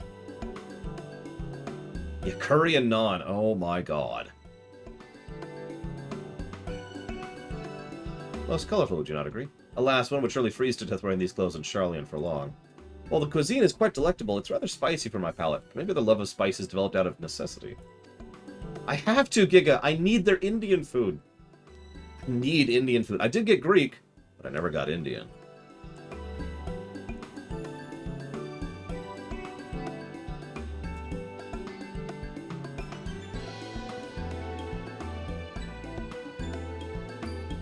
Dude, if I could replicate her stuff in real life, I would be doing that. Probably for other people, if I'm being honest, but, I mean, I'd indulge myself, too. Every now and again. Yeah, she picked up the dancer class. Let's see, what are our options around here? Okay. So I search for Indian food, right? And there's the search results, but there's also a live results. Like, hey, this might be what you're looking for.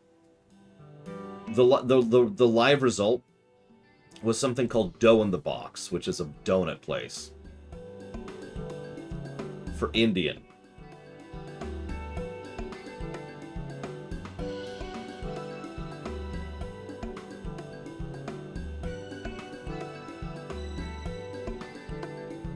I got nothing.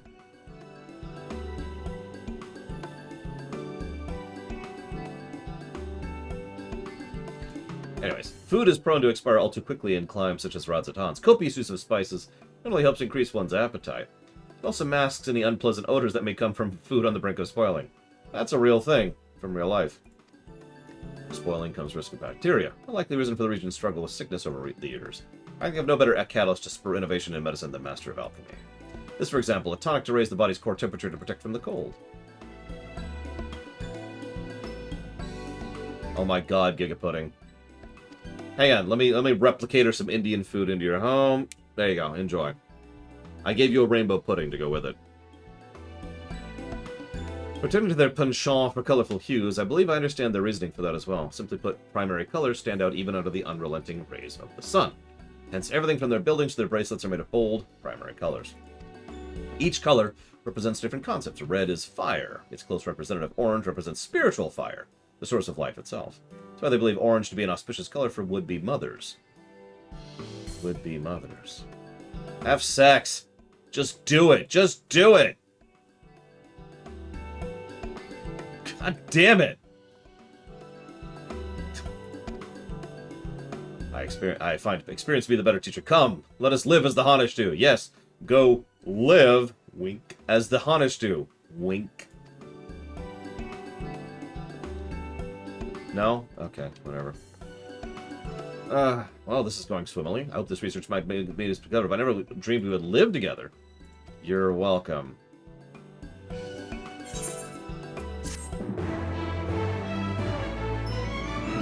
Let's see what kind of non they have. If they have good non variety, I will consider getting Indian. What do we got? I also gotta remember which curry it is that doesn't have bones in it, because I can never remember. And that's caused me issues. Here we go. Naan. What do we got? Oh my god, they have keema naan. They also have gobi naan. Rosemary garlic naan. Yeah, I had curry with bones once, and it soured me to Indian food for like a year. Because I was going for I had like the whole setup. And I just went for a bite, and that killed my appetite.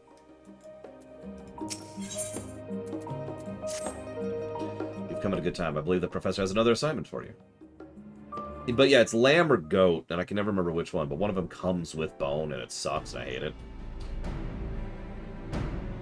Because it is bone. Good to see you, my friend. You're in the midst of summarizing what we've learned living in an approximation of Ponish lifestyle. Well, we've yet to commit our thoughts to parchment. I'd ask you to acquire a few things for our next culture. What do you have in mind exactly? Garlemald! Exactly, Von Falkenstein. The Empire? I wasn't expecting that. Do you believe there's ought to be learned from them to improve our way of living? I hear they have lots of sex. I'm sorry. I actually agree with Savacom. I'd rather these two end up together rather than boinking. There is a distinction. Being together might involve boinking, and it might not. Depends on the people. Got it. I shall go gather the thing. And yeah, they're not mutually exclusive. You can be together and boink. It's cool. We're cool. Hang on. So I need these to be of 240. Okay, it's still 240. No, I want this.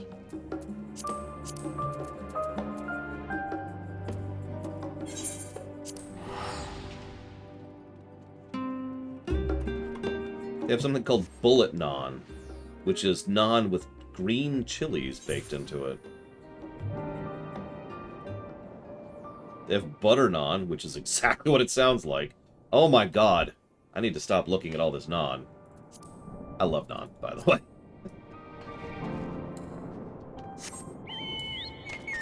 Yay, flight. Whoop, that was quick. Except I need clue, don't I? Well, let's check it.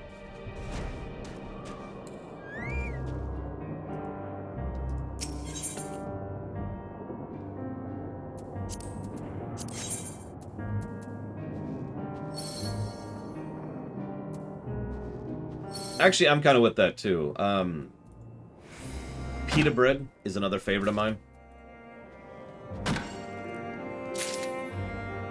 And actually pretzel bread, of all things. But that's kind of separate.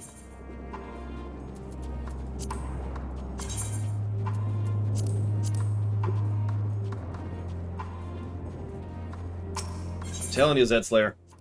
Vote for me. I'll invent the replicator. You will never go hungry again.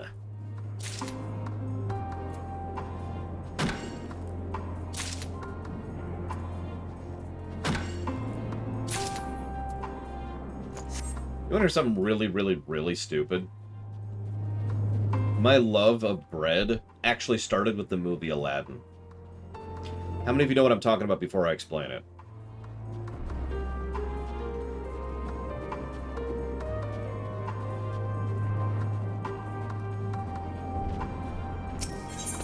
I'm not even joking. Because what happened was I've had bread before that, obviously. Duh, right? But I'd never had bread before. It was just, you know, a vehicle for other food. I need one more. There we go. So, that got me curious. It introduced the idea to me. So I asked Mom, hey, you know, maybe we could try out some bread. And so we went to the local bakery, and I asked the person behind the counter, hey, can I get some? They gave me a nice little thing, it was only about this big, of really soft sourdough. And there we are. That was the beginning of that.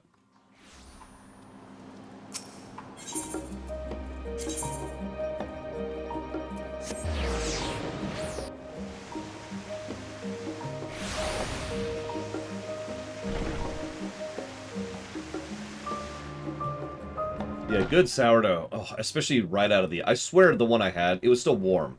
And I swear they'd only finished baking it within an hour or two of when I picked it up. And oh my god! I am literally making myself hungry. It's a good thing, because I have lunch in a bit here. I guess I have these things.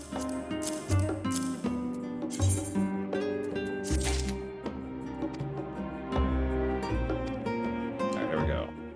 It's time for Garlemald culture.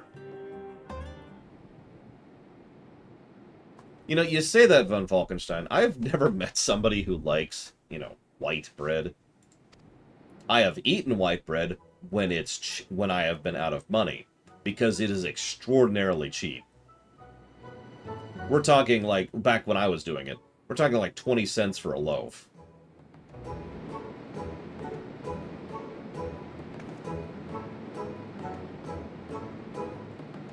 Okay, so he's dead.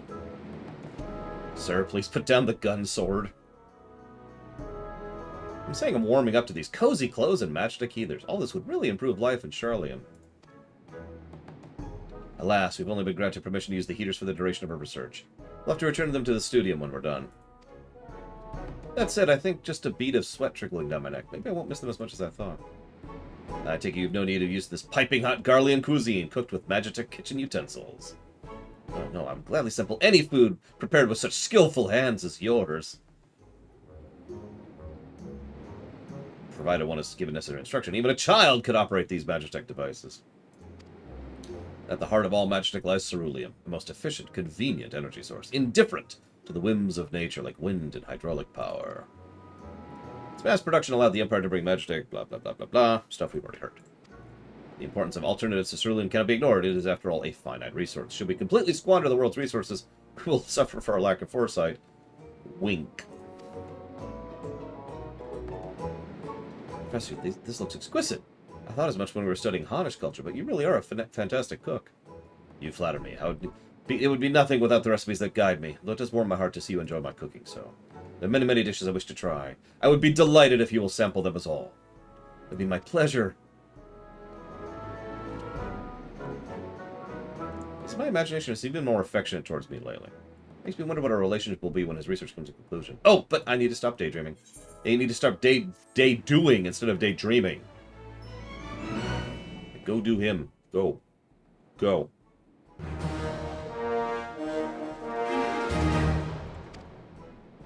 Oh my god, I just noticed that my title is Matchmaker. You get titles as you go through these. And...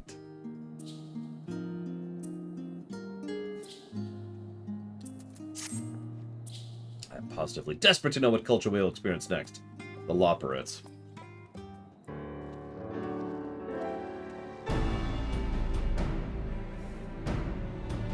Welcome back. So, I'm trying to decide where should we go. Oh, we've lived as people do in the cold and the heat. We should try to find someplace completely different. You're right. The people of Garlemald may have overcome nature's fury with sterling use of technology, but they're too reliant on ceruleum. How would they cope if suddenly unable to obtain their precious fuel? One would never be out without a contingency plan in case they've... I get it, game. What culture to take root in an area that's effectively uninhabitable? Precisely what I've been mulling over of late. I wish to look into exactly how a culture could exist in such places. The issue is, such regions seem to be uninhabited. Yes, yes. Inhabiting the uninhabitable. So, Arizona? It does seem like something of a paradox, but there could be merit in investigating the idea. You're well-traveled. Can you think of any place that is uninhabitable? Have you considered the moon? Yes, I have, Ross. Of several varieties, no less. A settlement on the moon exists by the name of Mare Lamentorum? Well, that would certainly fulfill my requirements, but even if it truly exists, it's not as though you could travel to the moon on the whim. I can travel to the moon on a whim. You're being entirely serious, aren't you? Good gracious, you never fail to surprise. Indeed, I feel obliged to mention we know nothing about life on the moon, assuming it's possible. Okay.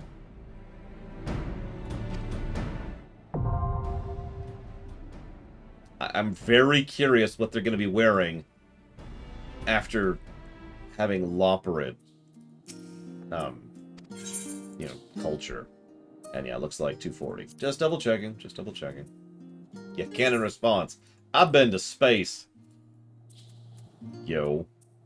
Right, where is that place? Probably up here. No?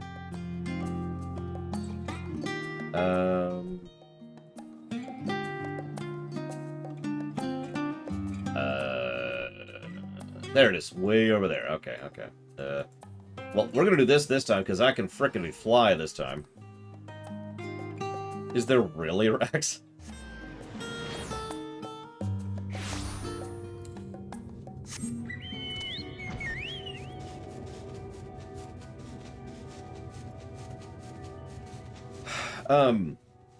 Actually, I would probably rather live in Arizona, Vegas for that matter, than live in a swamp. So just pick a swamp location of your choice, and there you go. That would be worse for me. Oh my god. Gigapudding, you know what you must do. Alright, so who, let me see. Questions. Ah, what are my thoughts on the level 90 suits? So I kind of answered this because the Scholar's the best one. I actually don't care for most of them, to be completely honest with you. Aw, I'm sorry, Gigapudding. But you know what you must do on your main, Gigapudding. Like, most of the 90 suits are okay, just not quite my thing. That being said, there are actually two I really like. Sorry, as I'm running through them in my head really quick. One of them is, of course, you know, Scholar. But the other one's Gunbreaker, which you'll notice is kind of my current canon outfit for my Gunbreaker. The only thing missing is the Relic, which will never happen. At this point, I think I could say that more definitively, given the attempts recently. Alright. So it needs to be 240.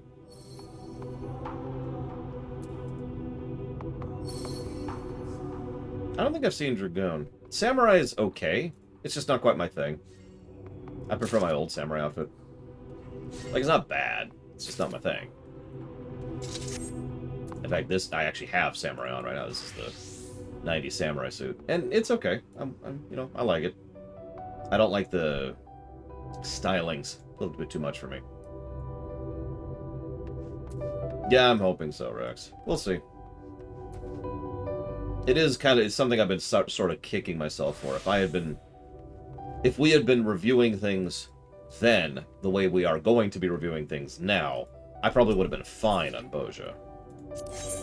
Because like you say, I would have been good to go. And I would have been doing the raids while they were current.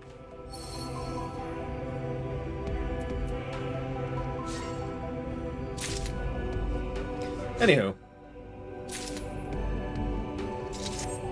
How do you tackle... Evo says, how do you tackle a worldwide evacuation story realistically? It seems there's countless variables for. People in denial, people working against evacuation, not enough time to reach everyone. How can a few heroes, even with allies, achieve that with a measure of success? So the obvious answer is they can't. And that's how you do a world evacuation story realistically.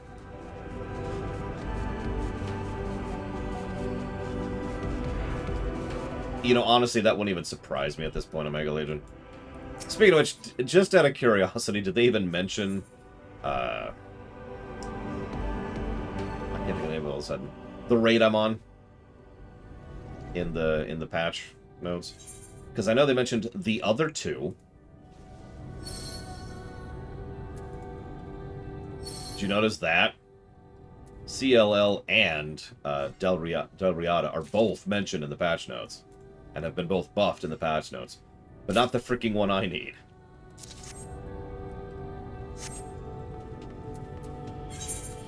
If you're going for realism, Blade Interval? Yeah. Pretty much.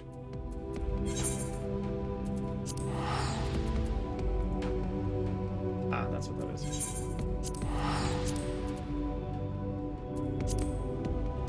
Yeah, I mean, I remember when they nerfed Heaven's Words, for example. I didn't actually get my Astrologian weapon until after the nerf.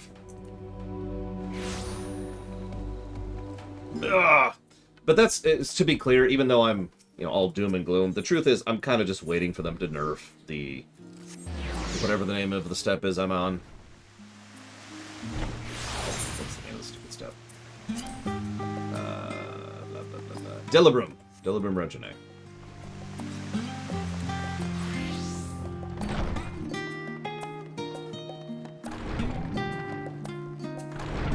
The irony is I've never cared about relic weapons for using them. It's only been purely cosmetic to me. Which just makes it more frustrating. I just want to look cool. Is that so much to ask? Alright, let's see what we get from the moon. Guessing bunny outfits.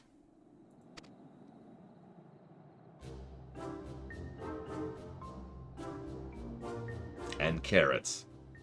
Giant carrots, which I probably brought back from the moon. how did I get that down here? Professor, are you certain this is representative of life on the moon? Of course it is. My information comes to the Loperids, a race that calls Mare Elementorum home. Well, that's all well good, but is it necessary for us to don these ridiculous outfits? I thought it would help us to experience life as the Loperids do. Slash nod. Yeah, get it? They're bunnies, so go, you know. As for these carrots, make no mistake, it's wonderful to know agriculture even is possible on the moon. But I fear a diet composed entirely of one type of root vegetable will not hold up to scrutiny. That may be so, but civilizations have had to move and adapt countless times throughout history. They were not always able to eat what they longed for. There may come a day when we too are forced to move to the moon. Ahem. I wasn't even going to ask how he got that over his horns. Professor doesn't seem to be enjoying himself much. Maybe he's not fond of carrots. I realize this is not the most opportune time to focus on my romantic pursuits, but soon my time will come. I feel it. There's just a lot of ripped fluff in there. Go ahead and get some sleep, Lunaruth. Rest. Rest. If you're actually tired, that's a good time to rest, in my opinion. Like, physiologically, you know. So check it out. They've also been doing, like, there's the Razzatan, there's the Garlemald, and there's the, Knot. Alright, what else? I wonder what culture we'll be examining next. Knowing even the moon is inhabitable, the possibilities seem endless. Go gather from a plane that doesn't technically exist physically.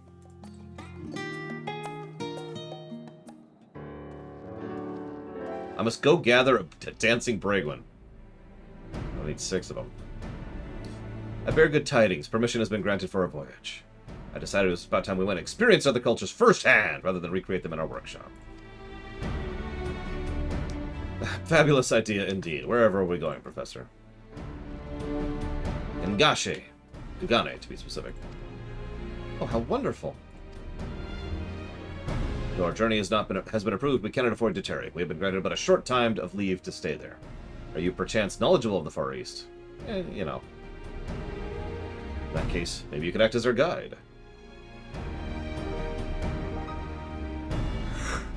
You have my thanks. Going up here too. Oh, excuse me.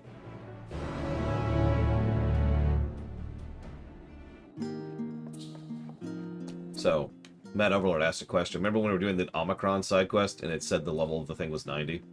What if by giving them your combat data, you attract the attention because you think their entire planet is around your level? And then the Omicrons attack our planet! Which, would let's be honest, would actually happen. That's exactly what would happen. That's not even a joke.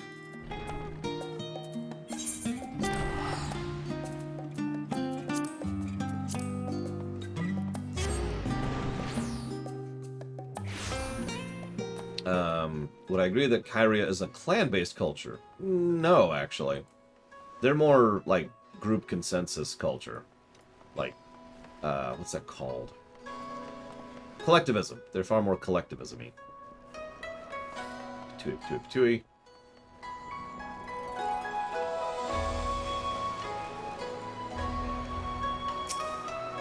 Whether it's a good or a bad thing is up to you, but, you know. I was thinking about it, dawned on me that XCOM is actually a modern sci-fi setting for D&D. 2 actions per turn, one of them could be attack action, blah, blah, blah, blah.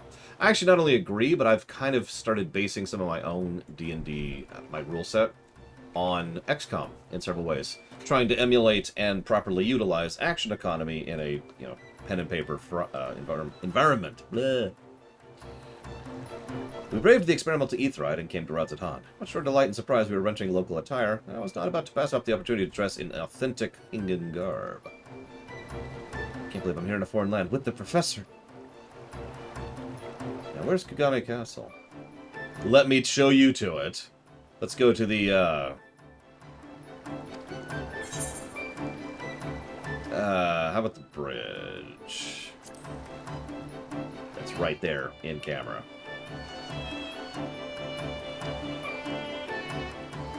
Oh my god, what's the term for something where people of all genders group together? Like a blank housing or blank barracks. There's actually a word for that. I can't think of what it is. Co-ed. Let me take you to the co-ed bathing area, both of you. A fortress most formidable. This may be an island like Charlian, but it's quite clear our cultures are different as night and day. However, one must keep in mind Kugane is unlikely to be a true representation of life in Hingashi. After all, this port town is but a tiny part of the larger region, and sadly the only section that open to the wider world because they're China. For to get a truly accurate picture, we must speak with the locals. Speaking of which, this place is surprisingly peaceful considering recent events.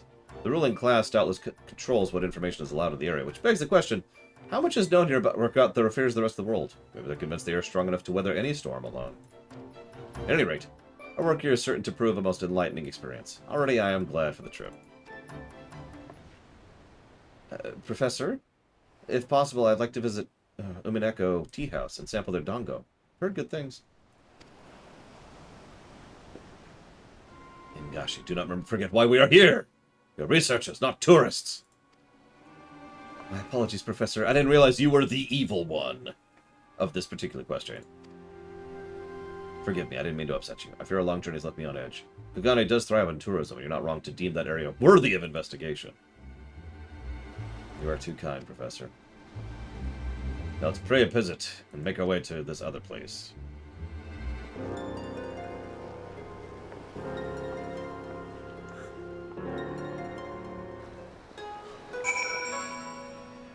I mean, if he's not interested, then we just have to kill him.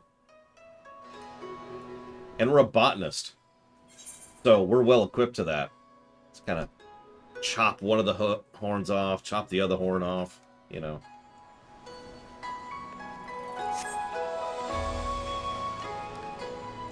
Flimsiest... sorry, hang on. First I have a dumb question. Is pizza an open-faced sandwich? No. Now, flimsiest excuse for a boss fight in any game.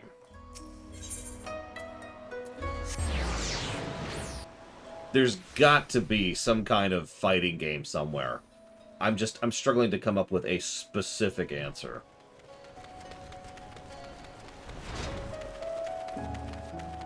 No, Giga Pudding, I have not. I haven't even seen a PvP vendor. There are no PvP vendors! And Zedslayer has gotten a lot shorter than I remember. Ah, such heat. Greater perhaps than the Garlean heaters. It's an honor to witness the forging of Kugane's world-famous katana blades. I mean, duh, Evo! We mustn't forget why we're here. I suppose now it is Hingashi's turn to rebuke me. Hey, dude. Hingashi? Where could she have gone? I was so entranced by the sights and sounds, I cannot rightly say when I last saw her.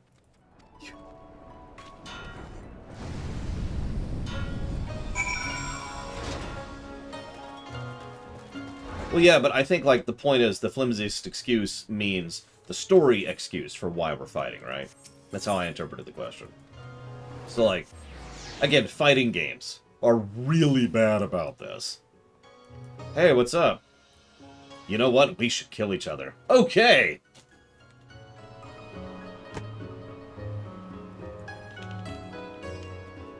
I have no idea, Omega Legion. I couldn't even begin to predict at this point. All bets are off. That is a really small picture, Giga Pudding. Jeez Louise. Yeah, I was actually literally thinking of Injustice 1, which just has some extraordinarily dumb excuses. Like, there's several cases where a lot of games have, hey, what's up, let's fight. But in Injustice, it's even worse, because you will have allies and friends walk up to each other, and, like, one of them will say, hey, what's going on? And the other one will say, wait, by going on, do you mean you're actually with the evil team all along? And the first person, rather than giving any kind of a rational response, will say, how dare you question that I might even be evil? First person says, I'm sorry, but I must defeat you if you are with the evil ones. And then they fight. And then they're like, oh, yeah, I'm not actually with the evil ones. Oh, right, of course you're not. You're my friend and longtime comrade. Let's go together. That's Injustice 1. It's really bad. It's some of the worst I've ever seen. Might actually be the worst I've ever seen. Now, Injustice 2, much better. Like, across the board. But Injustice 1, just skip it completely.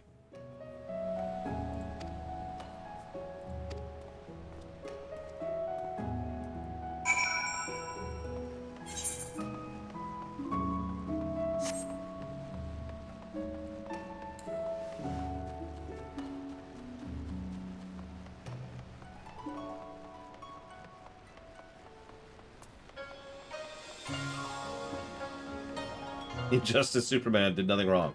Have you seen the Injustice 2 Superman ending? Because it's one of the most horrifying things I've seen in DC. It's yeah. uh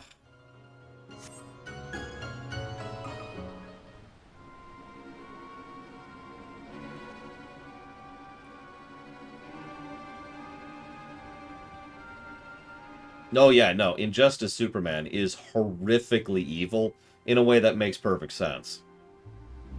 It's messed.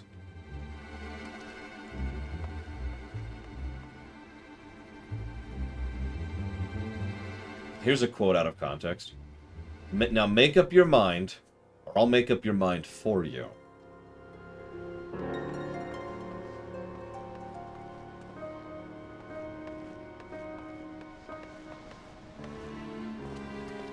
Gosh, we found you at last. Professor, oh thank goodness. I thought if I waited here long enough, you'd come eventually. Yes, we did plan on visiting the castle, didn't we? I should have expected you would memorize our itinerary. Well, what happened? I could have sworn you were right behind me. Well, I was approached by a merchant whilst we were making for Pier 1. I stopped to say I was not interested, and when I turned, you were nowhere to be seen. I should not have been so careless. You did warn me to not behave as a tourist, after all. No, it's my fault. I'm stupid. Thought of you lost, wandering aimless through the streets of Kagane, my heart was fit to burst! But to see you here safe and sound, words fail to express my relief. I can only imagine the distress I've caused you. Oh, Professor. What can I do to comfort her? I could suggest a few things. I wish to fashion a hairpin. You...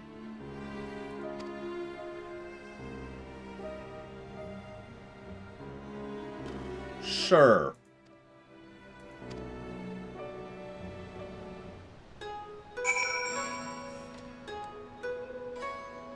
Ironically, I wasn't going to go with the sex direction there. I was actually literally just going to suggest something simple like holding hands. That way you two won't get lost, right? Right. Everything's cool. Where am I going?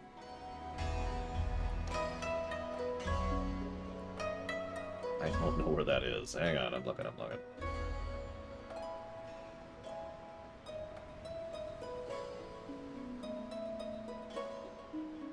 There it is.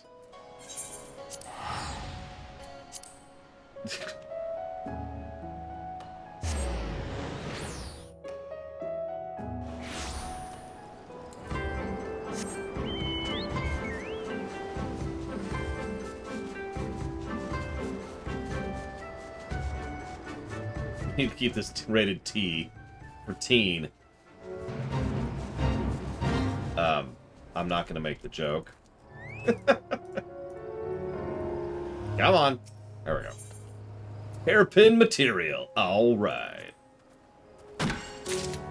Well, done. Nope, we're good. We're good. Could the Empire invent a chip that could learn within the boundaries of the primary program? And then you ask, like, is that an AI? So there's two completely unrelated questions there, so let's address them in order. Could the Empire invent a chip that could learn? Yeah, absolutely. We could arguably do that. However, is that like an AI? No. That's not even on the same category as AI. Again, we can make that kind of technology, and we do make that kind of technology now. The thing is, the way we design bots and AIs nowadays, you talk about the algorithm, it's not actually learning, it's testing. It's literally process of elimination. You use a person to say, this is a correct result, this is an incorrect result, and then you run bots through, like, the mulcher en masse until enough of them get the correct result, and then they can teach others what the correct result is, and so forth and so on. It's all very, very, very, very basic. It's not even what I would call VI level intellect. Yeah, it's a form of engineered evolution. That's absolutely correct. Based on it, I believe, although I'm not sure about that. Got your thing. Now hold hands. Stunning. She'll waste no time. Keep her company while I'm gone. Alright, Hingashi. You need to bend him over, alright?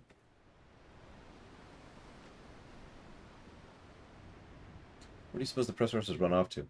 I suppose it doesn't matter. I would only prove a hindrance were I to accompany him any further.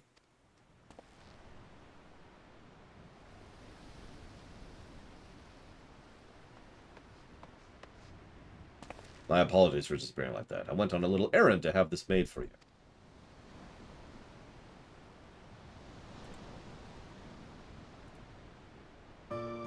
Wait, the flower is... Haha, yes, it is the Hinagishi, which is your name, which I keep mispronouncing because I'm stupid. I hope it is to your liking. It's perfect. Thank you. I shall treasure it for days. Hold hands.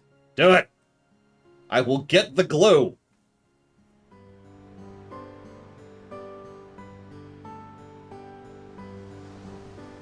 Strange. These excursions are always rather stressful. With Hinagishi here, though, things are different. Yeah, no, I keep saying Hingashi because of Hingashi. That's just me being a dummy. Now, I like to think that we're super strong, right? Because we're the Warrior of Light. So what we do now is we pick her up and we throw her at him as hard as we can.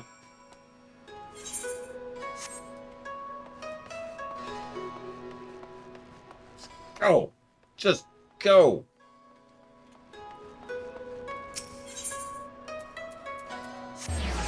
Couldn't possibly.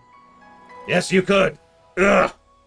No, it's okay. Right before we put a bunch of marshmallows on the spiky parts of his horns.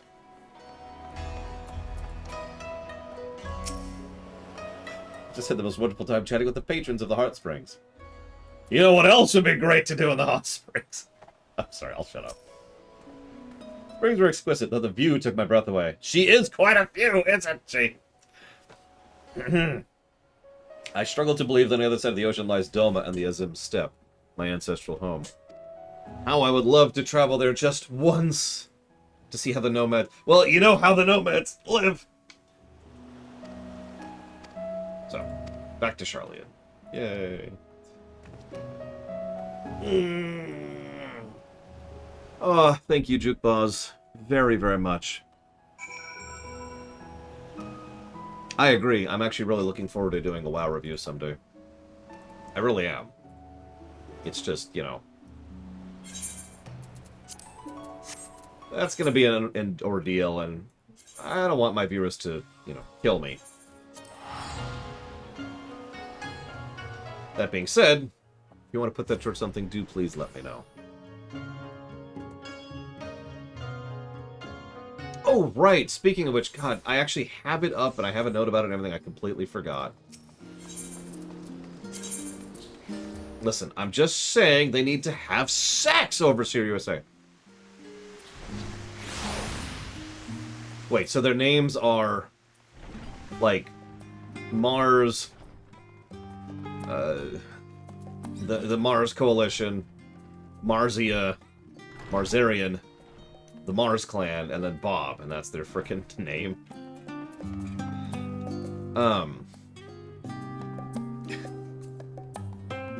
Dealer's choice. You got it. Thank you very much. Don't worry, we're playing Elden Ring next. I'm terrified. And not looking forward to it. We'll see how it goes. We'll see how it goes. How many more steps are there to this stupid quest? You two haven't even gotten together yet. Get together. That's an 88. We're not going to finish it.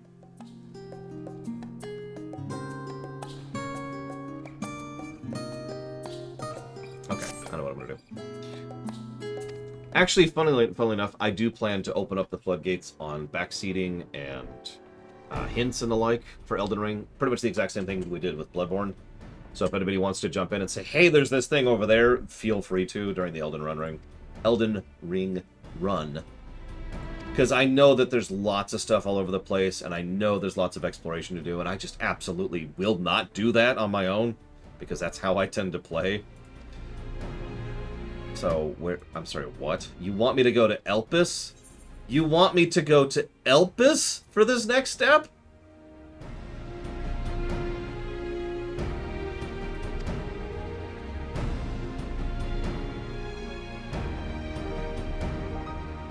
I haven't 100% decided what build I'm going to go for.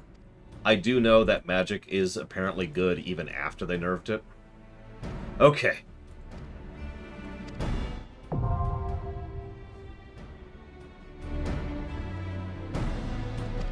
And I absolutely do not want to meander in Elden Ring, if that makes any sense. And I know that's a weird thing to say because it's kind of built for meandering. But I don't want to. Okay.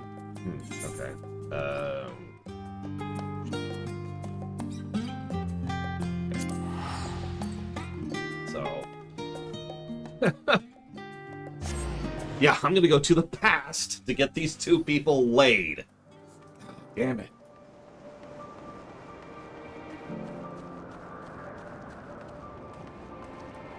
What do I think of Breath of the Wild? Breath of the Wild was awesome.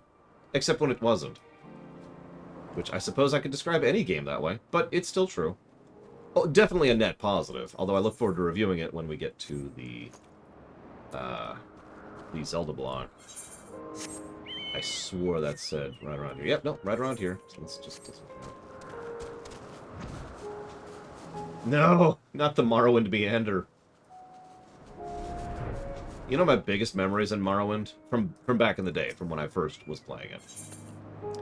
Being completely lost. Because of the fog problem, and because of the lack of physical markers problem. And because unless you're actually on a quest, where they tell you where to go, it's just... Just, oh my god. Oh, there we go. There's a blue. That's probably one. But yes, Ocarina and Majora's Mask will not be in the Zelda block because we've already covered those, both in lore format and in view format. Game with the most padding to content ratio. Honestly, an MMO is probably the answer there, but the two MMOs I am most familiar with, FF14 and WoW, actually have a pretty good content to padding ratio. So if we ignore MMOs, because it would be one of the older, it would be one of the classic era MMOs, one of the bronze eras. Because holy crap. EverQuest? Ultima Online? Jesus. But that being stated, to pick another game, I'd probably go with something like... honestly, yeah, Disgaea. I haven't even played Disgaea, and I'm aware of that. If I have to pick a game I've played, I'd probably go with Persona 5. Which is a damn shame, because the actual content in Persona 5 is mostly good. There's a few dungeons that suck, which I know isn't saying much. And there's several boss fights that suck. Oh god, Xenoblade. I actually forgot about Xenoblade. You're right, I take it back, I take it back. Xenoblade 1. Xenoblade 1 has so much padding, it's ridiculous.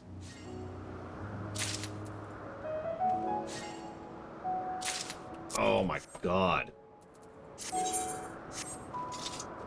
Yeah, it's a shame I wasn't keeping track of average viewing figures back in Persona 5. I imagine the dip was down over the course of that multi-week run. Right, hang on, let me warp back to the present. The things I do to get these two people laid.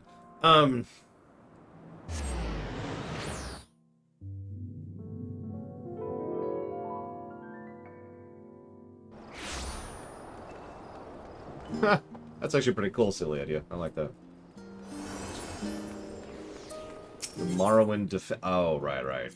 I know what you mean by the Morrowind Defense Force.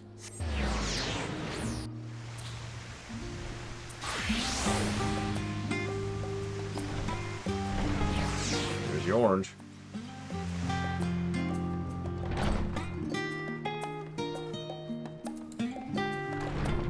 Yeah, I've been paying attention. We actually had a pretty big dip in viewership across the 14 run, right up until we hit the end of Shadowbringers. And it spiked up considerably and hasn't gone back down since. Part of me thinks it's odd we strive to emulate an ancient civilization. Wouldn't that mean taking a step back? I mean...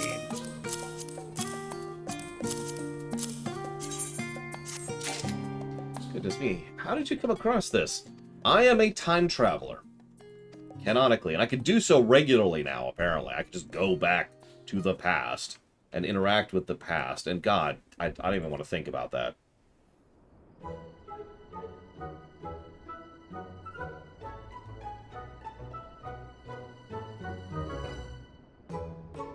How did I...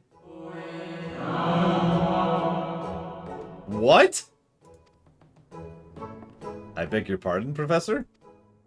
Oh, my apologies. I was simply imagining what the people of Elpis might have sounded like. We did our best to recreate their culture based on what you've told us. Frankly, it felt like we'd wandered into a fairy tale at times. But I do find their way of life has its merits. They don't waste time on the frivolous. Everything has clear, functional purpose. Perhaps, but I find their clothes make it difficult to go about one's duties. It's entirely possible they didn't not need to engage in physical labor. Their proficiency in creation magics might have led to the decline of physical frames. Wielding writing quills was no doubt a simple matter, but it's unlikely they could bear anything weighty. What role do these supposed masks play, exactly? Maybe they're averse to showing faces? I would posit they distinguish each other not by outward appearances, but by ether. Or perhaps they all led such fulfilling lives they had no need to express themselves as individuals. Truly sounds like hell. To think that such a sophisticated civilization vanished in but the blink of an eye. I wonder if all cultures ultimately destined to meet the same fate. Existentialism! Part of me wishes we could live like this forever. Interesting idea. I'm not so sure it's a wise one. I'm glad to see you enjoy the cultures of the old world, so. I just enjoy you, Professor. I was merely thinking how nice it would be if we could, every day could be like this, experiencing new ways of living together. Studying the length and breadth of a people's history as a whole, we could see naught but trends and tendencies. Like this, however, taking a glimpse of their lives day by day, parallels between our cultures become quite clear. Even the ancients of Elpis no doubt enjoy the simplest of pleasures of life as we do, taking each day as they came. It would be oh so lovely if we could do the same. Enjoying the simple pleasures of life, one day at a time! Why, Hinageshi, will you marry me? You're exactly right. I feel more I learn more from you than I do my own research. Would you like to learn more about me, Professor? It actually is Omega Legion. It's actually possible. We are now veteran matchmaker.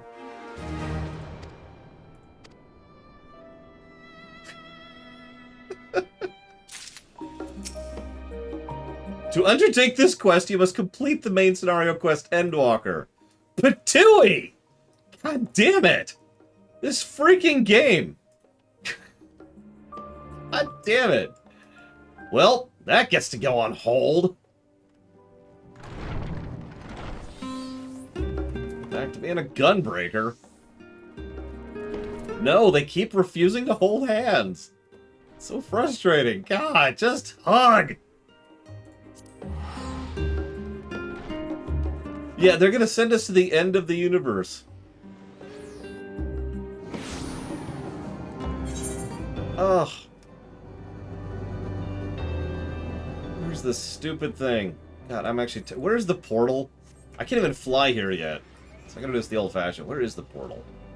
Crystal. There it is. I need to kill a bird at a place that doesn't physically exist at the edge of reality in order to get these two people hitched. I think that's the portal. Think.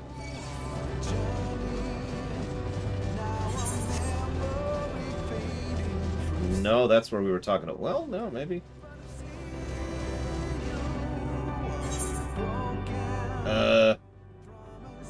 Oh, there it is. Maybe? Is it clouded portal? Oh, duh. Yeah, I see it.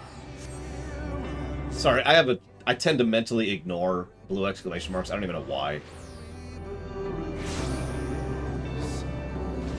Yep, nope, that's it right there. Lambent portal.